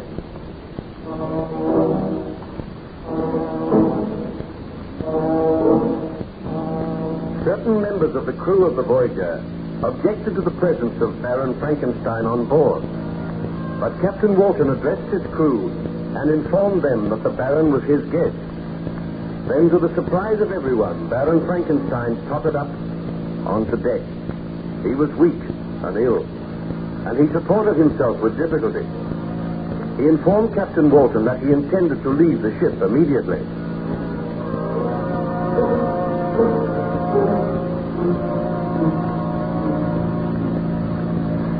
Baron Frankenstein, I cannot allow you to go ashore. This is no affair of yours, Captain Walton. You dare not keep me here against my will. Besides which, your crew do not desire to have me aboard the vessel. The crew will obey my orders. I have a duty to do. I cannot send a man to certain death. Captain Walton, I appreciate your feelings, and I thank you for your friendship, and for all that you have done for me. Do you not realize that life for me is over? I created a monster, and that monster has gradually destroyed me, torn down the structure which surrounded me, killed my friends, my loved ones, made me an outcast. I live only for one thing, to witness the death of the monster. If you take me back to civilization against my will, you will be condemning me to torture, knowing that all men hate and despise me because of the crime which I committed. I am already destroyed, although there is life in my body, and that life cannot be extinguished. It must not be extinguished until my creation has been destroyed. Now, I beg of you, let me go. We shall not meet again. Very well, Baron Frankenstein. The choice is yours. You may leave this ship. There is still ice for you to walk across. I'll have a rope ladder lowered at once. But I shall always feel it on my conscience that I deserted you. left you here to perish in the white waste of the north. For me, death will be a merciful release. So go, Captain. And when you return to England, you may publish the notes in your journal so that all may know that it is folly, that it is a grave sin to usurp the rights of God. I have suffered as men have seldom suffered, and when the monster dies, then shall I make atonement. To the members of your crew, I also say farewell. I am glad that none of them had suffered because of my misdeeds. Now I must... He's collapsed. I knew he had not the strength. I knew he should not have come on deck. What shall we do, Captain Walton? We cannot put him ashore in his present state, and yet we cannot remain here. The vessel must go on. I hardly know what to do. I think Baron Frankenstein is trying to speak. I am to be cheated of my vengeance. I know it. I feel for the first time the icy clutch of death. Come close to me, Captain Walton, and hear what I say. What is it, Baron Frankenstein? Should you see the monster again, get your men to fire and shoot to kill. I promise you I will do that. But we may never see the monster again. I must not die, leaving him alive, leaving him to wander the earth. It is not fair. For this is indeed my greatest punishment. But you may not die. Let me give orders that you are carried down to the cabin. There we will seek to revive you. For it is too late for that. Even now, all grows dim. Oh God, forgive me for the great sin which was mine. Let no others be punished because of my folly and my pride. I have suffered because of my ambition, and I have paid the penalty. I go now to join my beloved Elizabeth, my friends, and I beg thy forgiveness. O Lord, that which I created has destroyed me. Now I go to my Creator, hoping for his abundant mercy. Is there anything we can do for you, Baron Frankenstein? Nothing, Captain Walton. Save to keep a close watch for the monster. I commend my soul to God, and I beg that you consign my body to the dark, black waters. That is the only favor I ask. I am coming, Elizabeth. All these long and weary months have passed, and soon we shall meet again. Oh, Elizabeth, my loved one, I long to be with you. Elizabeth. Uncover your heads, men. Baron Frankenstein has passed away. May God receive his soul. Will you carry on the conversation, Captain? Is his body to be consigned? His body shall be consigned to the sea, and my journal shall tell of the horrors and the suffering which he underwent. Look, there, coming across the ice. The monster. Be ready with your pistols, men. He approaches the ship. See how he leaps across the ice. I am afraid. Show no fear. We are ready to deal with him. He is feeding the rope ladder. Shall we fire? Wait. Do not fire until I give the order. He is coming aboard. Wait until I give the word to fire. My master, my creator, what ails him? Let me speak with him. Foul monster, Baron Frankenstein is dead, destroyed by your hatred and vice. Now you shall die. Fire, men!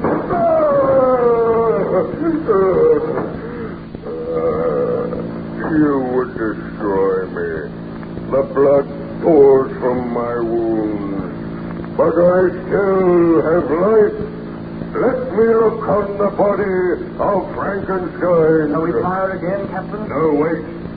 Frankenstein, you are dead. Victim of my hatred. Victim of your own selfishness. Oh, Frankenstein, I am filled with remorse, and yet soon I am to die. They have dealt me mortal wounds. Frankenstein, my creator, I mourn for you. You say you mourn for him, and yet you drove him to his death. Your diabolical vengeance destroyed your creator. Think you that I do not deserve your sympathy? I swear that after the murder of Clerval, I was heartbroken and overcome. I pitied Frankenstein and hated myself, but I discovered that he still sought for happiness, while I, his creature, could live on in misery and loneliness. Men have forced me to murder. Loneliness has made me bitter, and now he who gave me life is dead. I swear I was not born to hate, but men turned from me, and my creator would not aid me. He offered you death? Does any man seek death while he may yet find happiness in life? Frankenstein welcomed death. He sought only to live so that he might destroy you. There lies my creator, white and cold and dead. You hate me. All men hate me.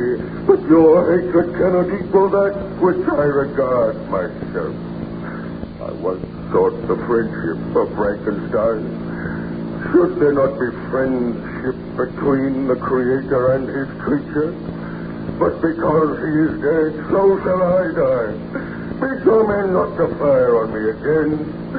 You can see that I am mortally wounded. Tell me, what was Frankenstein's last wish? His last wish was that his remains should be consigned to the sea. His last wish shall be carried out, and I shall carry it out. Look you over the side of the vessel.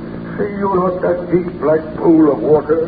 That shall be the grave of Frankenstein and his creature. With my last remaining strength, I raise his body in my arms. And creator and creature will lie in cold death together beneath the dark, unfriendly ocean. He has taken the body, Captain. Shall we shoot him? No, he is soon to die. Let us watch. I am about to leave this world, and you are the last of humankind who will ever behold me.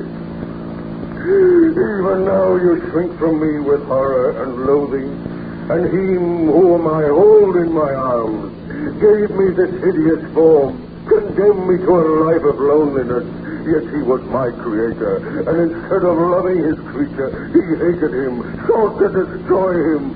So I sought vengeance on all men. I turned against him who had given me life. Let every man learn of the story.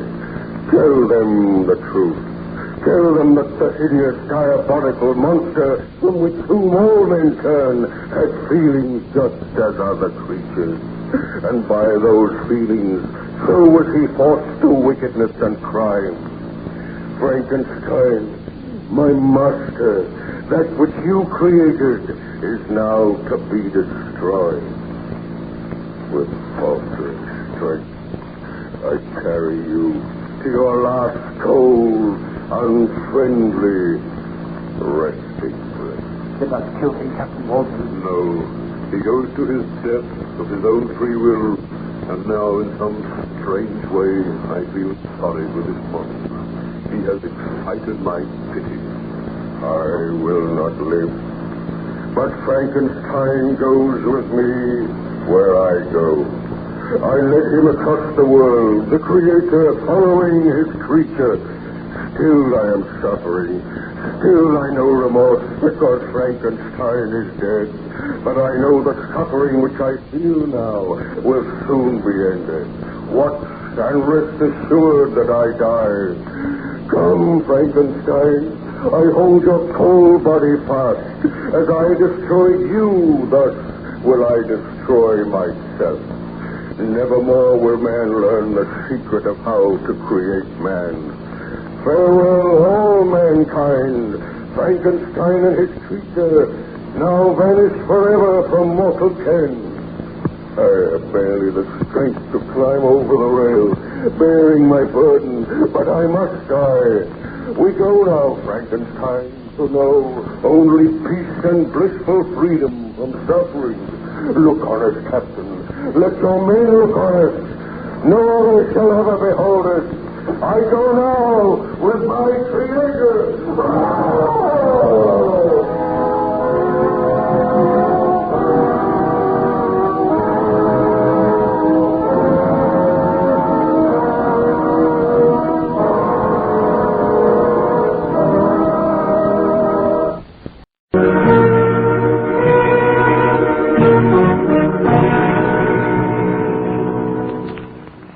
Unsolved Mysteries.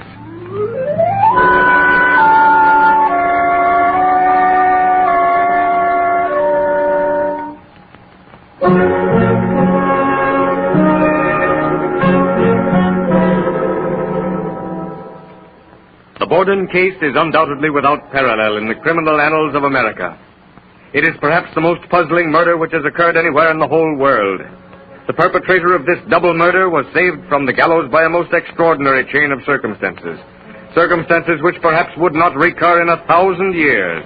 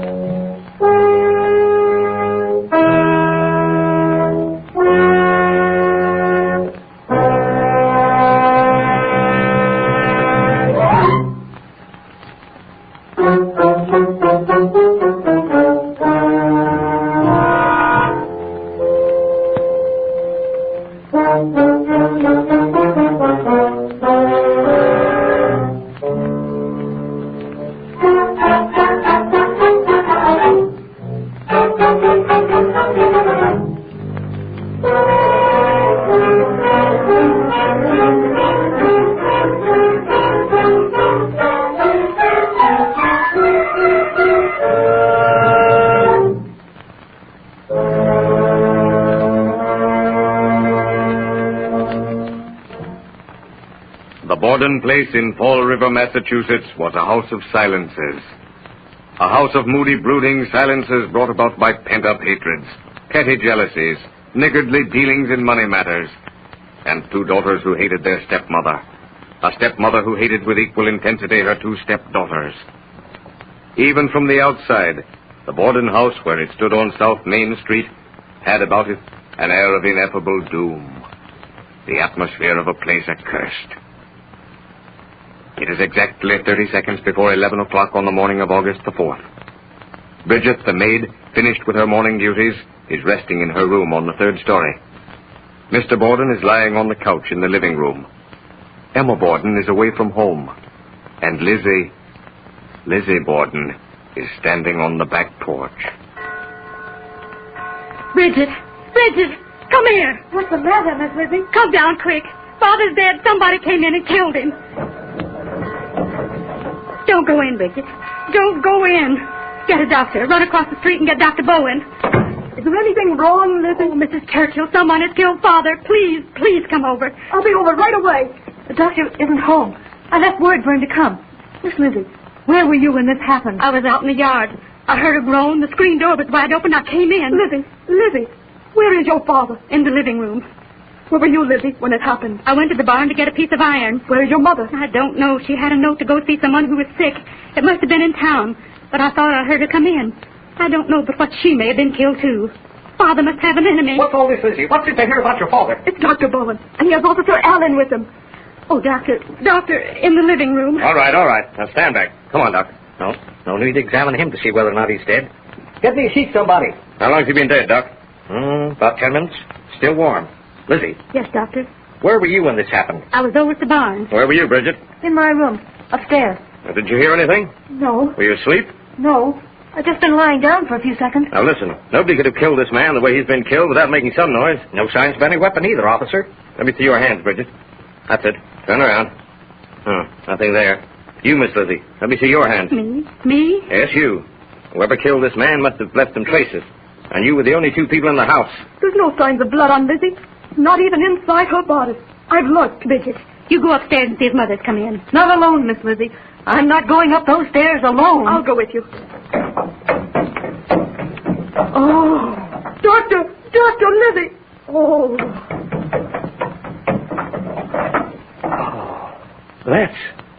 That's Mrs. Borden? Yes. I knew something like this would happen. What? Why? I just did. That's all. Alan. Yes, Doctor? Jeez. Mrs. Borden's been dead anywhere from 1 hour to 2 hours.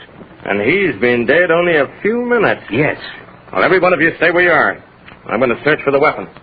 But neither Officer Allen nor any other of the many members of the police force ever found the weapon. Mrs. Churchill, from her window across the driveway, saw no one enter or leave the house.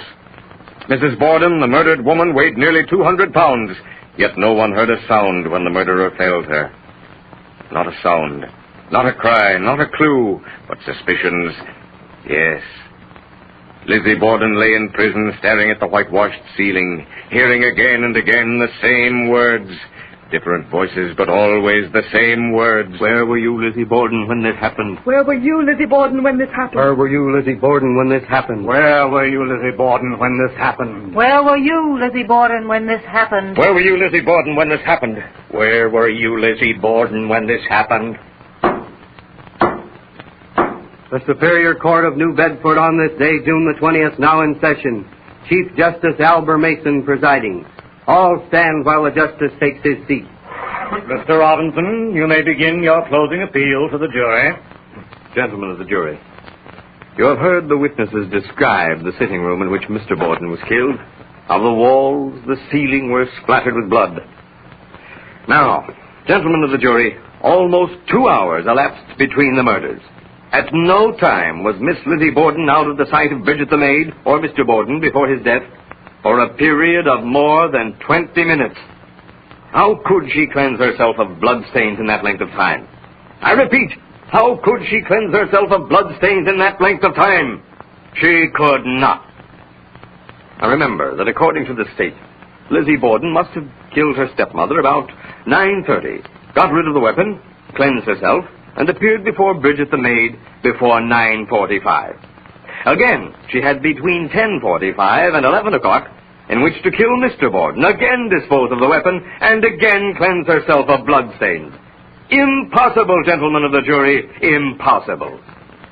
Within 15 minutes of Mr. Borden's death, Lizzie Borden was examined by Mrs. Churchill, who stated that there were no bloodstains on Lizzie Borden's person, not even inside her bodice. I have finished. I ask that you think carefully and seriously upon the evidence presented when you return your verdict. The district attorney may address the jury. Gentlemen of the jury, the defense contend that Lizzie Borden did not have time to cleanse herself after killing her stepmother. Now, that is something that no one can say. The medical testimony cannot and does not specify the exact moment at which Mrs. Borden was struck down. And Lizzie Borden may have had ample time in which to rid herself of the telltale bloodstains. In regard to the killing of Mr. Borden, I admit the difficulty. I cannot answer it. You cannot answer it. But, gentlemen of the jury, Lizzie Borden was the only person who could have committed the double murder.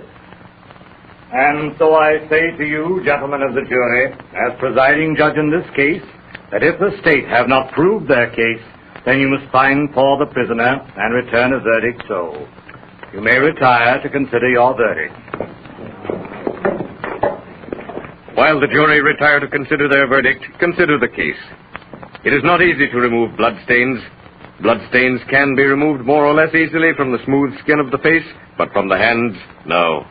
Remember, too, that there was no bathtub in the Borden home. Do not lose sight of the fact that no weapon was found. No burned clothes were found, and the murderer must have been literally saturated with the victim's blood. Consider, too, that at any moment Bridget, the maid, or Mr. Borden could have walked upstairs and discovered the murderer killing Mrs. Borden. The jury have been out almost an hour. It is 4:30, and they file to their places in the jury box. Are the gentlemen of the jury agreed upon a verdict? We are, Your Honor. Lizzie Borden, stand up. Face the jury. We, the jury, find the prisoner not guilty. A careful reading without emotion or favor of the trial transcript must convince any unprejudiced person that Lizzie Borden did not commit the double murder. Since this is an unsolved mystery, any solution is necessarily a supposition based, however, upon the known facts. A possible solution will be presented after you have heard from your sponsor.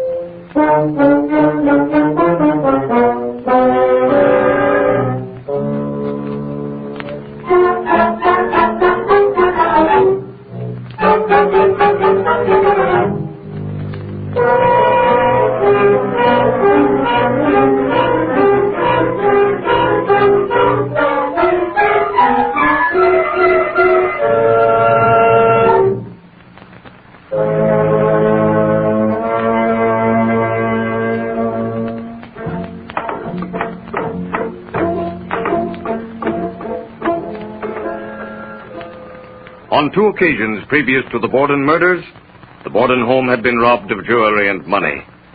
Stray tramps had probably perpetrated the robberies, and remember that these gentlemen of the highway leave secret markings on walls and houses informing their brothers of the road that these houses are easy to rob, or perhaps a mark that tells that the householder is kindly and that food will be forthcoming. It is the morning of the murder. Lizzie? Lizzie? Yes, Mother? I'm going to town to visit a friend who isn't feeling well. Now, Mother? I'm going to my room to dress first. Have Bridget wash the windows. Yes, Mother. Bridget. Oh, Bridget. Yes, Miss Lizzie? I'm going to do some ironing. Will you wash the windows? Yes, Miss Lizzie. I've got the water and everything ready now. I'm going right outside. Both for the irons won't be hot for quite a spell. I'll go to the barn and get the lead to make these sinkers for my fishing line. A tramp hidden in the basement since early morning makes his way into the house. This is his opportunity for petty theft. The house is empty, he thinks. In the upper room, he comes face to face with Mrs. Borden. He silences her unuttered cry with a blow. Panic seizes him and he turns to flee. Escape is impossible. Lizzie Borden has returned from the barn and tremblingly the murderer hides in the same room where his victim lies dead.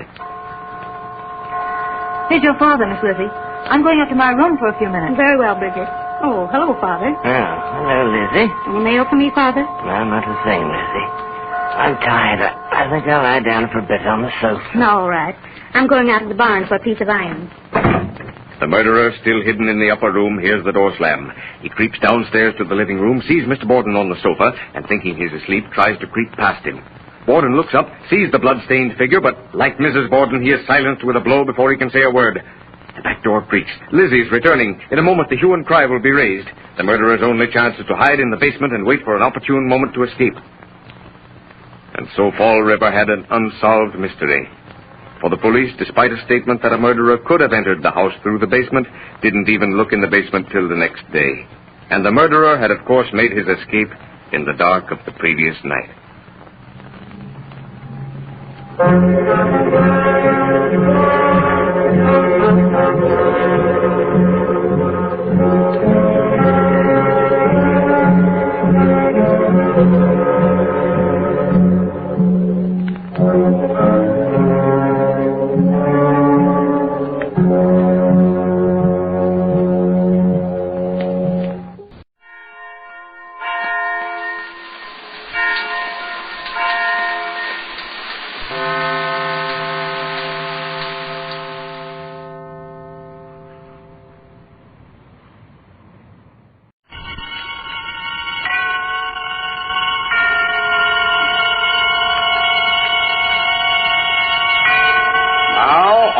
and its 60,000 dealers and service stations present Suspense.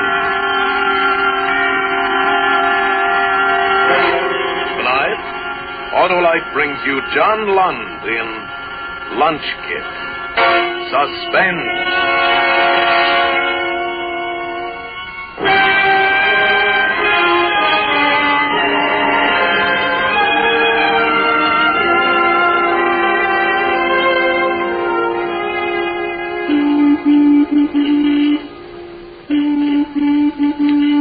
Why didn't he stop it? Father was getting angry. And Gus, he was so sensitive, especially at a time like this. I'll tell him to stop honking that horn, Dad. Please do, Jonathan. Yes, please do. I'll call down to him. I'll tell him to stop. Hey, Mike! So there you are, Jonathan. Cut out that horn. Didn't I tell you this guy was sick? But we're going to be late for work. I'll be down in a few minutes. Take it easy. You better hurry up. I wouldn't want to be late, Jonathan. Yeah. Wouldn't want to be late, Jonathan. Who is this Mike? Did he cause any trouble? Oh, no, Father. He won't cause any trouble. Well, you've got to be careful, son. He wouldn't understand. There aren't many who would understand. You've got to be careful. I only did as you said, Dad. I made friends with one of the old-timers down at the plant. I drive him to work every night. He works in the same unit with me. Now I can't get rid of him. You sure about him, kid? Sure, I'm sure about him. Well, what does he think you're doing up here? Well, I told him a friend of mine lives here. Sick friend. It's all right, Dad. Very well. How's it coming, Gus? Almost finished. Gus was a mechanic, an old-timer. My father had real respect for his ability. Gus had chipped out the inside of the thermos bottle. Now he was working on the detonator. Looked like the old-fashioned pocket watch my dad wore. Now Gus started winding it.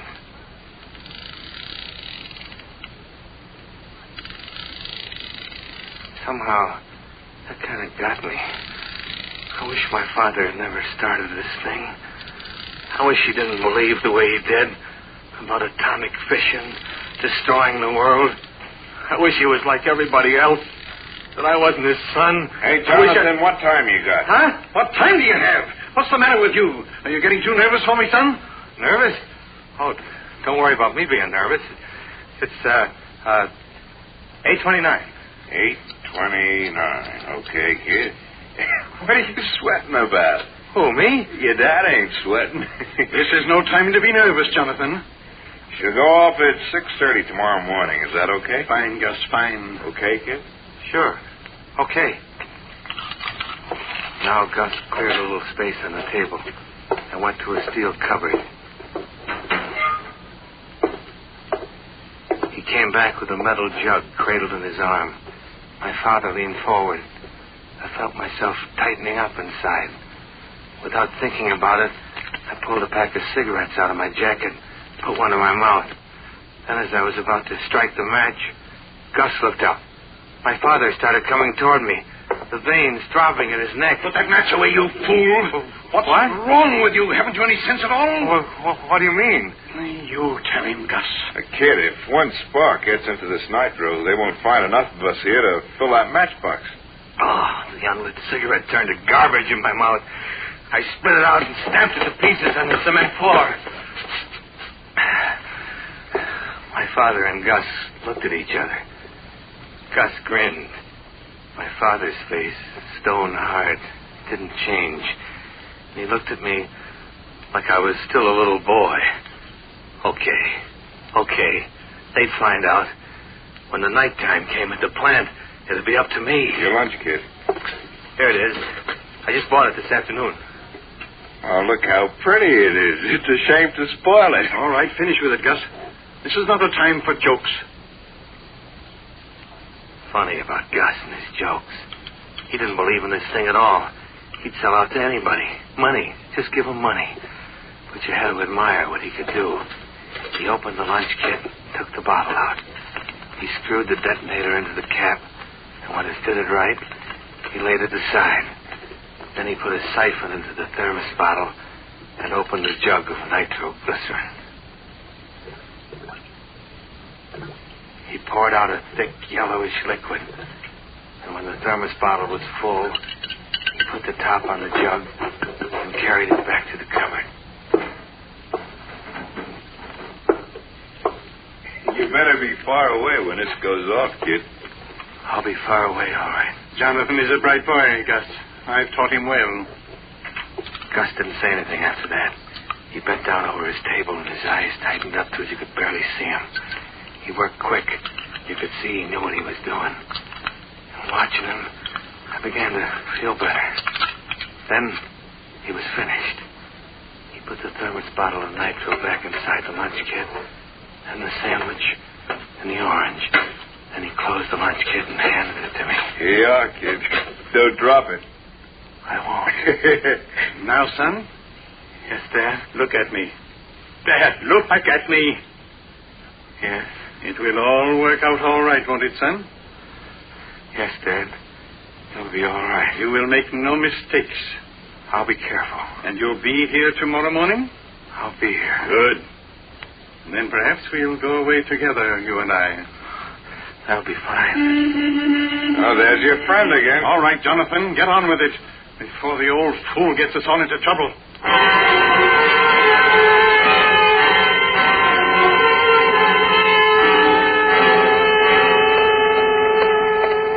That you, Jonathan? Yes. It's about time. What kept you? We got to talking. He's pretty sick. We're going to be late for work. Well, you should have taken a bus. What about you? I'd have been late. So what? So what? That ain't no attitude, All Jonathan. right. Here. Open up the dashboard compartment. I want to put this lunch kit in. Okay. Be careful. Oh, it's a nice new one.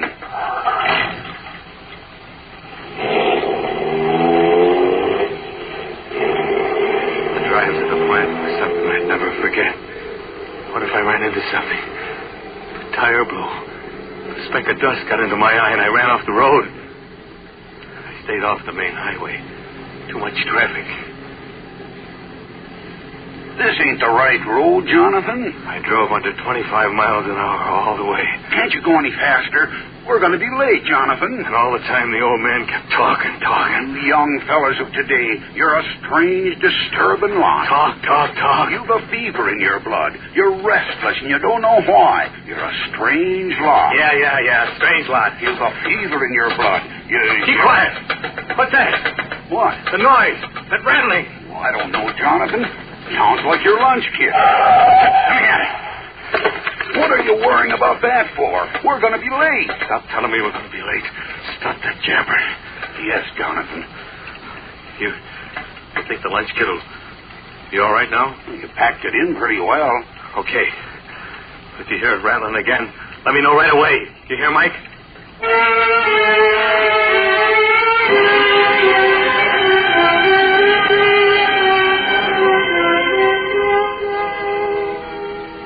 We came to the plant. The night shift guys were already at work. The parking lot was jammed with their cars. We were late, but I was glad of that. Now I'd be able to park near the entrance. Later on, I'd be able to get out in a hurry. Okay, Mike, this is it. I'm sorry I made you late. Oh, that's all right, Jonathan. Mind if I go back with you in the morning? Okay. Just be here prompt. I won't wait for you. I took the lunch kit and started for the main gate. The guard was standing there, inspecting everybody with a flashlight. I grinned at him and snapped the lunch kit open. How are you tonight? Okay. Not eating much, are you? No, not much. Ought to. Put some weight on you. Pass. I changed my clothes quickly and left the lunch kit in my locker. I figured I must look pretty haggard, so before going into the plant, I went to the washroom and washed my wrists. Then I saw I'd left my wristwatch in my street clothes. It was against the rules to go back into the locker room until the shift was over. Now, all night long, I wouldn't know what time it was. I'd have to ask, have to guess. Oh, Father wouldn't like that at all. I'm so careless. I began noticing kind of an ache in the pit of my stomach. Oh, wasn't it sick tonight? I drank a lot of water, and the pain left me. Then I went back into my unit.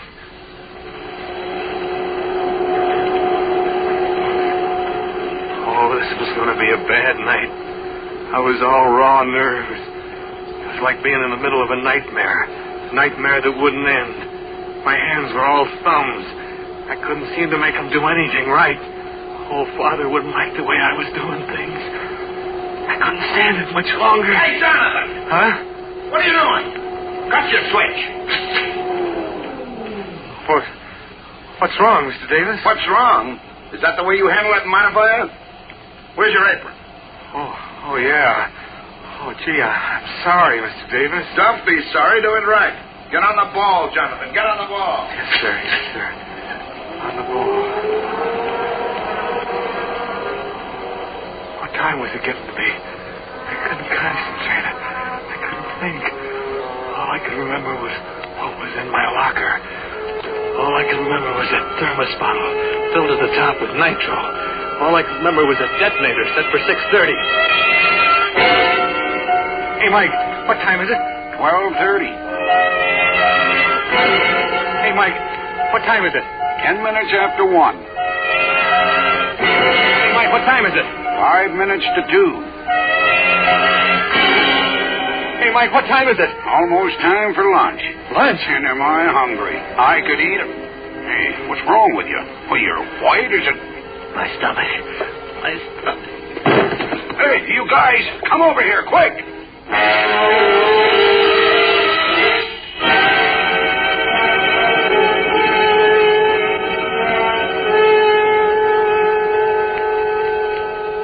How do you feel now, sir? Better. What time is it? Where am I? In the plant dispensary.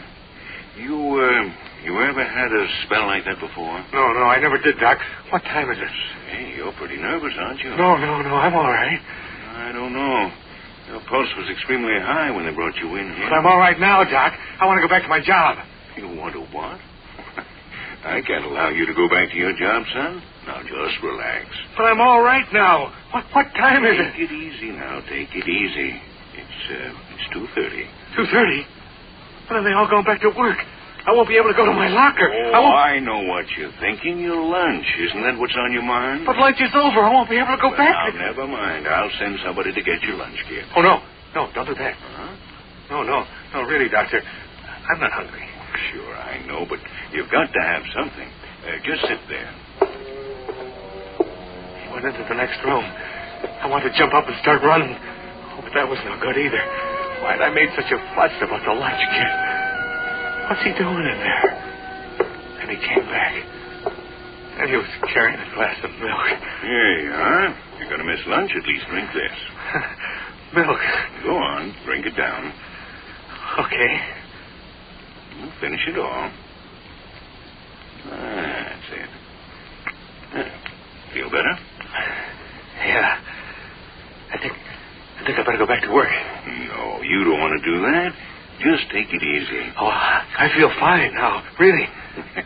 You couldn't go back to work even if I let you. What do you mean? You'll lie down on the cot there in the next room and take it easy. You're going to take a nice long sleep. Sleep? Why, sure. Oh, no. I got to get back to work. Oh, no. Not tonight anymore. But I couldn't sleep. You'll sleep all right. I put a couple of grains of barbital in that milk you drank. Sleeping powder? Hey, what's the matter with you breaking a glass like that? I don't want to go to sleep. I'm all right. Oh, you're all right. Can't even hold a glass. Well, you're in fine shape. And at least you drank the milk. I don't like taking dope. Now, look, son, it'll slow you down. You'll wake up feeling like a new man. You little fellas, you don't know how to relax. It's a wonder you live as long as you do. Now, come along with me. You just lie there now and behave yourself. That's right. Crawl under the blankets. Now, in a few minutes, you'll be sleeping like a baby. And you won't need the lights. Good night, young fellow. Pleasant dreams.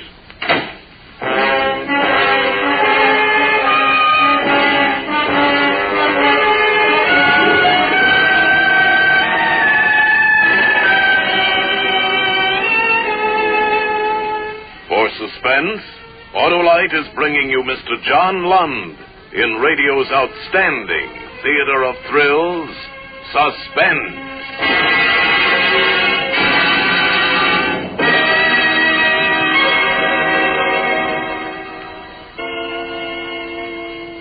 Sleeping powder. He put sleeping powder in the milk.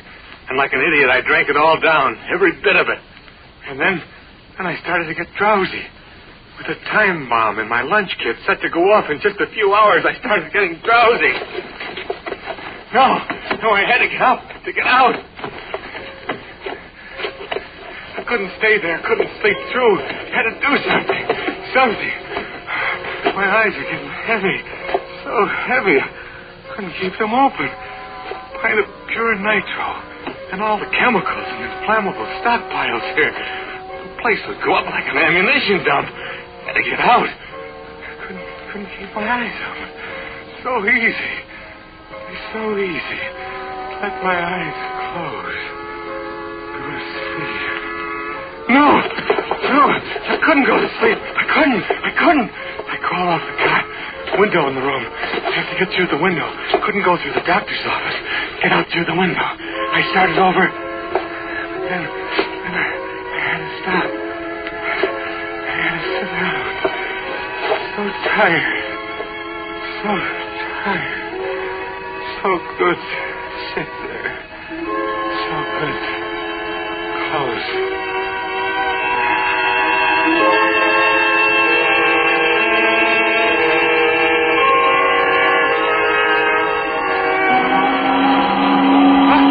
What's that? The nitro! The whistle! Time to go home. 6 o'clock. I slept right through and then the whistle woke me up. It woke me up. Well, lucky. I'm lucky. 6 o'clock. The lunch kit goes off at 6:30. That's fast. This time, no mistake. Now I have to do everything right. Getting out of the dispensary was easy. There was a shed right below the window. I dropped to the roof and into the ground. Didn't feel any too good. Still groggy from the barbitol. There was no time to think about that now. When I got back to the locker room, the boys are climbing out of their work clothes, getting ready for the shower room. Hey, Jonathan, you okay now? Oh, yeah, I feel fine. Hey, you better stop drinking that turpentine, Jonathan. Boy, you sure had me worried, Jonathan. Oh, I'm all right now, Mike. Do I still get the ride? Oh, yeah. See you later, then. Gonna take a shower. I changed into my street clothes and nothing flat, not caring how I looked. I was kind of worried the doctor would look in on me and find me gone. When I was ready to go, all the other fellas were in the shower room. Oh, that was the break I wanted. I took the lunch kit out of my locker and slid it underneath. Then I looked at my wristwatch. 4 minutes after 6. I had 25 minutes to get away. It was working out fine. Now I knew Father would be pleased. I walked past the front offices. No one else around yet. Couldn't walk too fast, though. Not too fast, not too slow. That natural. Not too fast, not too slow. Jonathan. Huh? That was Mr. Davis, the foreman. How you feeling now, Jonathan? Oh, I'm all right, Mr. Davis. Anyhow, I want to talk to you. Come into the office. Now? Sure, now. Well, I'm in kind of a hurry, Mr. Davis. At 6 o'clock in the morning, nobody's in a hurry. Come on, come in. All right, but just for a minute. Close the door. Sit down. Nothing like sitting down and relaxing after a long night. This chair could use a little oil. I really can't stay long, Mr. Davis. I'm supposed to meet someone. At 6 o'clock in the morning? You still look pale, Jonathan. You sure you feel all right? Yes. Mr. Davis, if it's about the mistake I made tonight... Oh, it's not that so much. I'm just a little worried about your health. There's nothing to worry about, Mr. Davis. It's just that, well, sometimes I get a little nervous. A little nervous? Look at you, squirming on that chair. You're a bundle of nerves. Something bothering you? I mean, something really bothering you? You can't relax. Nothing's bothering me. Well, just to make sure, I'm going to call the dispensary. I've got a hunch you're not telling me everything. I tell you, I'm all right. Dispensary, please. Jonathan! Jonathan, come back here! What's wrong with that? He wasn't chasing me. I looked at my watch. 6:14. Still plenty of time to get away. I left the main building, started across the yard to the gate. It was still dark. I was one of the first out. Hey, you! Don't look back. Don't look back. Keep going. Don't let them stop you. Hey, slow down! Slow down! Bob, I gotta chase you. I'm all out of breath. What do you want? You know as well as I what I want. You forgot something. What did I forget? You forgot to punch the time clock. I'll do it tomorrow. Tomorrow? Then it'll be my neck. You're not leaving this plant till you punch out, mister. All right. I'll go back and punch out. Where's the fire? Where's the fire? You ought to work out that energy at your job, young fella. Yeah. I went back into the main building. And there was at least 20 other guys waiting in line before the clock.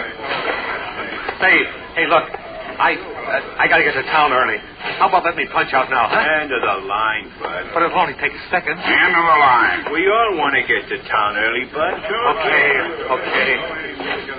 Still had time. Hi there, Jonathan. Hello. Say, I think Mike's looking for you. Yeah? The old guy sort of stopped the joint. Yeah. Sure a good long line tonight, eh? Yeah. Well, not so much to do at 6 o'clock in the morning. My missus will be asleep when I get home. How you feeling now? Oh, okay. Say, is my watch right? I got 6:21. Yeah, 6:20 I got. Sure figure it out to the minute. Right to the minute. Here's my card. Okay.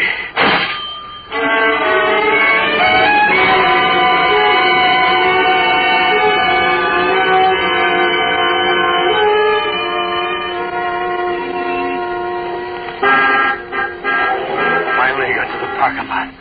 Whole flock of guys were out by now. It was kind of cold. Took a couple of seconds for the motors to turn over.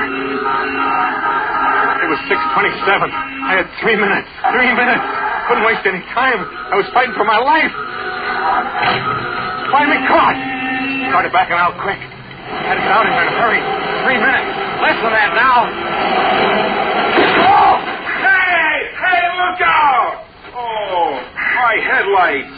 What's the matter with you? Come out and see what you did to my headlights. I'm sorry, I'll pay for them. Oh, that ain't the idea. Why don't you watch where you're going? All right, here's my driver's license. I work in Unit 5. I'll see you tonight and we'll work something out. My name is Jonathan Peters. Hey, not so fast. I gotta write this down. You got a pencil? Here's my pen. Well, start writing. All right. Jonathan Peters. Unit 5, yes. Huh? Okay, here's your pen. I'll see you tonight. You ought to watch where you're going this time of the morning. Back up and let me out. Will you, fella? I'm in a hurry. Oh, you guys, always in a hurry. That's how trouble starts.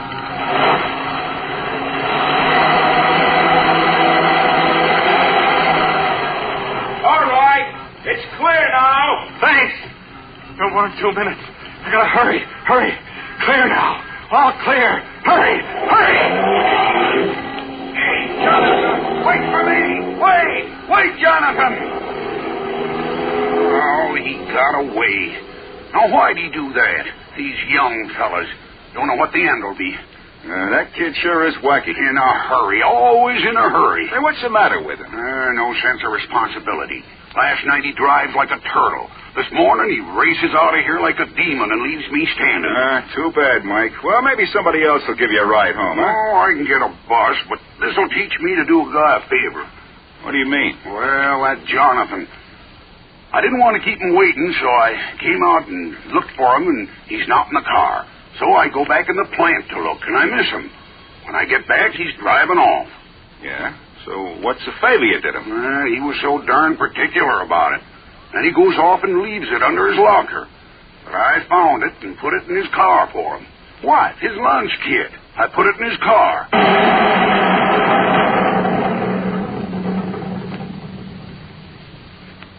Hey, what was that? Funny. Sounded like thunder. Thunder? Look at the sky. Yeah, beautiful. No, it couldn't have been thunder. It's gonna be a real nice day.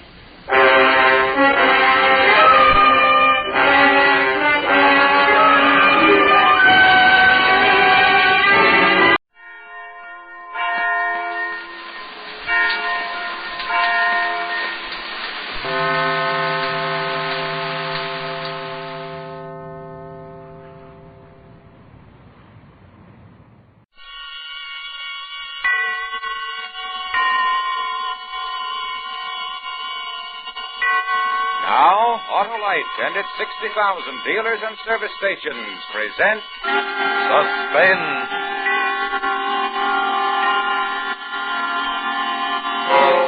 Tonight, Autolite brings you Miss Agnes Moorehead in The Trap, a suspense play produced and directed by Anton M. Leader.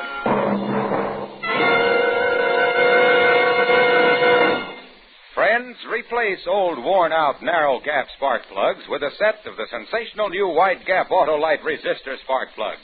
Your motor will idle smoother, give better performance on leaner gas mixtures, actually save gas. Yes, sir, these winning benefits are all made possible by a newly developed Autolite 10,000-ohm resistor built right into every Autolite resistor spark plug. This exclusive Autolite resistor makes practical a wider spark gap setting, and that's what does the trick. What's more, Autolite resistor spark plugs with this exclusive Autolite resistor cut down on radio and television interference.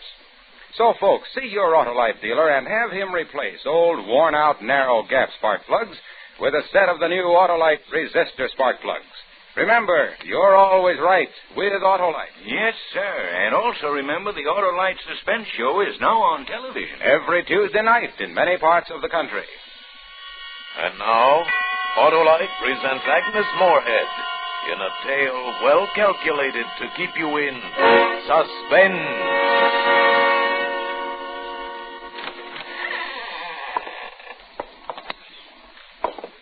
This the attic? Since it's at the top of the house directly beneath the roof, what else could it be? Yes, this is the attic. It seems kind of dead in here. My father used it for a studio when he was alive. It's soundproof. Sometimes he slept here. Anybody sleep here now, Miss Crane? I told you I lived alone. Alone. A-L-O-N-E. I've lived alone ever since my sister... Must you ask such stupid questions? Anything missing or changed in this room? Well, if there were, I'd have mentioned it. You've asked the same question about every room from the basement up. One thing is certain. Well, one thing is certain. It ain't burglary, Miss Oh, Crane. brilliant. Brilliant. And I agree. Since nothing is missing, it ain't, as you say, burglary. Really, now, I never knew such Take it intelligence. easy, Miss Crane. Just try to relax. Don't tell me to relax, please. I'm awakened in the middle of the night by someone whistling in a house I believe to be empty, except for myself. And I call the police, and what's the upshot of it all? Two incompetents clumping about, urging me to relax. You sure you heard whistling? You sure? Are you trying to tell me I was dreaming? We ain't... we're not trying to tell you anything, but what we've got to try to discover is if there's a possible explanation. Now, right now, we find no sign of breaking and entering, no sign of burglary, no I tell you, I heard it. Anything like this ever happened before? No. But this evening, when I was preparing dinner, there was a muffin missing from the bread box. I know I didn't eat it myself. And the clock in the hallway, when I was leaving for work yesterday, I noticed it had stopped, and I made a mental note to wind it when I returned, but when I came home, it was ticking away as if it had been... Why did you look at each other like that? Do you suspect me of harboring delusions? Do you think I'm a crank? Oh, no, of course not. You don't think Miss Crane here is a crank, do you? Oh, don't try to humor me. I tell you, all these things happen. We're not trying to humor you. Oh, you are. But they did happen. Someone ate my food, wound my clock, walked through the house whistling. It's as though someone were living here with me. When they had gone, I thought of the house, the honeycomb of rooms and connecting closets upstairs. No one could be found up there, not if they didn't want to be. It would be easy to stay hidden, to slip from room to closet to room. I hurried to my bedroom and bolted the door and clamped the windows down to the sills, and then I lay in bed and listened. And listened. And suddenly it was morning and I'd overslept. Oh, careful! awful, Miss Crane. You almost knocked me right off the porch. Sorry, I didn't see you. I'm late for Rush, work. rush. Everybody these days I seems to be in overslept. such... Is there any mail for me? Nope. I'd be out of a job if everybody got as few letters as you I do. dare say you're right. I really Not must... Not so fast. Something I got to explain to you. Hey, Eddie, got anything for me? Yeah, quite a few. Be right with you, Mr. Holmes. Snap it up, will you? I've got to catch the I'm train. very late. This'll only take a second. Now, here, let me show you. Now, you filled out this part all right. What? But What is this? the Form 22 you left in your box for me. Order to change address. You filled out this part all right. Order but to right... change address? Yeah, What are you saying? these lines are filled out okay. Name, old address, and new address. But is that Thomas Cook and Son, Paris, France, or Thomas Coke and Son, Paris, France? Well, it says Thomas Cook and Son, but I never... Just a second, Mr. Holmes. I'm showing Miss Crane how to fill out a change of address card. Where's she going? Where you going, Miss Crane? I don't understand. I never filled out... Where is she going? Paris, Oh, France. I didn't put this card in the mailbox. I don't know anything do I get my about it. mail today or do Yeah, just... anyway... You forgot to write your signature down here at the bottom, Miss Crane, and unless you do that, your mail won't be forwarded, you understand? No, I So don't just please- understand. I didn't fill out this card. Oh, there's my bus. Oh, here, give it to me. I have to run. Well, if I don't see you again, Miss Crane, have a nice time. On the bus, I examined the change of address card. The information it required had been typed. But not by me. I was sure of it. Not by me. By whom, then? I looked at the card again. The crossbar on the capital T was lopsided, and all the E's were out of line, slightly higher than the other letters. There couldn't be two typewriters with two such defects together. There could only be one. Suddenly I felt sick to my stomach. There was only one typewriter like that, and I knew where it was. On the desk in my living room. I worked like an automaton all day, going through the usual routine of a physician's secretary. But my mind was not in the office. It was at home, following the intruder in my house from room to room. Now in the kitchen, now in the library, now perhaps in my bedroom, smiling a bleak, faceless smile and planning to what? Something dangerous? Something dangerous. Helen. Huh? Oh, yes, Doctor. Yes, Doctor. Now relax, Helen. We're alone. It's time to close shop. What? Time to go home. What is it, Helen? Are you ill? No, I... Well, it's just that I didn't get much sleep last night. I was awakened by someone whistling in my house. What? Yes, around 3 this morning. I phoned the police and they searched, but they weren't really looking. They didn't believe me. But I heard it. I heard it distinctly. I even recognized the tune. Oh, relax, kid, relax. Now, come on now. You recognize the tune? Yes, I recognize. Aloha. You know. Farewell to thee, farewell to thee, the time has come. Why do you smile? Helen, if you came to me with this story as a patient, I'd prescribe a vacation. You want one so badly, you even dream you're about to go off on one. To Hawaii, no less. Complete with musical background. Oh, how can you be so stupid? I'm sorry, Perry, but it's infuriating to be told it was a dream when I know that there are things happening in the house that frighten me. Last night there was a muffin missing from the bread box. And You probably ate it. Oh. Now, everyone has had similar experiences. Now, many times I find a cigarette smoking in my hand. And I have no recollection of having lit it, you see. Oh, and the clock? It was run down and then it was going again and I hadn't wound it. It may not have been run down. Oh, And now a gear may have jammed for a few minutes or something like that. And this morning, the mailman told me about it. Now, Helen, now, please listen to me. It seems to me that you're in a bad state of mind. You're finding dark omens and bloody portents in normal, everyday occurrences. Now, you're being neurotic about these things. You're like Chicken Little running to tell the king the sky is falling. You go on like that, and pretty soon they'll come and wrap you in a cold, wet sheet. You think I'm losing my mind? Huh? You do. No, I was only kidding. Say, are you still living alone in that big old barn of a house? Yes, and it's not a barn. It's a perfect... Okay. You're alone too much, Helen. How long has it been now since... 2 years. Jessica's been away almost 2 years. Well, it was all right for you when she was there. I mean, she was a lively kid. She filled the house with excitement and energy. And necking parties and drinking and great hulking boys following her around. It was disgusting. A lively kid. She was wild and a cheat and a liar and everything stop else. it, Helen. I've no desire to rake over old coals. I'm only offering you sound advice. It's not good for you to remain in that house all by yourself. Now, why not rent out part of it? The whole upstairs, say. Fill the place with people and... No. No? No, I don't want people in my house. It's my house now, and I like it the way it is. Okay. Can I give you a lift? No, thank you. Right. Helen, if you don't like the idea of renting part of your house, why not close it entirely for a while and take a vacation? I recommend that as a doctor, even though it'll be tough getting along without you. Now think about it, will you? Think about it.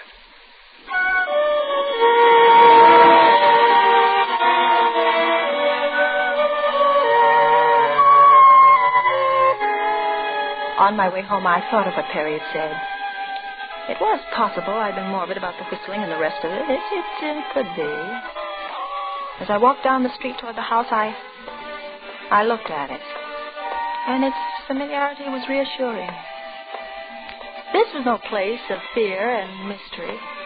This was my home, and there was no intruder, and really never had been. Miss Crane? Oh. Who is it? It's me, Miss Crane, Harry Penning, Penning's luggage shop. Did I scare you? Oh. I'm sorry. Where's your porch light? I'll put it on. Oh, it's at the left of the door. See, it's me. I don't blame you for being scared. A voice coming out of the shadows like that. Well, what do you want, Mr. Penning?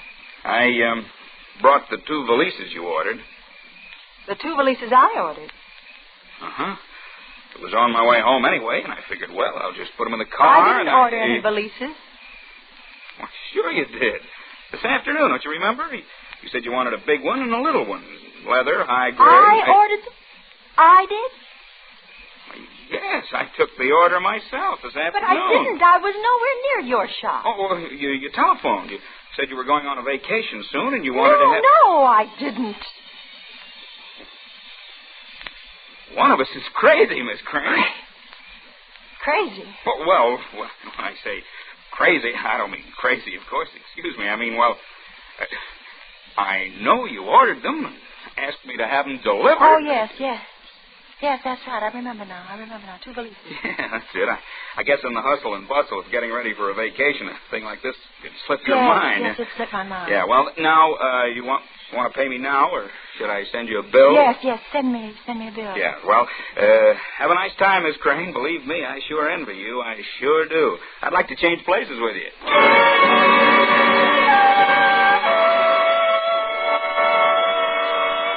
I carried the valises into the house and set them down in the hallway and stood there staring at them. Perry said I had dreamed of a vacation. Had I? And had I put a change of address card in the mailbox? And ordered these valises? Either I was losing my mind or I'd been right all along. Was there someone in my house? Someone who not only wanted to live there, but who also wanted me out? I was in an agony of confusion and indecision. And then What's that? Oh, no. Oh, no.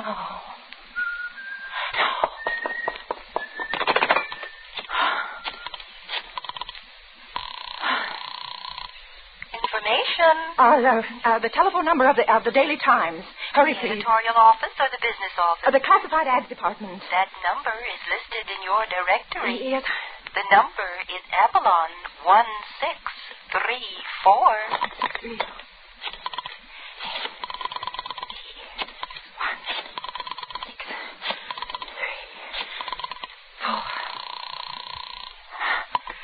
Daily Times classified. May I help you? My name is Helen Crane. I want to put an ad in the for rent column. 5 bedrooms, share bathrooms, low rent, inspection after 6 p.m. The address is 1132 Geralman. I want it to run every day until further notice. All right. Shall we bill you at that address? Yes. Will that be in tomorrow's Times? Yes, it will. Oh, thank you.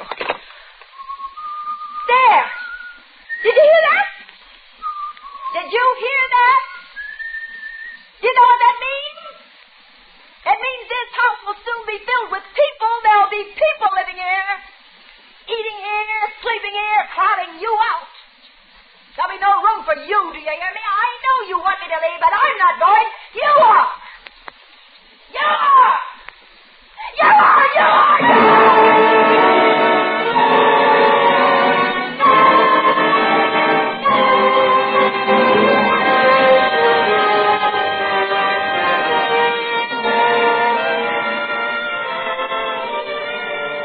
Suspense, Autolite is bringing you Miss Agnes Moorehead in radio's outstanding theater of thrills, Suspense.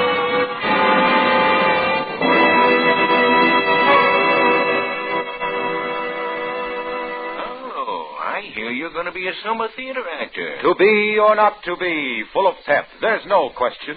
Those Autolite resistor spark plugs maketh thine engine idle smoother. Make it better to perform, forsooth, upon leaner gas mixtures I wot. Oh, Shakespeare, I hope you're an understanding man. Friends, Romans, countrymen, lend me your ears. Each Autolite resistor spark plug hath built in a mighty might, a 10,000 ohm resistor that permitteth wider gap settings, actually increaseth the electrode life 200%, yea, and more. Ah, parting is such sweet sorrow, but not if thou partest with old narrow gap spark plugs, and install in thine engine those peerless paragons, wide-gap Autolite resistor spark plugs. For they doth make thine engine idle smoother, and giveth better performance on leaner gas mixtures, actually saveth thy gas odds bodkins. Oh, shades of Shakespeare. Say, Hap, you know, I like this acting business. Brings out the ham in me. It sure does, Harlow. Uh-oh, here's Suspense. And now, Autolite brings back to a Hollywood soundstage Agnes Moorehead as Helen in The Trap, a tale well calculated to keep you in suspense.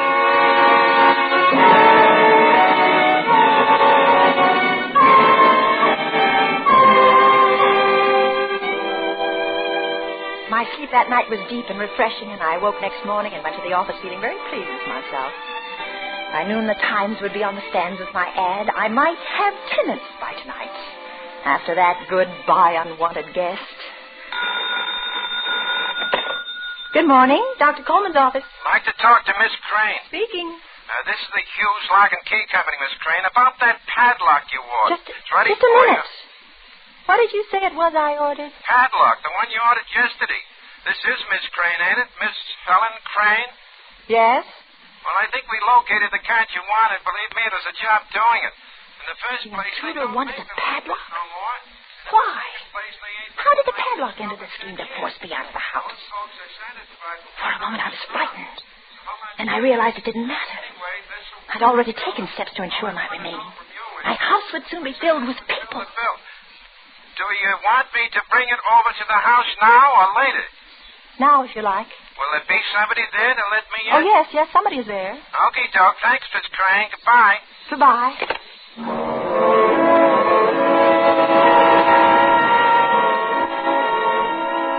Padlock.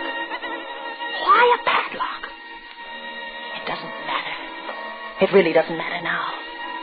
At noon, I left the office and went down to the lobby for a newspaper. The Daily Times, please. Here you are. Thanks. Hello, Helen. You Hello. on your lunch hour? Yes, Perry. Anything requiring my immediate attention up there, or have I time for a bite? Oh, you have time. I'll join you if I may. Just a moment, Perry. I'm trying to find something in the paper. Where should we go? The coffee room here all right with you? Yeah, that'll be all right. Or would you prefer to go up the street to the Italian place? Perry? Perry, it's not there. It's not in the paper. They told me it would be, but it's not. What is it? Have you got a nickel? I want to make a call. Sure, Helen. I'll be right out.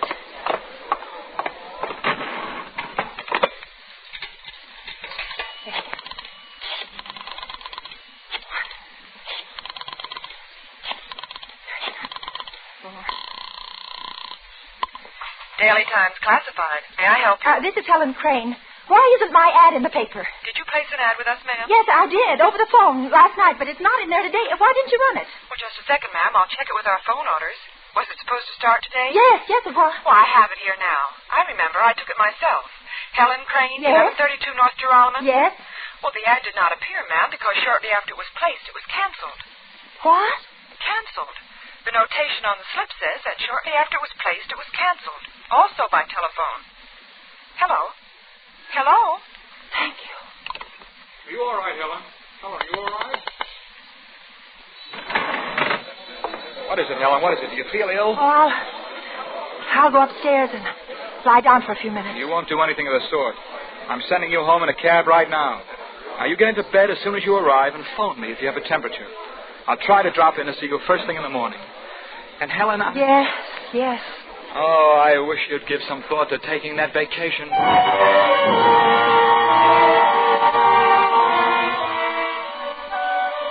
There was no mystery about it, really. The intruder had overheard me placing the ad, that was all. Phoning in a cancellation was a simple matter. My head hurt. I tried to think what to do next, but my mind wouldn't work, and I was sick to my stomach. Finally, the cab pulled up in front of my house. My house. Want me to help you to the door, miss? No, I can make it. Thank you. Miss Crane! Oh, yes. What is it, Mrs. Hall? Are you busy? May I speak to you for a minute? What is it? Well, I wanted to have a few words with you before you went on your vacation. My husband told me you were going to France. I certainly envy you, I do. And we had a talk, the mister and I. What is it, Mrs. Holmes? Well, we were wondering what you intended to do about the house. It's really none of our business, of course, but then again, we decided no harm to ask, is there? We'd like to know if you intend to put it up for sale, because if so, we'd like to consider buying it. The mister sometimes dabbles in real estate. Sell it? Sell my house? Well, that's what we'd like to know, whether you're going to or not. I spoke to Jessica about it this morning. Jessica? You spoke to Jessica about it? Jessica? Mm-hmm. She said she didn't know what your plans were beyond a long vacation, and that anything you wanted to do with the house was all right with her, because, well, after all, you're the older sister. You spoke to Jessica about it? You don't mind my speaking to her first, do you? It's only because you weren't here, and we wanted to know, and... Say, hasn't she blossomed out? Who? Jessica. Oh, her 2 years up there didn't do her a bit of harm, did they? She told me it was more like a college than a reform school. I guess she did learn a lot there. I asked her how she felt, about you for having committed her. And she said she'd always remember you for having given her a purpose in life. Where is she? Jessica. Where is she? I heard some hammering from upstairs in your house a few minutes ago, so I guess she must be up there. You won't forget to tell me, will you, about selling the house, I mean?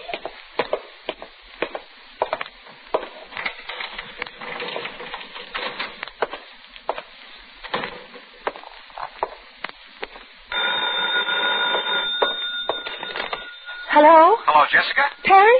Oh, Helen, how do you feel now? You all right? I'm... Oh, listen, I've got that airline ticket for France for you. It's a good thing I know somebody with the company. I really had to throw my weight around. Everything is booked right through summer. Well, anyway, you've got your ticket. You sure move fast, don't you, once you've made up your mind? I almost fell out of my chair when Jessica phoned me and told me you were going. Say, it's greater being back, isn't it? Hello? Yes? I'm delighted you decided to take a rest. Ought to do you a world of good. But why so long? I mean, 2 years abroad for you means 2 years without the best secretary I ever had. What am I... Jessica! Jessica? Where are you? Why don't you come out? There's no point hiding any longer. I know now that it's you. Jessica! Why did you stay here without letting me know? Why did you insist on trying to send me away? Jessica, answer me! Jessica! All right, Jessica. All right. We'll forget the past. We'll start over. You're welcome to stay here, Jessica, for as long as you like. I sent you away only for your own good. For your own good. Now, please try to understand and believe that. You were wild and bad, and I had to do something, but it's all right now, isn't it? We'll live here together, you and I, won't we? And I won't hurt you, and you won't hurt me either, will you, Jessica? Sister? Where are you? Come out, please. You're frightening me. You wouldn't harm me, Jessica. You wouldn't harm me. It was for your own good. Where are you? You upstairs? Are you upstairs? Don't leave. Don't leave, Jessica. Stay there. I'm coming. I want to explain things to you. I want to explain how they were and how they are now. Do you understand? I don't see you. Well, where are you? Jessica, please. Please let me see you. Say something to me. Oh, Jessica! Well, all right. I did wrong to send you away. I was wrong. I was jealous of you all the time. You were Papa's favorite and everyone else's, too, and I was jealous. I admit admit it. I admit it, you see. You always had all the boys you wanted, and I never had any, and it made me jealous. I'm honest with you, Jessica, and I'm letting you see what's in my heart. Won't you let me know what's in yours? Oh, answer me. Oh, answer me. I know why you stole money, Jessica, and it was my fault. It was mine. I wouldn't let you have any. I wouldn't let you get a job. It was my fault. I know. You took the money, only run away from me. I was wrong. I was wrong, Jessica. I admit it. I confess it. I was wrong. I'm sorry. I'm sorry, truly. I'm sorry. Oh, Jessica! Are you up there in the attic?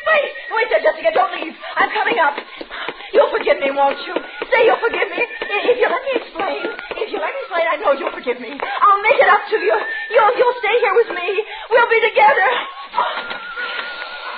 Are you here? Are you here in the attic, Jessica? Are you in? Jessica! Oh, no, Jessica! No! No, you can't do this! No, you can't lock me up in here! It's like a prison! It's like a prison! 2 years! Oh, 2 years! 2 years! Jessica! Are you out of here? Jessica, let me out! You can't do this! You can't keep me locked up in here! Jessica, please! Oh, please! Please, let me out! Jessica!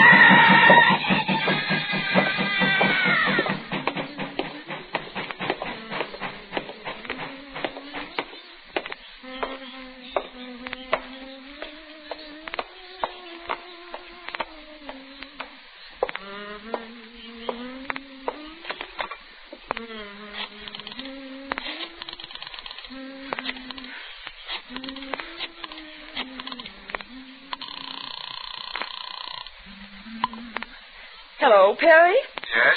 Jessica? Perry, Helen has just had what I think is a marvelous idea. She's busy finishing packing, or else she'd tell you herself. Anyway, it is a marvelous idea. That is, if it's all right with you. What is it, Jessica? Well, Helen suggests that since she'll be gone 2 years, why don't I take her place with you at the office?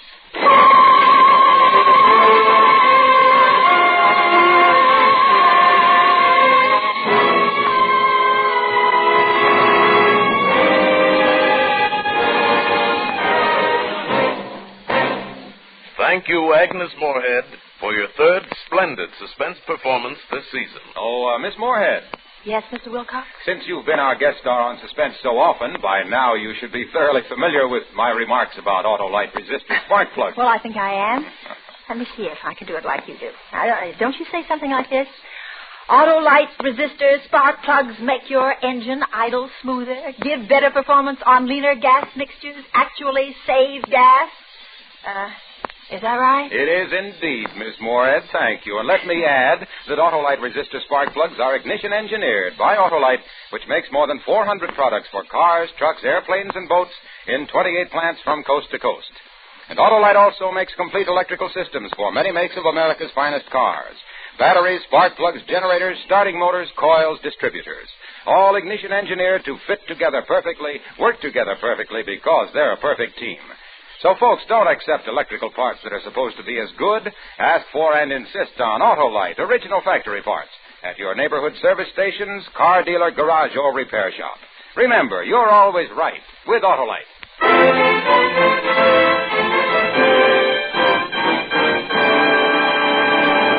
And now, here again is Agnes Moorehead. Miss Moorehead, I might tell you that we're asking Radio Mirror magazine to utilize tonight's story as they've done with another suspense thriller in their current issue. I think tonight's play would be wonderful for Radio Mirror. It was a real pleasure to work with the great cast of actors that Tony Leader chose for tonight. And I'll be listening next week when radio's outstanding theater of thrills bring you Ralph Edwards in Ghost Hunt. Another gripping study in Suspense. Agnes Moorehead may currently be seen in the Metro-Goldwyn-Mayer production, The Stratton Story. Tonight's suspense play was adapted by Walter Newman and Ralph Rose from the story by Virginia Myers, with music composed by Lucien Morawek and conducted by Lud Gluskin. The entire production was under the direction of Anton M. Leader. In the coming weeks, Suspense will present such stars as Ralph Edwards and Joseph Cotton. Make it a point to listen each Thursday to Suspense, radio's outstanding theater of thrills. And next Thursday, same time, hear Ralph Edwards in Ghost Hunt. You can buy Autolite resistor spark plugs, Autolite electrical parts, Autolite stay-full batteries at your neighborhood Autolite dealers. Switch to Autolite. Good night. This is CBS, the Columbia Broadcasting System.